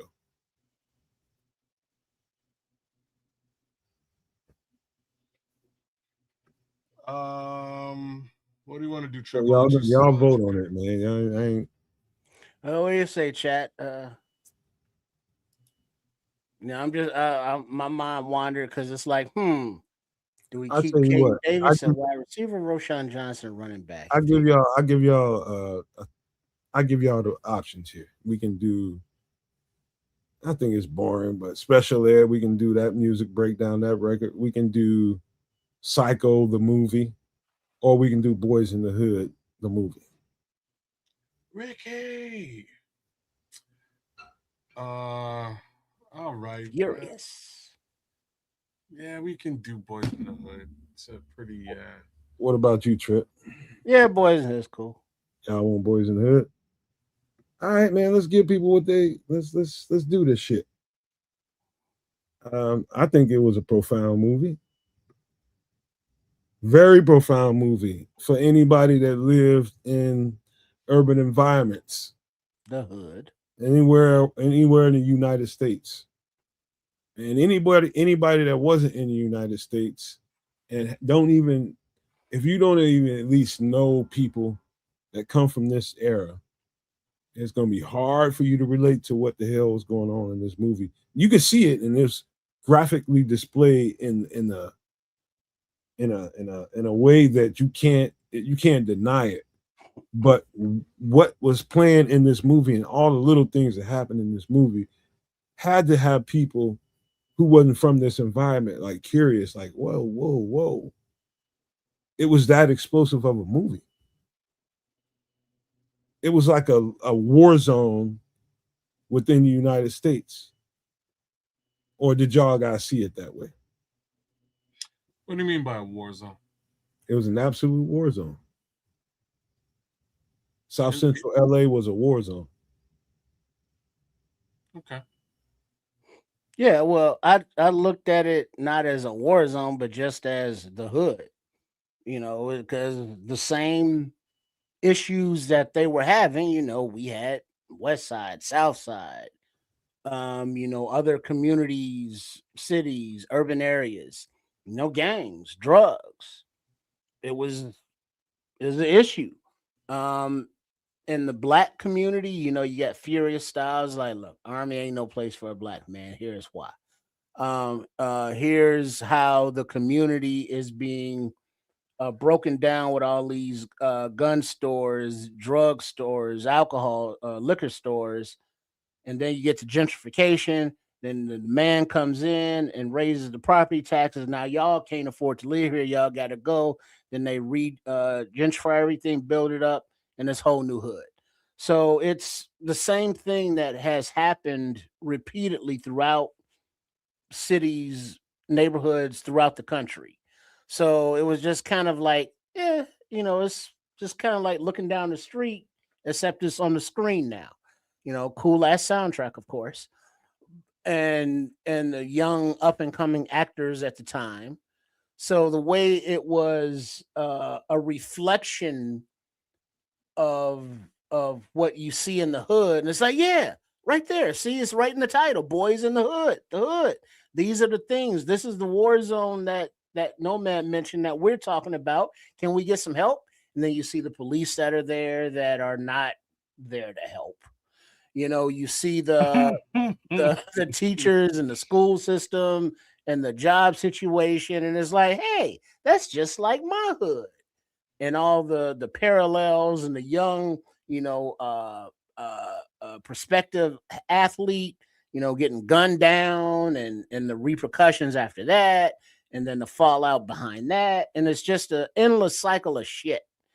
And it was sad, of course, because of the way some of those character stories ended. Many of them, most of them, but it was just kind of like, yeah, that's kind of what reality is. I Go ahead, kid. You got something? Yeah, yeah. As unrelatable as you sort of made this movie sound, I don't think it was. I'm not sure if being relatable was what Singleton had in mind, right? Like, I think what he really wanted to do is expose what was going on at the same time, making it, much like Trip said, kind of normalizing it to a degree. These are all folks in some strange way, shape, or form that we've sort of bumped into in our own real lives. I definitely know an Ice Cube. I definitely know a Ricky, and I definitely know. Why am I blanking out on Cuba Gooding's name in the movie? But I am. I know these characters in real life Right. in a different angle, different space. I also know Larry Fish, right? That's my dad in this scenario. Lawrence Fishburne is very like his character in this movie, Furious Styles, like very similar to my father. It's part of the reason why like my son Styles is named after this character, as well as Styles from Teen Wolf, if you would believe it. But Right. anyways, but yeah, that's Lawrence Fishburne's character remind me a lot of my dad. Like very very similar, very stern, and very specific with how I would be relating to my friends at this general age and time. And I went through a lot of dumb shit that's somewhat reflective of what you would catch in this film. This film was kind of a preparation for me, um, and it helped me avoid a lot of mistakes. It really actually did, So as relatable or unrelatable as it may be, um, it definitely helped to steer me into some trouble as well as steer me out of some trouble too. Well, I'm gonna say this, man. This movie is near and dear to my heart because I've seen some of this era. and some of the ramifications of this era. And I always say that the music drives the culture. The name "Boys in the Hood" come from a Easy E record, "Boys in the Hood," and Just it's, Always felt that I hard. had to Talking be that shit will Compton, pull your son. card. and so let's just take it back to where the concept comes from. And it's comes from John Singleton, who's from South Central LA, who experienced a whole lot of this stuff, whether directly or indirectly with other people. And this story is about once a time in the hood in South Central LA. And this could be narrated pretty much the same way, but with different characters in every hood in the United States of America. It's like a maze. What you throw some rats in there that has no out, but they keep going around in this thing, figuring out like it's got to be a way out of here. Let's keep going. Let's keep going. But there's no way out whatsoever, whatsoever. And then once you realize there's no way out, the animals in that maze begin to eat on each other. Because what else you gonna do? What else you gonna do? And there's a song out, I think that's on this soundtrack. It's called "A Friendly Game of Baseball." Main source. Main Mhm. source, I believe Half you are. Canadian. You all should listen to that record. Listen to that record. And that's kind of what it was. You now you got people portions of each different part of South Central LA, all the way out to Compton, Watts, everywhere. They sectioned off into blocks, and they all broke off into colors, numbers, and all this kind of stuff that separates one from the other. And they're just picking each other off like a friendly game of baseball. Same thing that was going on in Chicago. Only it wasn't colors. It was just, okay, what you ride here, you this, you that, boom, boom, boom. The same stuff going on. But they just took colors. And there's a movie before this movie called Colors that kind of put that on display too. And the body counts and the reasoning for some of the unaliving was just trauma. And now you throw into that mix a whole bunch of intoxicants, drugs, and weapons and all that kind of stuff. There's a fight to get that distributed because there's no way out of the maze. Well, and then also to Benji's point, Nomad, the maze, you got the outside influences, the drug culture, you got to get money, you got to be cool amongst your friends, and kids mentioned Furious Styles, that father figure, and how with Trey's mom, they still managed to have that relationship as parents, even though they weren't together as a couple.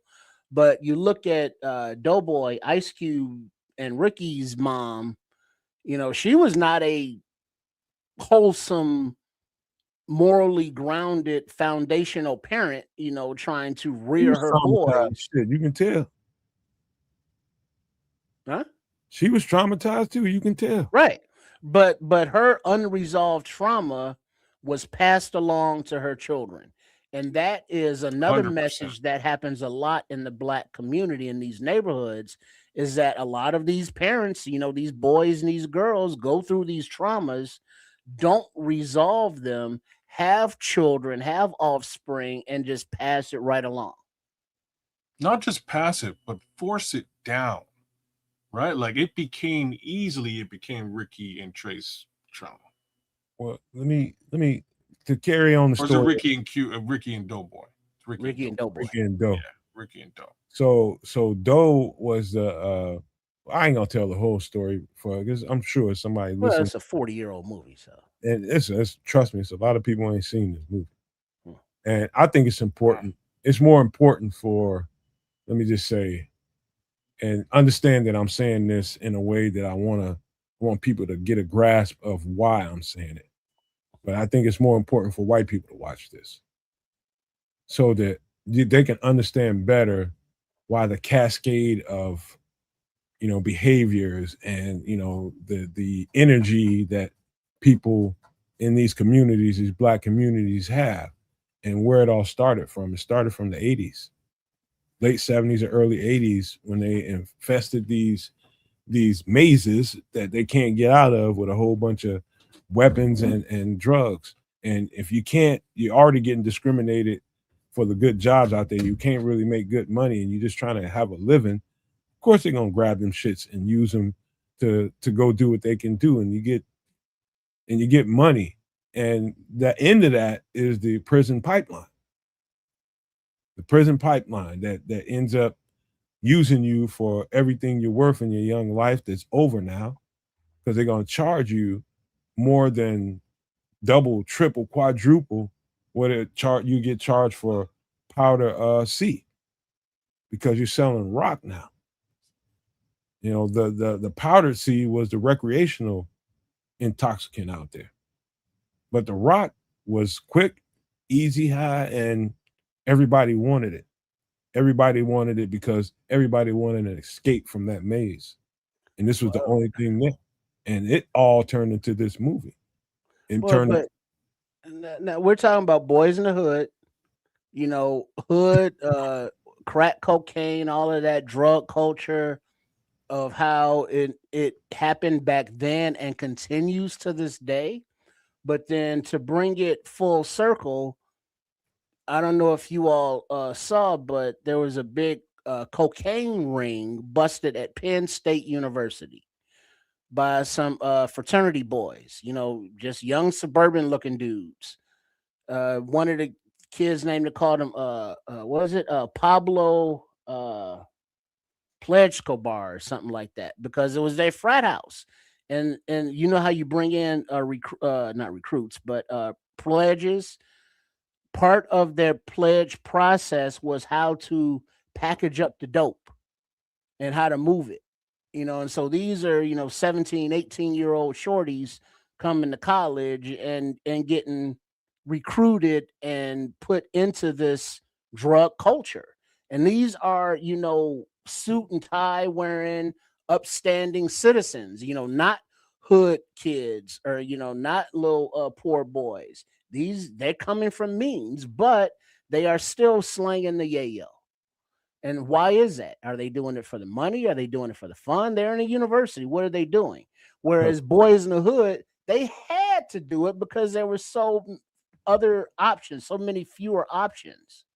And so it's just very irritating that even into this day, where you have the hood still going on with all of its issues, and then you see these kids of privilege just pissing it away. it's I mean, with the under the circumstances that black people have gone through in this country, and to survive them, there's a song on this record called "How to Survive in South Central." How to Survive in South Central. And it is it's deep, and it's on the surface it's very entertaining because how it's portrayed in the song, but it's deep, that you have to survive your environment instead of thrive in your environment. You got people with businesses around you that don't look like you. Where that come from? And all the stuff that's going on. There's so many layers to this movie that when I think about it in hindsight, I just wish a whole lot more people that didn't look like me would just grab it and just look at it without judgment and just say, okay, let me see what was really going on, because it's a very accurate portrayal of life during that era. It was raw, it was gritty, and it was sometimes hard to watch. And for me, it's still hard to watch at times. But it's But it was real though, no, Matt, in the sense that it was gritty, it was grimy, but when no spoilers, but when Doughboy was out with his little crew, and they had Trey came out, he snuck out after Furious told him not to, and then they was rolling around looking for those dudes, and then Trey, Cuba Gooding Jr., all he could hear was his dad's voice and do the right thing and all this stuff. And he was like, let me out. And Doughboy, later in the conversation, they had a heart to heart and was like, yeah, you ain't need to be there in the first place. Because sadly, Doughboy had a self-realization of, I ain't shit. I ain't never gonna be shit. That was You that trauma you brought up from his mom. His mom right. made sure he knew. You Make know what sure I mean? But Ricky, on the other hand, had possibilities. He's an Ricky's athlete, my star. baby. Let me round this off though. But to finish that point though, there was that difference that Doughboy, he understood. He had that realization, that clarification, and that he knew that Trey was not on that level. He was a bigger level and he had possibilities. And he was not mad at him for not being there to finish out that ride that night. And so that brotherly love that people don't understand, seeing it happen in a war zone, that's real. That was a real bond and a connection that they had to look out for each other. And sometimes it got a little twisted in the hood, but ultimately it was there. And I'm just gonna round this off like this. And a lot of times, I remember getting taught in a culture and an ethnicity training for a job that I was doing. I remember being taught by a much wiser, older black woman, teaching me things that I wasn't necessarily ready to learn at that time about, in society. Okay, you've been through some stuff, son. She told me, you've been through some stuff. I can tell. And the more you tell me, I understand you a whole lot better, is what she was telling me. You're just a urban kid that's been through an urban environment and you have a certain mindset. And she started talking about, I'm starting to learn about my own triggers, right? What triggers me. And we actually got into a little bit of that, my freshman year in college. We was just talking about what it was like for me, playing football, going through spring ball and having to go through the training room and like, I don't want dudes touching me kind of stuff. That comes from my upbringing. Like, you don't, dudes don't touch you, bro. Don't touch me. We dap up and give each other that bro hug that we all give each other, but ain't no touching and mother MF and dudes being in your personal space. That's a fight. That's war, from your environment. So the things that you learn, whether you see it or not, whether you realize it or not, coincidentally become things that you are reacting to, and it becomes part of your day to day, and you don't realize it, man. Indirectly, it's affecting you. It's stuff that you've dealt with, and it makes you who you are. So when you start seeing, young black men, young black women, and you get all these people running around, why are they so aggressive? And they looking around like, why ain't you so aggressive, motherfucker? We've been through shit. You know what I mean? We trained to go. You know what I mean? We have no other choice. We've been going at each other forever. And here come your ass, you know, trying to be a Karen or a Ken and shit, trying to act all brand new and shit. We'll be done went upside your goddamn head. And you wondering where that energy comes from. It comes from not watching movies like this and understanding. Yeah, I mean, shit. You grow up in a jungle, you can't help but be an animal or a victim. You get And ate then up. when you leave the jungle, that's all you know. And it's like, wait, everything's not a jungle. What? I didn't understand why, like for a long time in my life, like anybody, and I remember going upside heads, man, about this. Like people would get into my personal space, like all too close. And I'm like, hey man, hey, chill out, man. You a little too close. Back up, man, my fault. And then he'd do it again, man. Next thing you know, like dudes, I can't have you in arms reaching me, dude. Don't be all up in my damn face, bro. Back up, man. I can hear you. I can see you quite clearly, but don't be all up on me, man. You're in my personal space. I don't like guys getting that close to me because in my upbringing, like you let somebody in your personal space, you just played yourself. You're gonna get teed off on. Don't do that. So I go upside somebody's head, and people are like, why you do that? I'm like, man, I done told that man, back the fuck up off me. And that was I'm just telling you what it was for me as a younger man, understanding my triggers. Like some people don't have no sense of personal space. They be right up on your goddamn face. I'm like, dude, you're gonna have to give me some space, bro. I don't like guys in my space like that. And that was just something I learned was a trigger from some of the trauma I've been through. You know what I mean? And if you don't learn you, and talking about that man in the mirror, if you don't learn you, you'll never ever learn how to get better. I became better from learning that about me.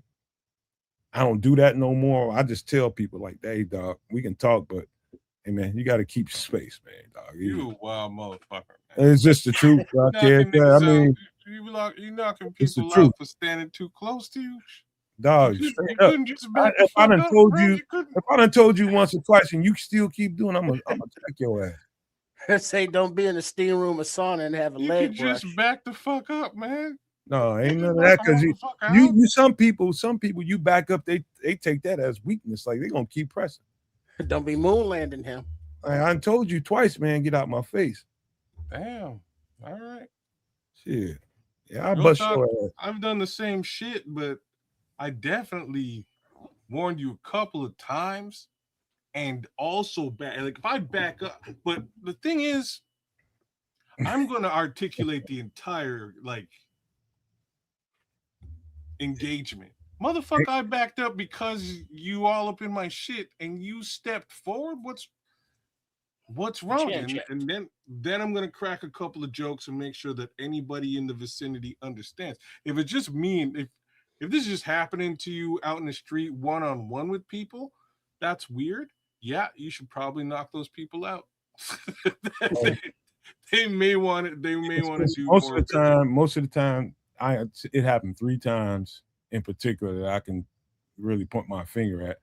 And it was people from work, not at work, hanging out after work, doing it at different places. After I done told them, man, like, dog, you this is one guy named Scott. It really pissed me off, man, because I told that man, I don't know how many times, like, dude, man, you got a problem, man. I was like, how come you can't talk without being pressed up on me and all in my fucking face, man? Brother, Why you can't be over? I don't know how many times I told him that. And I think, to be honest with you, some of that was like, okay, because I'm his supervisor, he ain't gonna do nothing. I'll do it again. And he did it when we was off site at a somebody's party, and I knocked his ass clean out. And I don't regret that. To this day, we cool now, but he had to learn.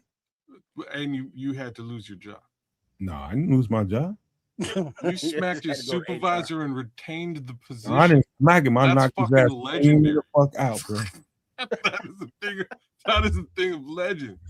He was obviously not on work property. I got him up. I got him up. Got him a beer. Everything. He was fucked up. But Wow. hey, man, no, I need to told learn you. how to beat the shit out of my supervisor and keep my job. I done told you, man. Give me This is some space. definitely- How many times you gotta be told to give me some space? This is definitely. You know, I guess if HR said, "Well, why did you strike him, sir?" Well, he was trying to touch me. He had a big ass eye, but everybody know what time it was. Yeah, I done told you, man. I done told you. Famous last words. Crazy. Man, he's just one of them dudes he's a lot better dude than he was at that point. And he learned, we was working with kids at the time, and they was always complaining about how he don't know, like he too touchy, he too close to me. I don't like it. I wasn't the only one. I'm just an adult. And the kids is always complaining to me, like, man, why is this dude he just too close? And I'm just like, I'm telling this guy over and over, like, man, you gotta back up off of him, talk to him. Well, that's Everybody don't need to know what the fuck you just ate, bro. Well, see, that's how you know Nomad is polite, whereas Old Trip has that reputation for if somebody get too close, it's not one of those, hey, back up. It's one of those, back up. Oh, for sure. But you like this, but this is what I'm saying though. Like I have a friend who is exactly who you've described here. He's a good friend of mine. But the reality is I had to spend good effort in training the friend. You know what I mean? It was like, hey man, you know what I mean? You're a fucking close talker, bro. And like I'm not gonna say that to you in a one-on-one conversation. I'm gonna say it in front of a bunch of people so that other people will start to ridicule him as well. I'm an absolute You do be close, manipulating dog. asshole. Like, you know what I mean? Like if it's like I can smell your breath. There's no reason for you to be this I close. know you just ate Taco Bell. You know what I mean? It was how good was a Taco Bell? I'm just gonna crack jokes and bring stuff up like that if that's the situation until you recognize you need to be way over here because he's gonna say something about it and other people gonna look at me like I'm a weirdo. And that's exactly what happened to my friend. My friend eventually just stopped doing it. And not only did he stop doing it, he came back to me and was like, yo, like, am I too close to this person? You know what I mean? Like, Yes. like, Sometimes you gotta bust a few balls. A complete third party. Like in this situation, am I standing too close? Because I feel like I might be standing too close to this person. And I know you're the guy. People don't have those. They don't have those social cues, though. They don't know. That's where I'm going, Trips. Let's get this straight. To you all, what is personal space? It is for me. It should be at least an arm length away, and probably a little bit further, so I don't have to smell your ass. Arm length and a few inches. Minimum arm length, right? Minimum, bare minimum. That should be a known, right? You should be able to feel it. Social contract. Fucking like socially, everybody should know that, right? Yeah, you should. Guess what? Everybody don't. No, it's cool, and I understand that. No, it ain't cool, man. But it is cool. You're gonna let people just tread on your ass because he don't know it. If you telling him like, dog, you got to maintain some space. Well, sometimes you got to tell them in different ways until they learn a lesson. Yeah, you got to train just like a dog. You got to train folks sometimes. Sometimes it takes words. Sometimes it might take a little. Maybe you might have to thump him, man. You might have to rub his face in some shit once or twice. Well, I had to do that a few times. How you kept the job is the craziest shit I've ever heard. It's about processing afterwards. That's why. You don't just walk off and like I just knocked this cat out. Well, if I not see that's a difference. I stayed there and we talked. I'm stomping like that's the difference is what I'm saying. I can't just I'm not the type of person to get to the level that I'm gonna smoke you in the face and that's where it ends. You know what I mean? And then we're gonna talk. I can't let's go kick it. I can't do that. It's a different thing when you have you into the floor. You know what I mean? It's a different thing when you have malice for somebody and they did something. Once you do that, then ain't no turning that back. So basically, it was one of those. It was a chin check. One of those to a little get right. Just chin check is what we call it is a chin check. Chin check, right? That's all it was. Right. And now you know. And then you probably never had that problem with him again. Ever, man. Ever. We the best of friends now. See, there you go. And I'm sure, other people, if you had done that publicly, like Kez was doing it, they'd be like, man, I came this close to doing that myself several times because it'd be all up in my face. The man hired me twice. That's crazy. He's a masochist. Crazy, bro. I'm not fucking bullshitting, man. So I'm like warning to future employers. I might smack you just to see what happens. Hey, bro, some people push you just to see where your limits are. Oh, and like I'm telling you, I mess with people. No doubt, but at work that's different. I'm just one of those people who sort of like, and if your limits are fluid and they kind of here and there, and then you're gonna get pushed around. No, it's hard. It's harder to do these types of behaviors today because people are crazy. He did, Scrolls. He did clearly. No, he did, man. If he hired you twice after, he wants to. He respects me, man. There's a lot more to me. There's a little bit. There's a lot more to me than Chicago. Pour some of this hot candle wax. There's a little bit more than respect going on there, and it's fun. It's disrespect. It's fun. Okay, cool. It's disrespect. It's a lot more to me than the nomad y'all know for football. I'm sure there is. I'm just saying that he might have wanted to like do things with you. And Mentor. that's If all he, right. if he People, does, he kept it to his goddamn self. I well, promise. after you smacked him, he sure as fuck did. You know, he was going home rubbing it and then rubbing it and then rubbing it and then rubbing it. Y'all got to make everything weird, man. You starting this shit, Scrolls, you weird motherfucker. Leave it to Red Baron, damn it. Scrolls, well played, sir. But yeah, man. Like I said, I would just use social dynamics. Social dynamics have changed so much over the last, 15, 20 years that it's harder for me to just publicly ridicule a weirdo like that and have other people be like, yeah, he's fucking weird. Today's world, they'll be like, no, you're weird for saying he's weird. And I'd be like, what? And then I'd probably want him knocking everybody out. This is how things have changed.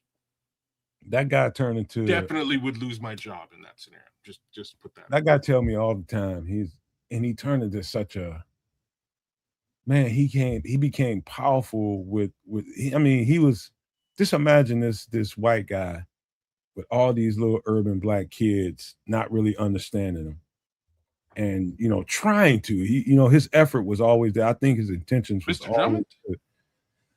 He's a whole lot broker, Mr. Drummond. But he meant well, but he didn't understand it, and he didn't know how to Mr. Drummond, man. But he became so good at what he did, and now he's damn near Mr. Drummond. He's a philanthropist with it now, but oh damn, he's he became really bought into trying to help people that's been through the shit like what happened in Boys in the Hood. Nice. And he, like I said, he hired me twice because he believes in me. Did he have a white girl daughter? He's a white man. Yeah, he had a white woman. I know. I'm saying, did he have a white daughter? Was there a Kimberly? As far as I know, he still got white. What about a Mrs. white Garrett? I like me some Mrs. Garrett. She was. I ain't seen him in like 6 years, but she's feisty, bro. Fiery. Got that ginger. Yeah, he's straight, man. But this movie here, just to wrap this up, man. This movie is so powerful in so many different ways, and it's a lesson, it's an example, it's all kinds of different things wrapped up into the story and the plight of Black people in South Central LA. But it translates so far broader than South Central LA. And for the people out here that want to understand,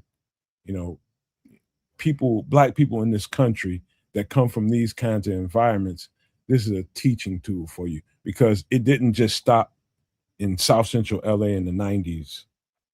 It carried on, but it just transformed a little bit. And if you ever ask yourself why, this is this way, why do they keep doing that? Why does this happen here all the time? You get your cues from a movie like this. And it's just nothing is new. It's the same thing, but just kind of morphed a little bit, like an amoeba or something. It's real. When you watch this movie, you get to understand some things if you watch it in a, I guess, in a way that's not judgmental. Watch it without bias and just take it in for what it's worth, and you're gonna see some things. And just to close it up, Ice Cube, Cuba Gooding Jr., Lawrence Fishburne, Morris Chestnut, Angela Bassett, Nia Long, Regina King. Those are some high-powered actors and actresses right there. But at the time, shorties, up-and-comers. Yeah. Great actors, man. Great actors. To this day, it bothers me certain scenes in here, but not to give away the movie, I can't say it, but you need to watch this movie. I don't care who you are. And you can be in fucking Timbuktu right now. You need to watch this movie. If you want to understand Black people in America, this is one of the movies to watch. Mm-hmm. But that's it. Remember the well, spoiler alert, but there was one scene, excuse me, where there was a like the party strip, not Crenshaw, whatever the street was, where they had the shooting, and then like afterwards they were like, yeah, Crenshaw, there you go. They was like, yeah, John Singleton didn't tell us that. because he wanted that realism of of reactions when they heard the shots going off. So what you saw on film wasn't acting; it was their natural, like, oh shit, they shooting. And that was the kind of director that he did directing he did. He knew they was gonna be the people that live in South Central when they heard it.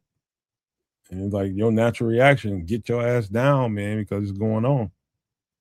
And yeah, man, it's like let me take this down, man, because I gotta say this, man. I've been around people that ain't from my environment that were in my environment. And they had to come around here and some shit jumped off. And you can tell somebody that ain't from your environment because they don't react the same way. What are they doing over there? Get your ass down. Nosy motherfucker, what's wrong with you? Don't What's be wrong asking with those you? questions. Like I hear these weapons going off, and my natural reaction is to get as low as I can. And you just want to walk towards where you hear it. Are those fireworks? Like you ain't been through enough in life. Adversity has not seen you quite enough. You need to learn. Maybe I should video this for social media. Yeah. Getting mowed down. That didn't happen a couple times, man. But yeah, man, that's just I'm not proud of any of that. I just know that it made me stronger. Physically, mentally, in every way you can imagine. Spiritually, I became stronger from growing up around that kind of stuff. It builds you, man. And it's unfortunate that people still go through that. I'm still living in that environment, but I'm a different person in this environment than I was when I was growing up in it. And the sad thing is that there are a lot less fewer styles out there. So when Nomad is, doing what he does around the hood, being the mentor, being the voice of adult or maturity. I know Nomad maturity. I know that sounds funny. But in the hood, he is the experienced one. He's been to college, he's been out of the hood, he's worldly as far as some of those people are concerned. And he takes the time to say, hey, maybe there's a better way to do this than what you're doing now. And so we need more furious styles is in the hood, of which it seems as though they're getting fewer and farther between. We all over the place, man. I am Furious Styles now.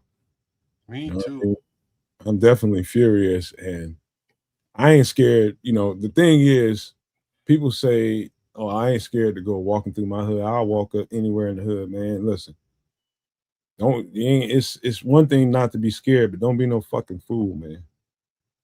You got to choose your moments, and you walking up to different cats out here. You better make sure the people you walking up to, you know what's going on with them, and it's brief because you don't know what's coming around the corner, what's coming around the bushes, around somebody's house.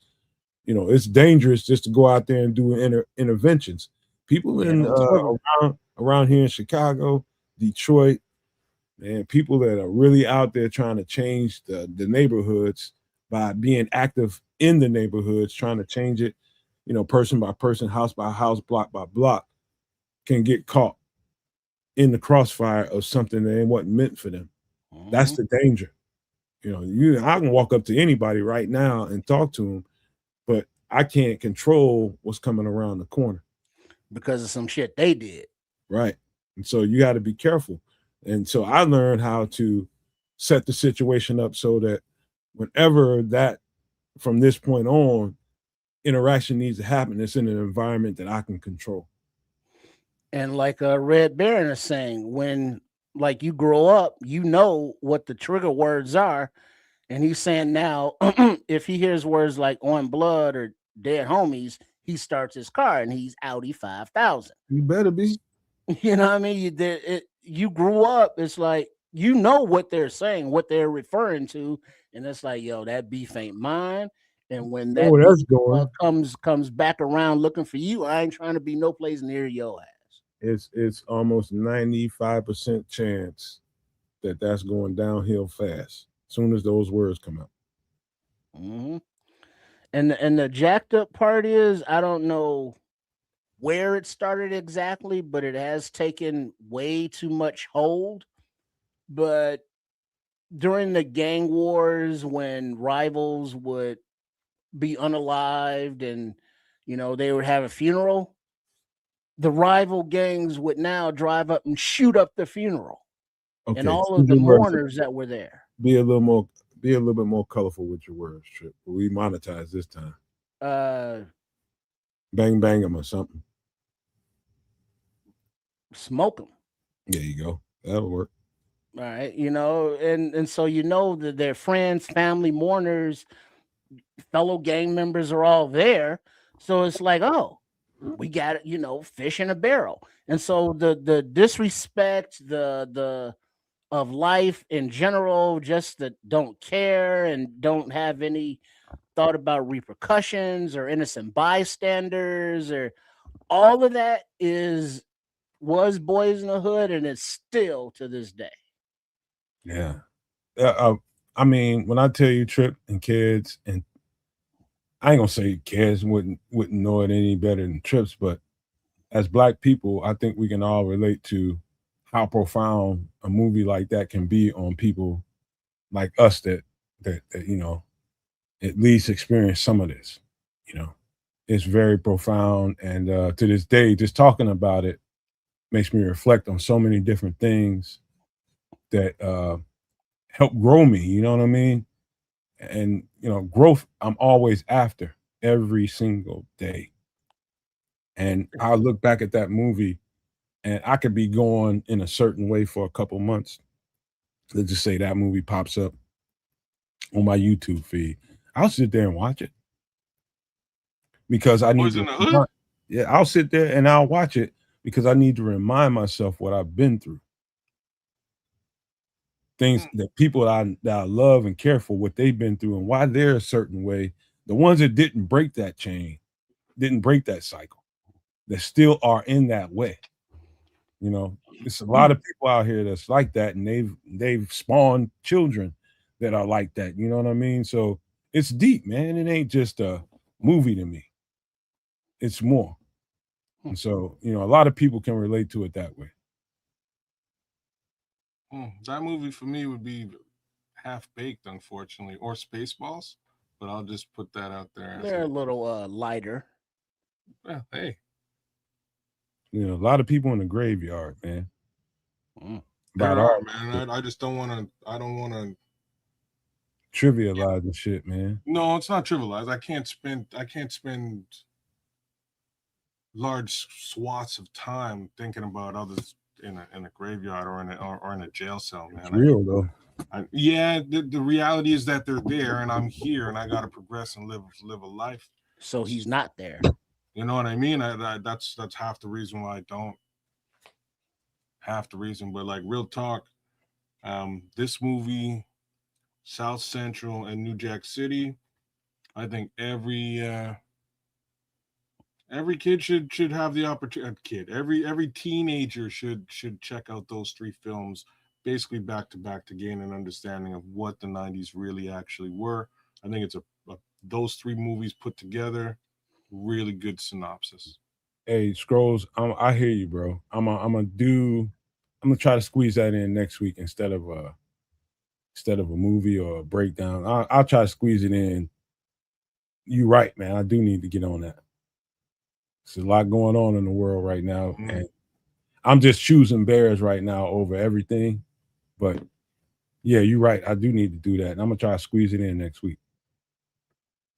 But man, let's get up out of here, man. We appreciate everybody for being here. Number one, I'm just feeling like I'm getting back to normal somewhat, and I ain't nothing normal about what I got going on. But as far as the content goes, we got a couple of shows back to back, and without no problems, man. And I appreciate that. I appreciate these bros right here on the screen. Appreciate everybody in the chat. Smitty making sure he give us something, man, and to help us out. Everybody, man, we appreciate y'all.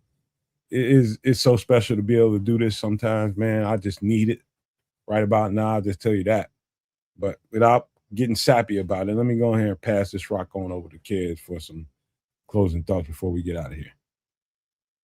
Look, big ups to all y'all for joining us on a Wednesday, man. Really appreciate it for a Bears focused extra sauce. Looks like we may be doing similar things while this preseason sort of rolls us right into the regular season. And that's a good thing as far as I'm concerned. Lots of Bears talk to be talked, and we'll keep abreast of all of that as we go. I do want to give big shout outs to one specific person with a hilarious chat that I didn't get to talk about as we're going through. Normally that scrolls, but chat of the day definitely goes to Raging Oracle today for the Gordon Gantrell chat, man. That was hilarious. I don't know if anybody else caught that, but it was very well played, sir. I just wanted to bring it back and throw that out there because yes, that shirt is definitely a Gordon Gantrell shirt, and even We're though definitely do the right thing, y'all. I thought we did that, but we need to do that. oh, sorry, that should be done before. Yeah, man, them titties are crazy. Stop it, man. Hey, I'm man. sorry, but like that's where that as soon as that those Yeah. words, Areola. You usually have the best filter. You just couldn't I'm help pretty good, but that film as soon as it comes into my scope, I just see ice cubes So and perky and sweaty. yeah, I'm All sorry. right. Blame Spike Lee. It's not my fault. All right, man. All right, Trips. How about you, man? You got some closing ideas? Yeah, just shout out to everybody that joined us, and a reminder that Saturday we'll be here for the Bears preseason game. I believe that starts kickoff is at 6 p.m. Central. So we'll be here like 5:30 Central, and then next Wednesday on some extra sauce on MF in the Kitchen. Last Wednesday of the month, Chef Trips sent a note that the menu will consist of sardine fillets and goat cheese croquettes. I don't know, with a Okay, he creamy said it right the capers first time. dipping sauce. So look forward to that live cooking on You better next not do that. Wednesday. Some extra sauce. You better not, man. You better not. It will be beautiful. All right. And so just a quick programming note. We'll do that entire game and reaction on Saturday. So don't expect Nomad at Night on Sunday. I know these guys ain't gonna want to do it unless something crazy happens. We don't expect that. So we'll do that show and we'll see you guys after that show on Wednesday the following week. Awesome. So just know that we ain't gonna do Nomad at Night on Sunday. We just gonna roll with that game, live reaction, and then we'll give y'all a good post game after that. And then we'll chill, man, until Wednesday, man. But we appreciate you guys. Love you guys. Y'all the best, man. And we want to leave you guys with these famous last words. Love, peace, and hair grease, y'all.